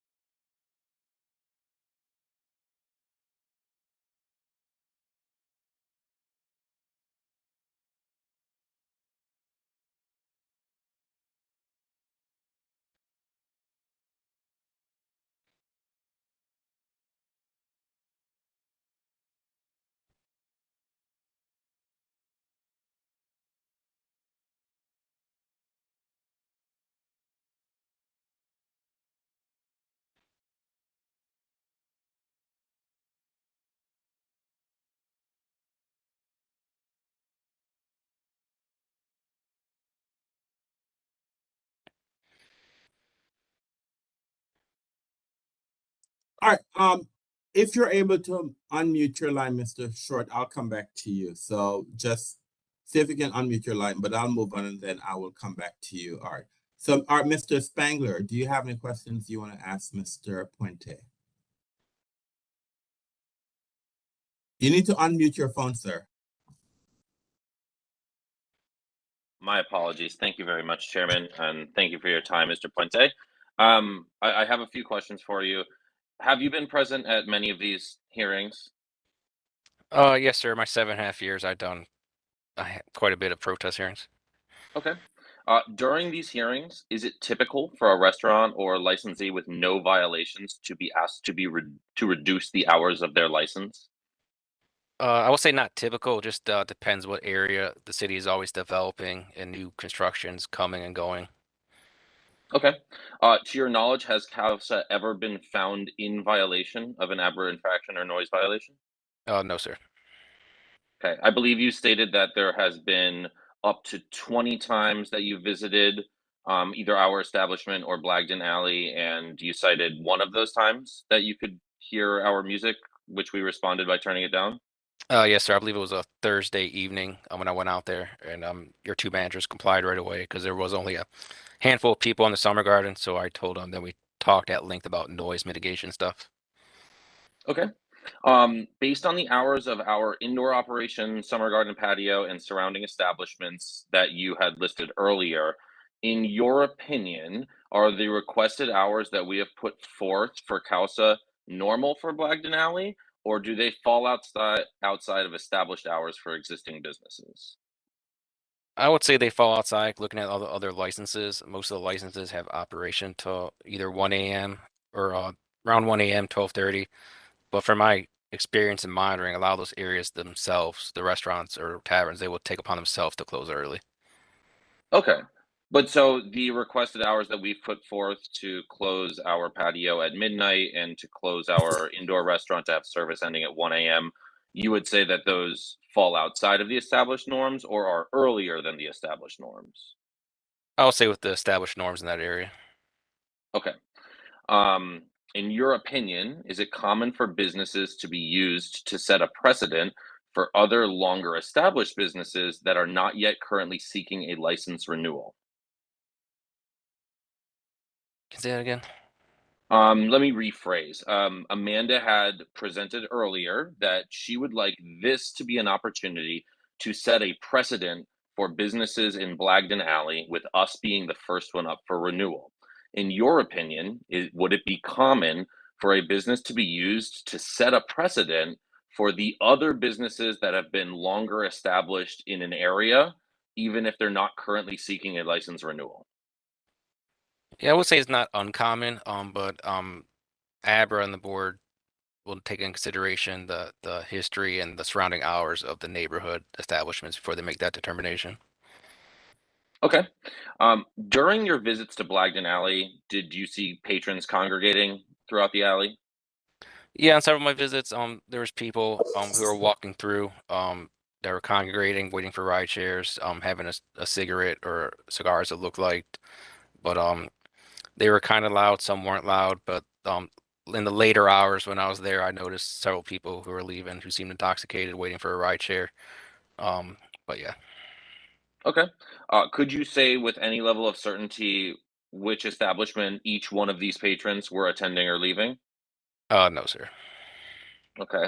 Do you recall seeing any patrons that could be described as rambunctious leaving the CAUSA establishment on those evenings?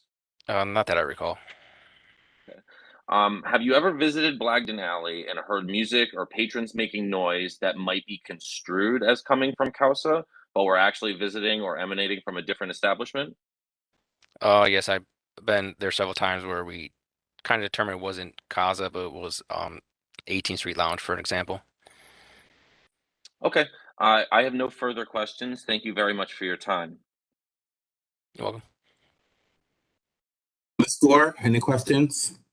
Yeah, I have a couple. So are you aware of any protestant hearings, probably more recently, that have been the result of liquor licenses that were approved during COVID? It seems that there were some unique approval practices being used by ANCs, and it was not the standard protocol.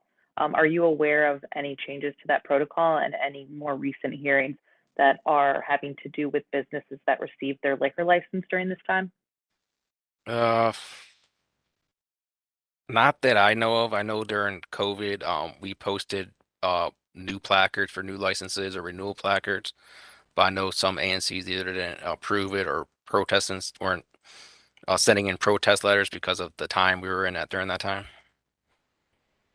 Okay, thank you.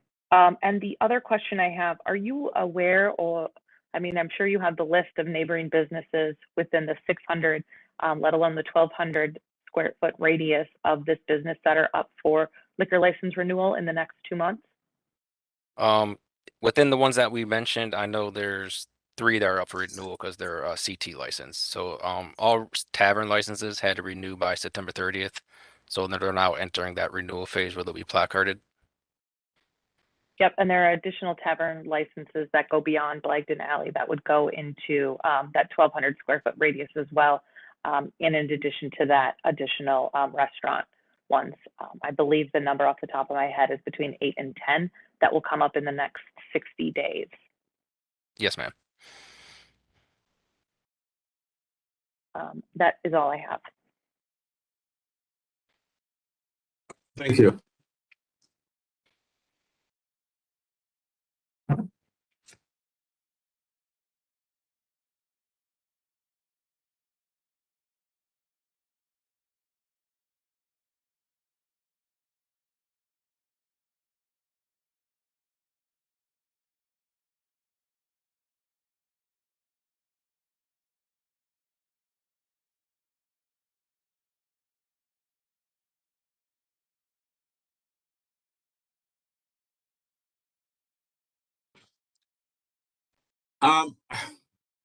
Mr. Short, you need to take yourself off mute.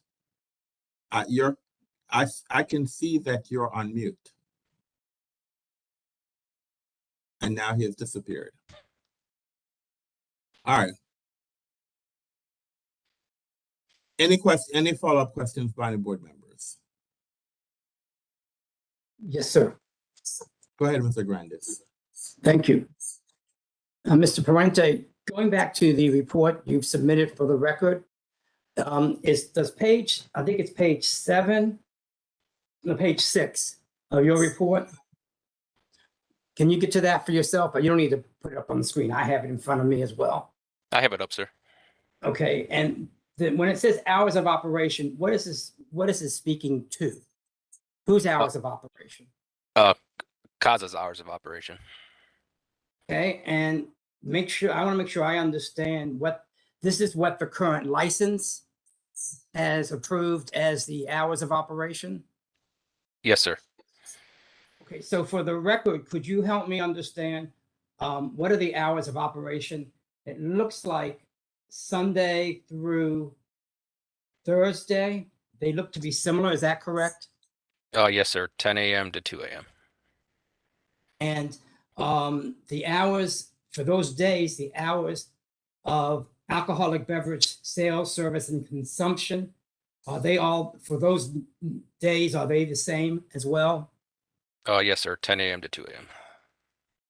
And for the hours of Summer Garden, for those days, are they the same? And what are they? Yes, sir. Sunday to Thursday, 10 a.m. to 2 a.m. and Friday and Saturday, 10 a.m. to 3 a.m. And let's go back. So the hours of operation on Friday and Saturday are different a bit. They're later than the other days of the week. So once again, they're similar. And I think you just said they are 10 a.m. to 3 a.m. For the operation, service, and Summer Garden. Is that correct? Yes, sir. I know we talked about entertainment endorsement. The entertainment endorsement I don't see here, but from your knowledge, the entertainment endorsement, does it have any limitations, or is it for the full array of what is allowed on the? It's for the full restaurant. Currently, its hours are Sunday from 12 p.m. to 1 a.m. Monday to Thursday, 12 p.m. to 12 a.m. and Friday and Saturday, 12 p.m. to 2 a.m. That for inside and outside? Yes, sir. And talking with the ownership during my protest investigation, they had live entertainment one time, I believe was during their grand opening week, but since then they haven't had it. They just had background music.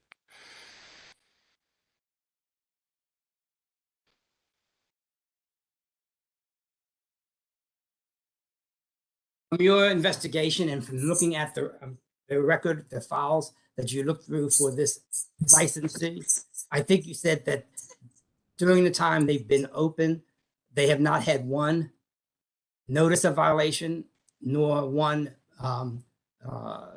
be found guilty of a violation during this period? No, sir. No, sir, meaning they have had none. No violations, no. No citations of notice of violations. Correct, sir. No citations. Okay, thank you. Mr. Chairman, thank you very much. Thank you, Mr. Grandis. Any other questions by any of the board members? All right. Thank you, Mr. Puente. Welcome, sir. All right. Mr. Spangler, now is your opportunity to present your case. So you're the only witness, sir? We are not calling any additional witnesses. So you have a statement, so you're gonna testify? Sure, I think that I got most of what I. Hold on. If you're gonna testify, then I just need for you to raise your right hand. Do you swear or affirm to tell the truth and nothing but the truth? I swear and affirm to the truth and nothing but the truth. All right, so you can make whatever statement you need to make. Then Ms. Gore will cross-examine you. You can put your hand down. Then Ms. Gore will cross-examine you, and then the board might have questions to ask of you, sir. So go ahead. Sure. I think that the statement I'd like to make, I covered for the most part in our opening statement, that we have shown since the beginning of our business that we are willing to work with our neighbors and we are willing to make reasonable adjustments and do what we can to better our presence in the neighborhood and curb any disturbances that are coming from our business. However, we hold strong that our business needs to remain flexible and needs to remain profitable. I've presented hours and turn times with our guests and seatings that require us to stay open past the stipulated hours that they have presented in order for us to continue to remain profitable. As noted by Officer Puente, we have never been found in violation of either a noise complaint or an aberrant infraction. We work very hard to be a good part of the community, and we continue to do so. We are at heart and always will be a restaurant. We are not a bar, and we hope to not be included in the same conversations that one might have with establishments with different goals, objectives, and actions than our own. We would like to ask the board to approve our liquor license renewal with the amended hours that we put forward and with the removal of the Summer Garden patio, and also with the knowledge that we will continue to work in good faith with the neighborhood, whether or not we are required to by law to lessen any disturbance that we have and continue to improve the impact that we have on the community. I thank you all very much for your time. Thank you, Mr. Spangler. Ms. Gore, do you have any questions of Mr. Spangler based on what he just stated? You're on mute, ma'am. You're on mute. All right. Yes, I do. So I would just ask that Mr. Spangler restate the hours for the entertainment endorsement and then how that aligns with the current hours or the hours that would be for the businesses moving forward. I know that in the beginning we listed the outdoor entertainment is from 10 a.m. or the proposal would be from 10 a.m. to midnight. And indoor entertainment endorsement would be 10 a.m. to 1 a.m. and live indoor entertainment would be 10 a.m. to 12 a.m. That is correct. If for the record Okay. you'd like for me to restate that, I can, or are you satisfied with your version of it? Yeah, no, that's fine. No, I need you to restate it because that's not what I have written down. So can you please restate it, sir? Sure. Potentially I misheard. So we are happy to agree to the renewal of our liquor license with no entertainment endorsement at all on the Summer Garden patio, with Summer Garden patio hours between 10 a.m. and 12 a.m., hours of alcoholic beverage service between 10 a.m. and 1 a.m., and hours of live entertainment indoors from 10 a.m. until 12 a.m. Okay. That's what I had written down, but I think it was there. It appeared there was some confusion from the question that Ms. Gore had asked you. That's why I'd ask you to repeat that. Okay.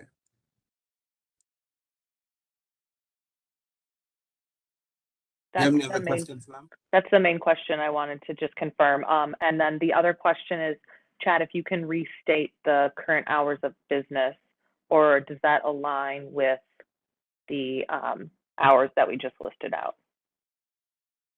Yeah, our current hours of business all fall within those.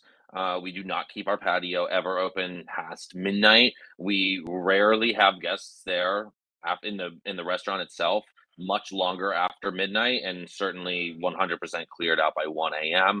Our current hours of operation now are we are closed on Mondays, Tuesday, and Sunday. We close our kitchen at 10 a.m. and we'll be doing last call of the restaurant around 10:45. Wednesday and Thursday, we close our kitchen at 11 p.m.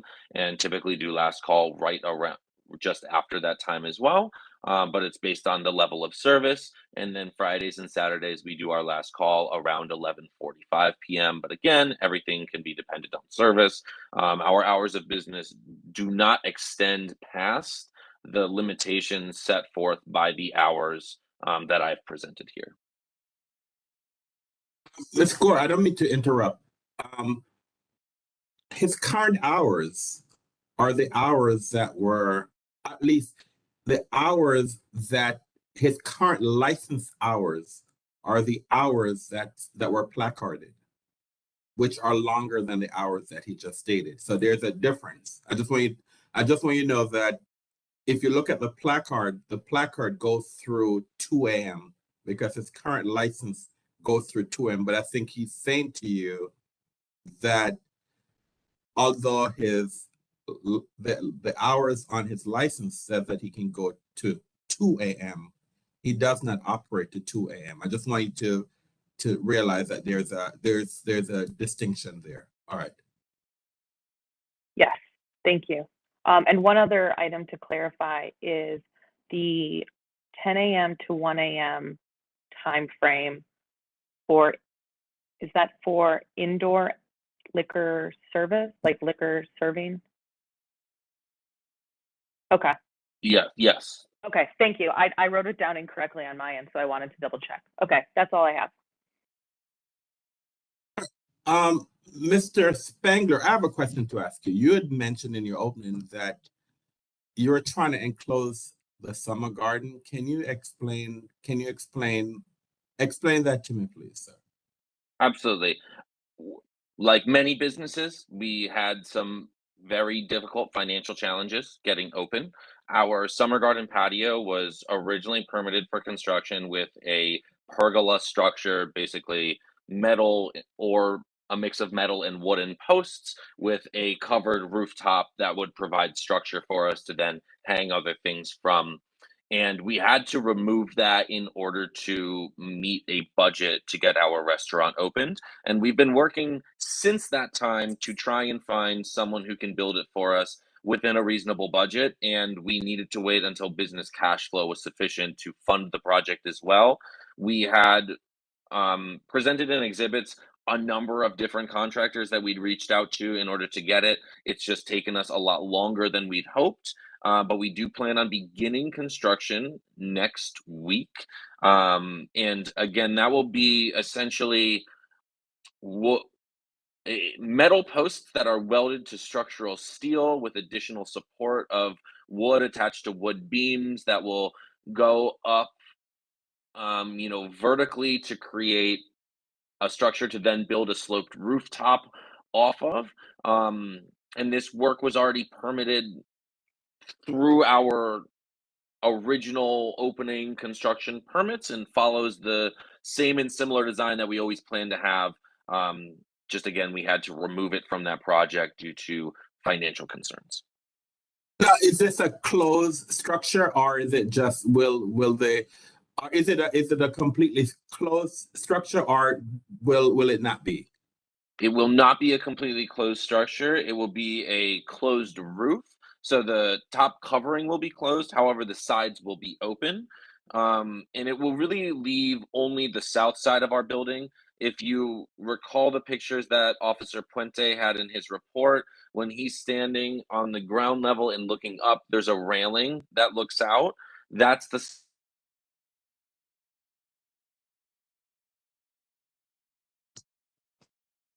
Mr. Spangler.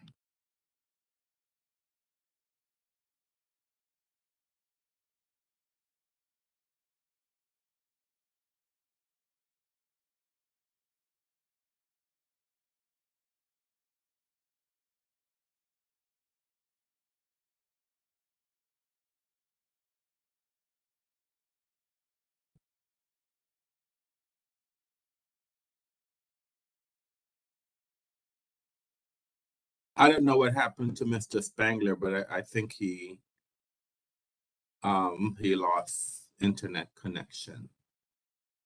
So we are off the record for a couple of minutes, and could someone please remind me that we're off the record until Mr. Spangler comes back?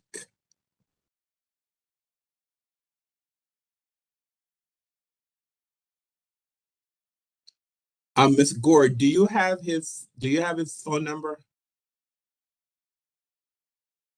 I do, yeah, I can text him.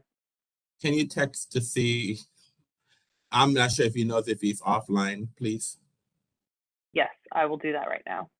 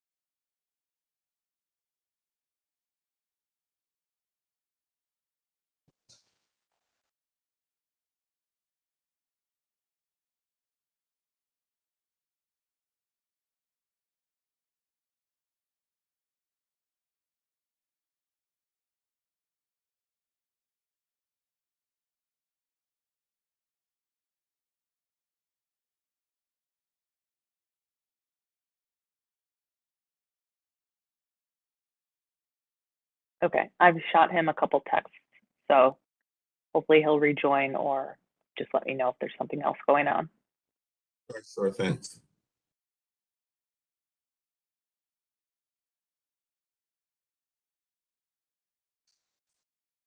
And Mr. Oriana, can you look to see if Mr. Spangler is trying to rejoin us, since he's now gone from the screen? So maybe he might be trying to log back in.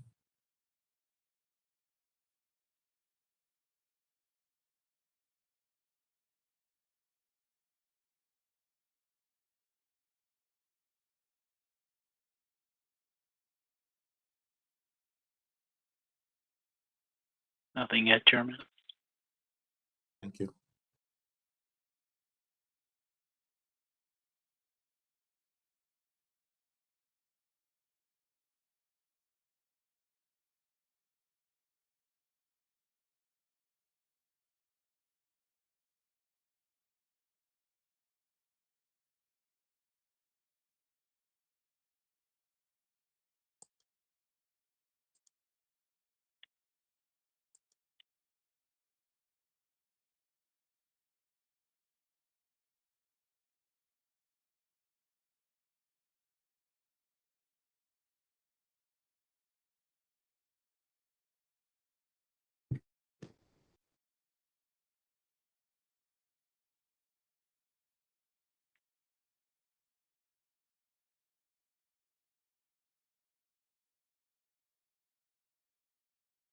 Ms. Gore, can you do us a favor, please? Can you put his number in the chat? And Mr. Oriana, could you please give him a call for me, please, to see if there's any technical issue you can. I know this is not part of your duty and responsibilities, but I would appreciate it if you could reach out to him to see if you can assist him, please. Okay, I will add it now. Thank you.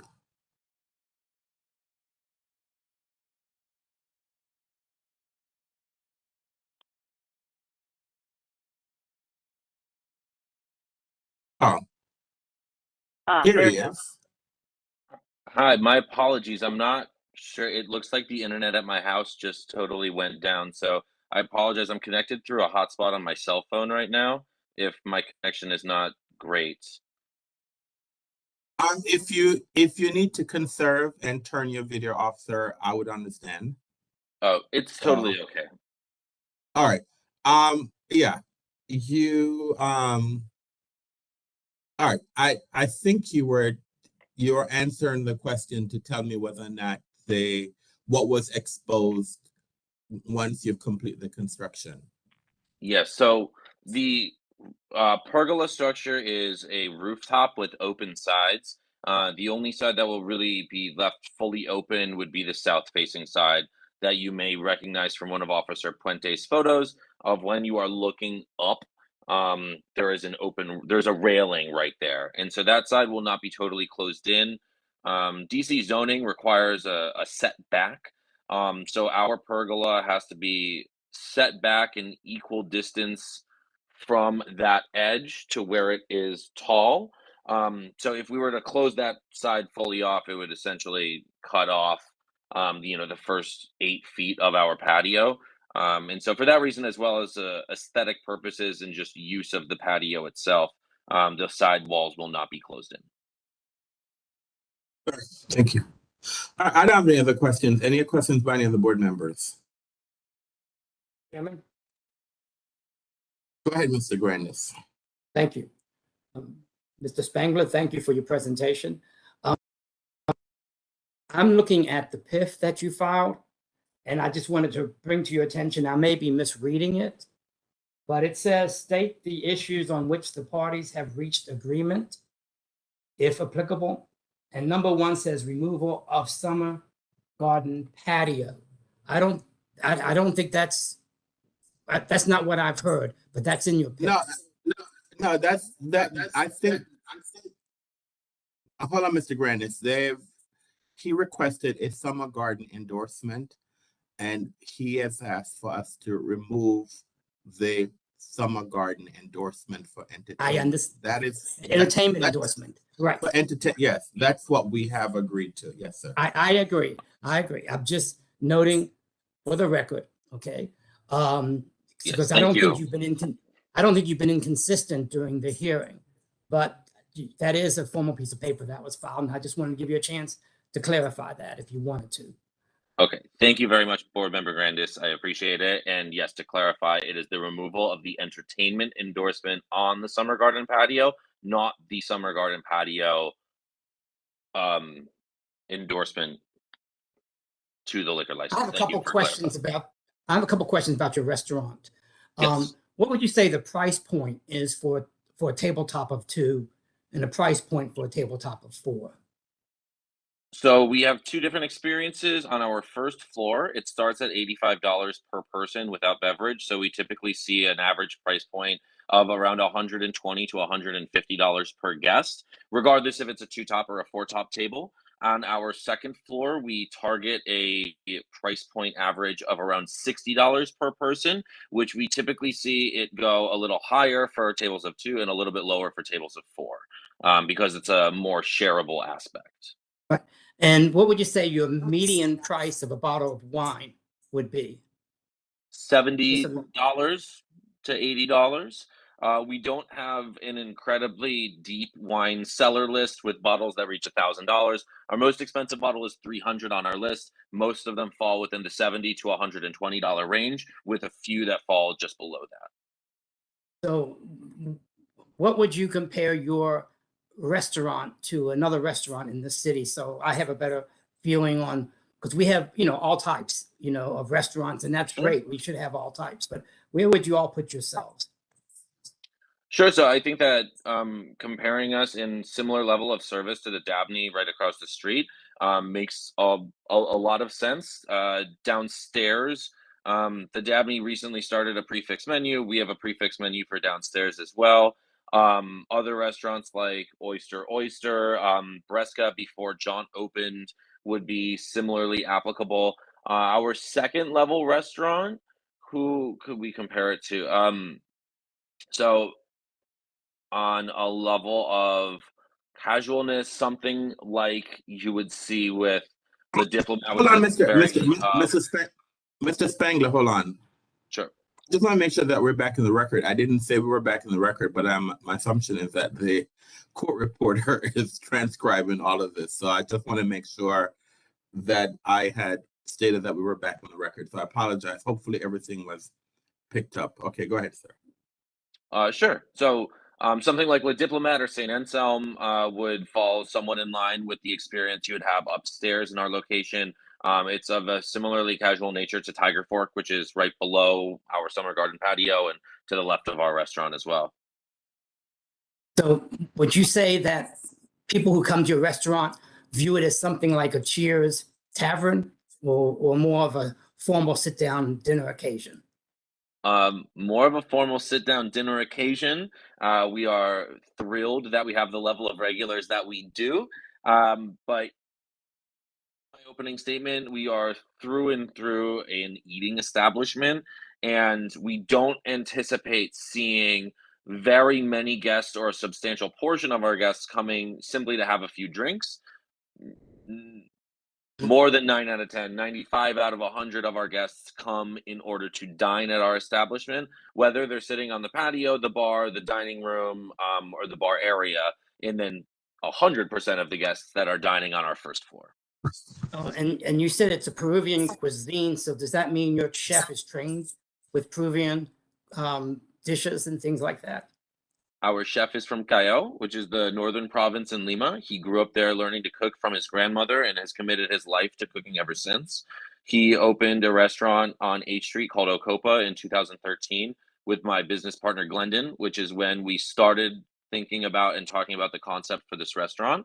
My business partner, Glendon, and I had a number of different other things kind of in between, but it's when we opened our location service bar on U Street and started seeing other buildings and opportunities for the next venture when we saw the building in Blagden Alley and truly fell in love with it and truly felt that a Peruvian seafood focused concept was what felt emotionally right and also was right by analysis to open there. And that's always been our goal. There's a number of ways that Peruvian food is presented within the DMV, but none are presented in the way that we do. And that's an experience we've worked a very long time in order to be here to execute. We actually signed our lease in late 2018 and we opened May 4th, 2022, 3.5 years later.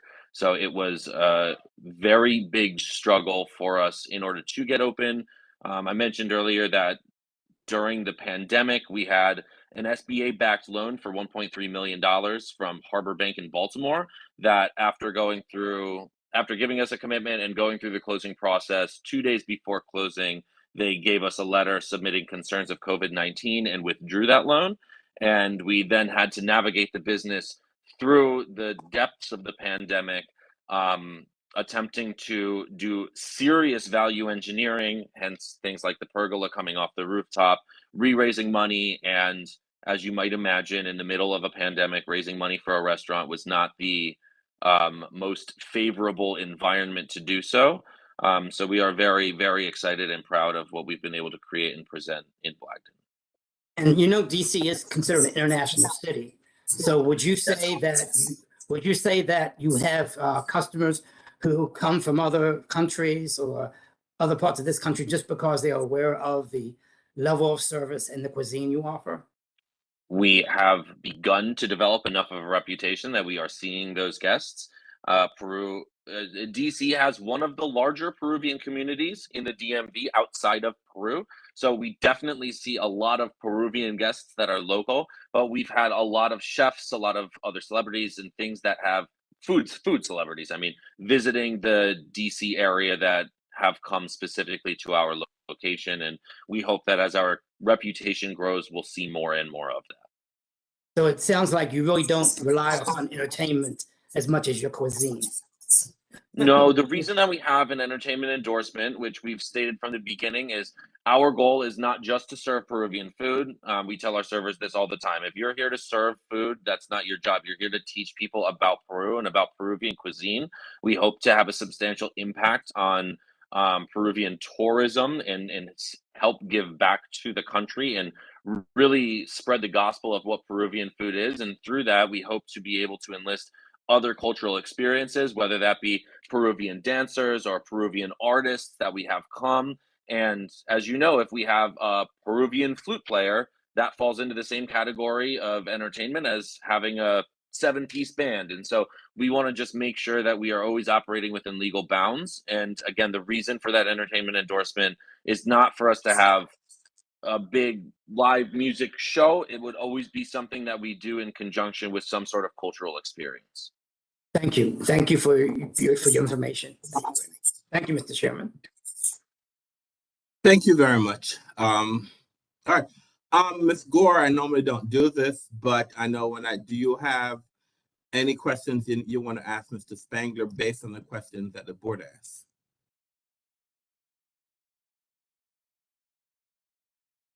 You're on mute. Yes, if Mr. Spangler could please provide the square footage of the seated restaurant on the first floor, and clarify the difference in the menu options, and also provide square footage of the upstairs more casual space, and differentiate the menu as well. Sure, I'd be happy to. I think seat counts might help describe a better picture. But square footage wise, our first floor and second floor are a mirror of each other, so they're about 1,500 square feet each.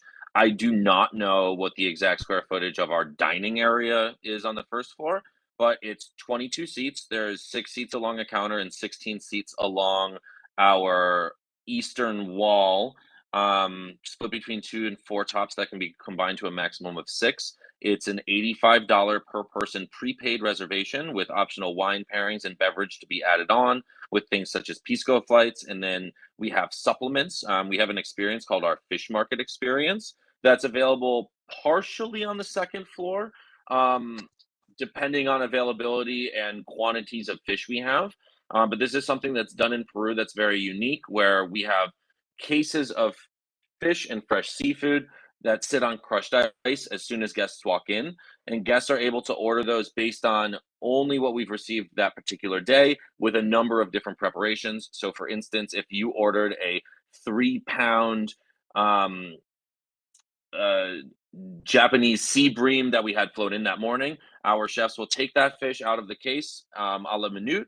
They will butcher it and make one raw preparation on half, and then they will send the other half to the hot side of the kitchen and do a grilled preparation in one of our ovens. This experience, like I said, is available on both floors, but there's more options on the first floor. Our second floor is a fully a la carte menu. Like we said, we usually see a price point average of around $60 per person. It is more ingredients and dishes that are focused specifically on the Peruvian Amazon, of which there are very few restaurants that focus on that, even in Peru, because of how remote the location is. So we have menu options that range from cold raw dishes such as ceviche. We have other starters. We have an area called anticucho, which is the traditional Peruvian street food. And then we also have hot, somewhat larger sized dishes. However, the entire menu is meant for sharing. And then we pull a lot of the fish market experience to use as specials now as well. Seating wise, we have a dining room in the back. We refer to as the Iquitos room with 34 seats. We have a bar area that has tables that seat up to 24 guests, and then a bar that seats 13 or 14 guests, depending on our arrangement for the day.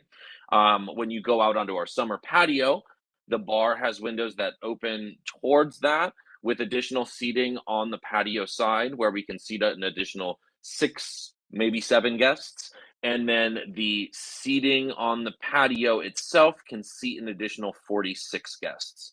The size of the Summer Garden patio is approximately 800 square feet, but don't quote me on that. The Summer Garden patio, entire second floor, all share the exact same menu.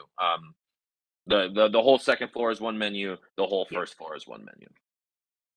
Yep. Okay. So that means I just want to clarify, because I'm familiar with the space because I live next door, but for the board members, so the first floor seats 22 people, And the second floor with, without, so since we're going into winter, without outdoor space seats 72 people, and with indoor space seats well over 100 on the second floor.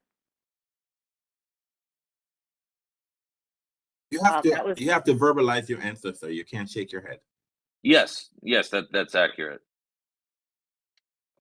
so yeah, I just wanted to bring that to the attention of the group, since the restaurant and seated portion was highlighted quite heavily in the previous responses by Mr. Spangler, to just take that into consideration. Thank you. All right. Thank you very much. And so thank you for your presentation, Mr. Spangler. All right, so do you rest, sir? Mean that you don't have anything else to present? Yes, Chairman, I rest. All right. So Ms. Gore, you said that you're the only witness. I could take a break and then you can put your case on, or how long do you believe your case will be? That will let me know that we need to take a break. No, we can proceed. A lot of what I said was generalized in my opening statements as well.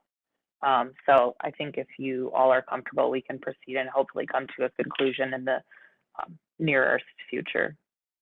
All right, so I mean, do you have any other representation to make? I can, because I'll swear you in if you're going to present a case. That's what I meant. I mean, we can swear in just as a matter of principle to make sure that everything's on the record. All right, so can you raise your right hand, please? Do you swear or affirm to tell the truth and nothing but the truth? I affirm to tell the truth.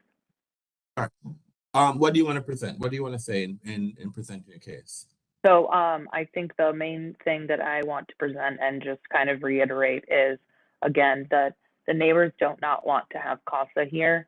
The neighbors just want to not have at night disturbances. So when Mr. Puente was walking through his exhibits, you could see how close residences were. There were some earlier exhibits that he showed, like 23, where you could see to the side of CASA, the back door of someone's house, you could see an entire apartment building.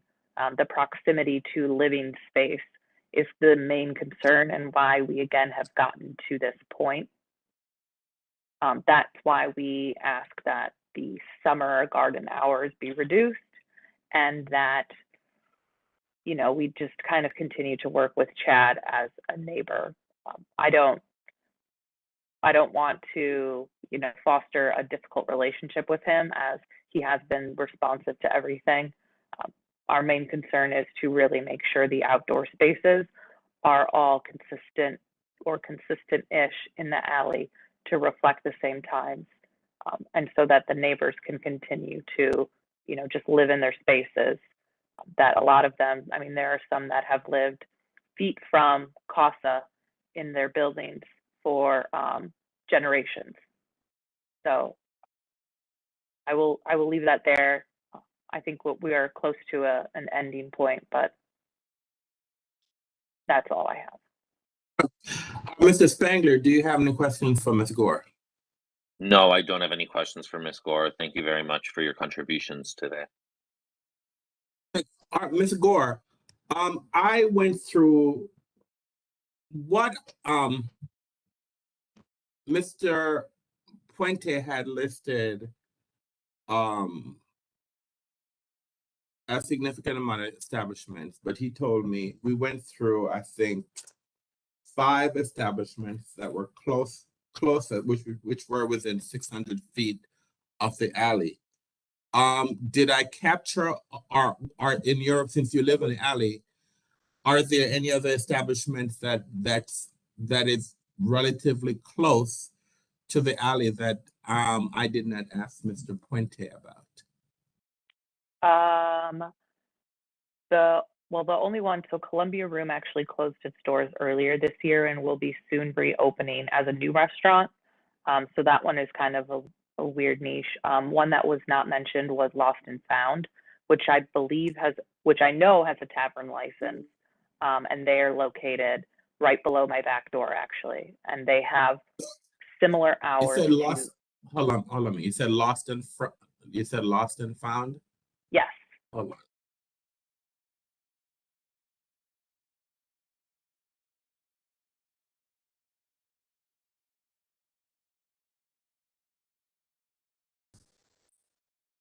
I'm trying to see if I can see Mr.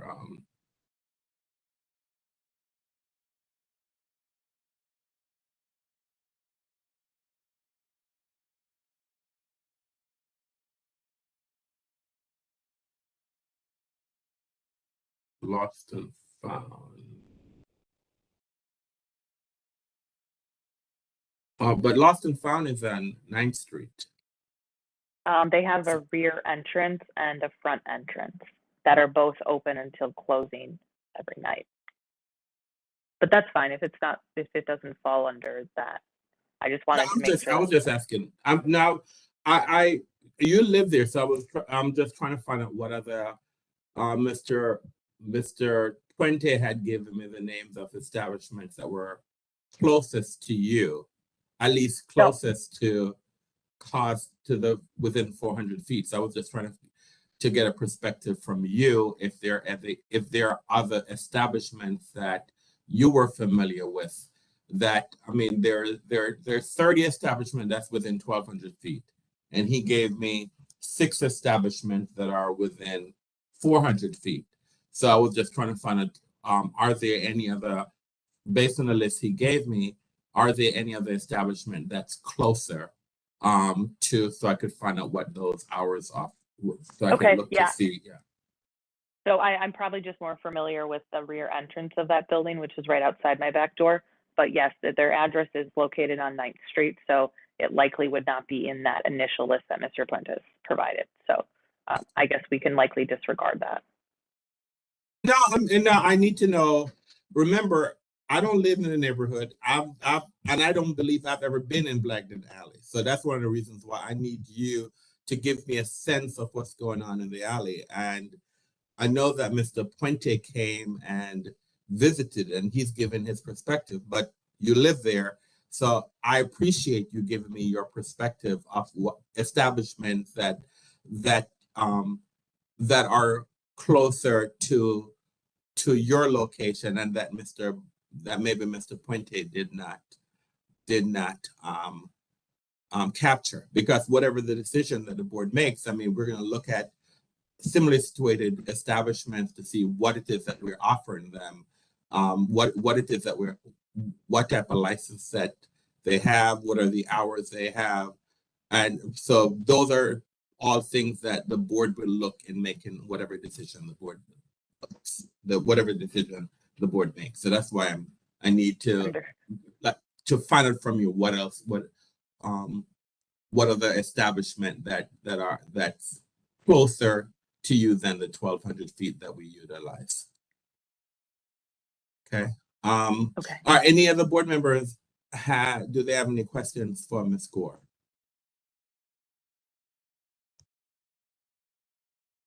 No. All right. So basically, you don't have anything. You have now rested. This was a presentation of your case, right, Ms. Gore? Correct. All right. So we come to the part of the hearing where you're going to do a closing statement. So this is what I'm now.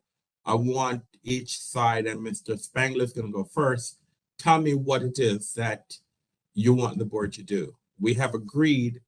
The parties have agreed that the license will be renewed, and that there will be no entertainment endorsement for the Summer Garden.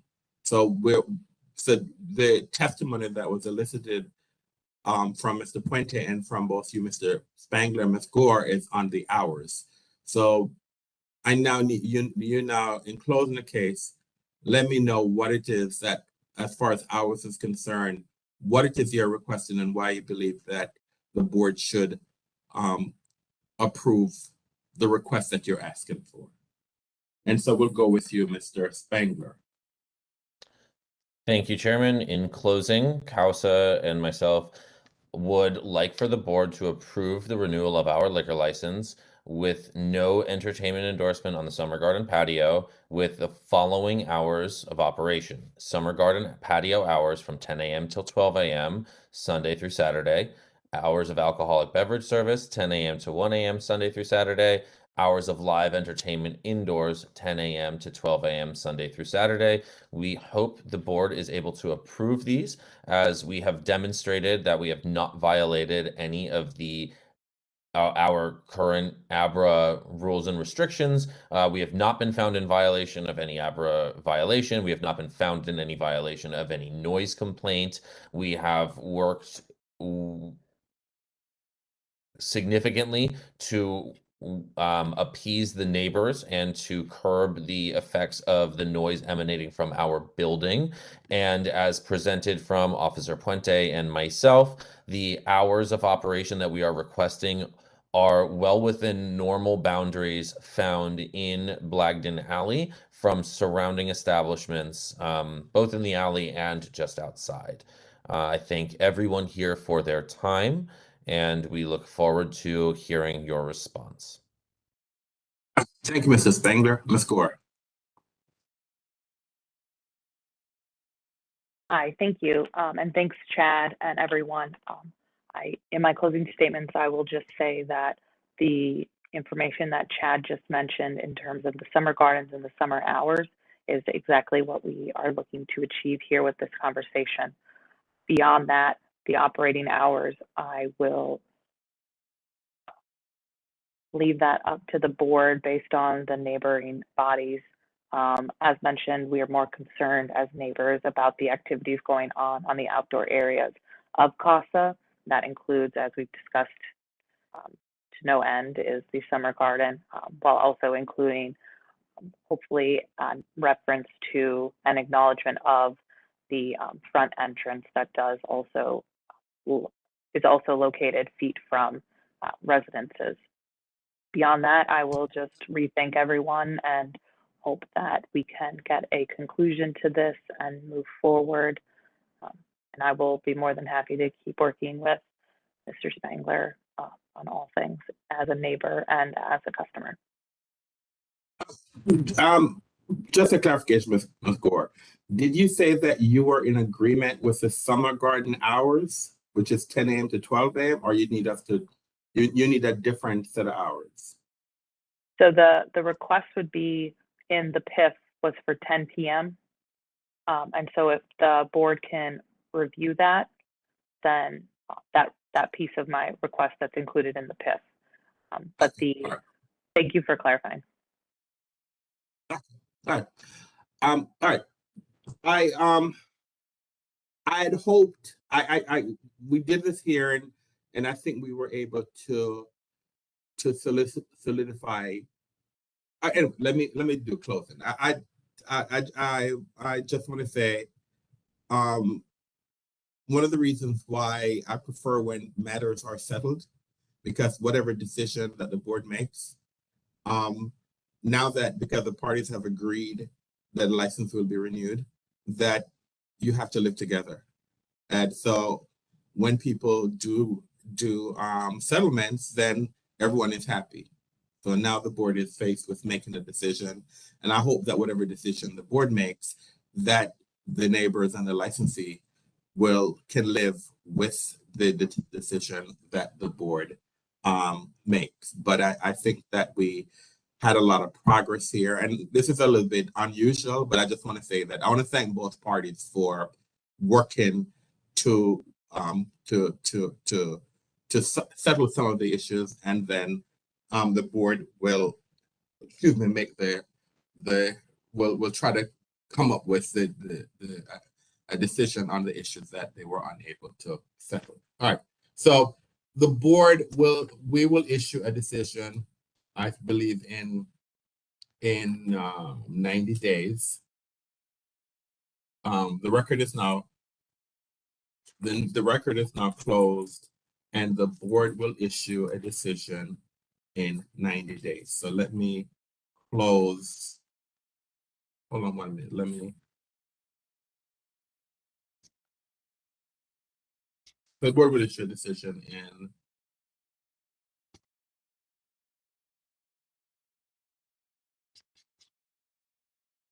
All right, so let me close the record. Hold on.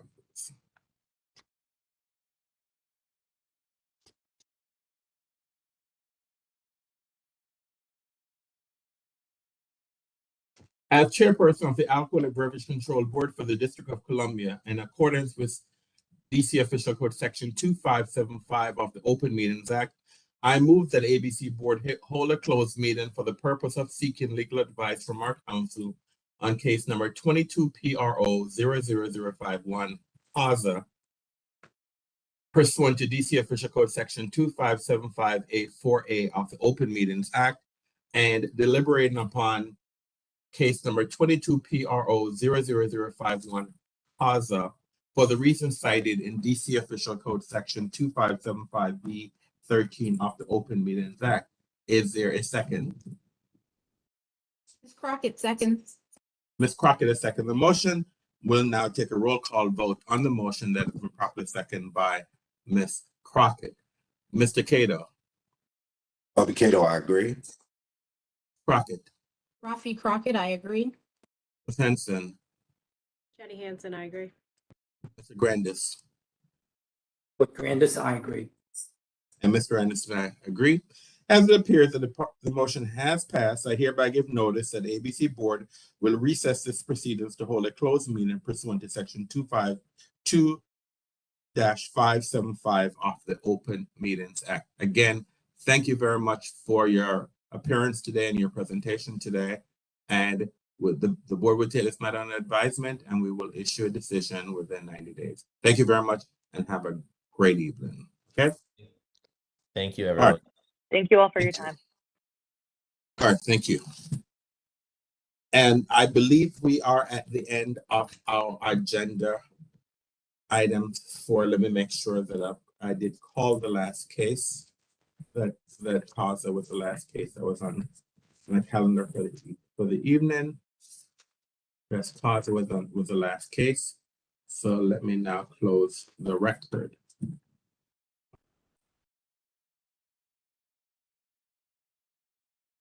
As chairperson of the Alcohol Beverage Control Board for the District of Columbia, in accordance with DC Official Code Section 2575B and Section 2575B14 of the Open Meetings Act, I move that the ABC Board hold a closed meeting on November 2nd, 2022 for the purpose of discussing and hearing reports concerning ongoing or planned investigations of alleged criminal or civil misconduct or violations of law or regulations and seeking legal advice from our legal counsel on the matters identified on the board's legal, licensing, and investigative agenda for November 2nd, 2022, as published in the DC Register on October 28th, 2022.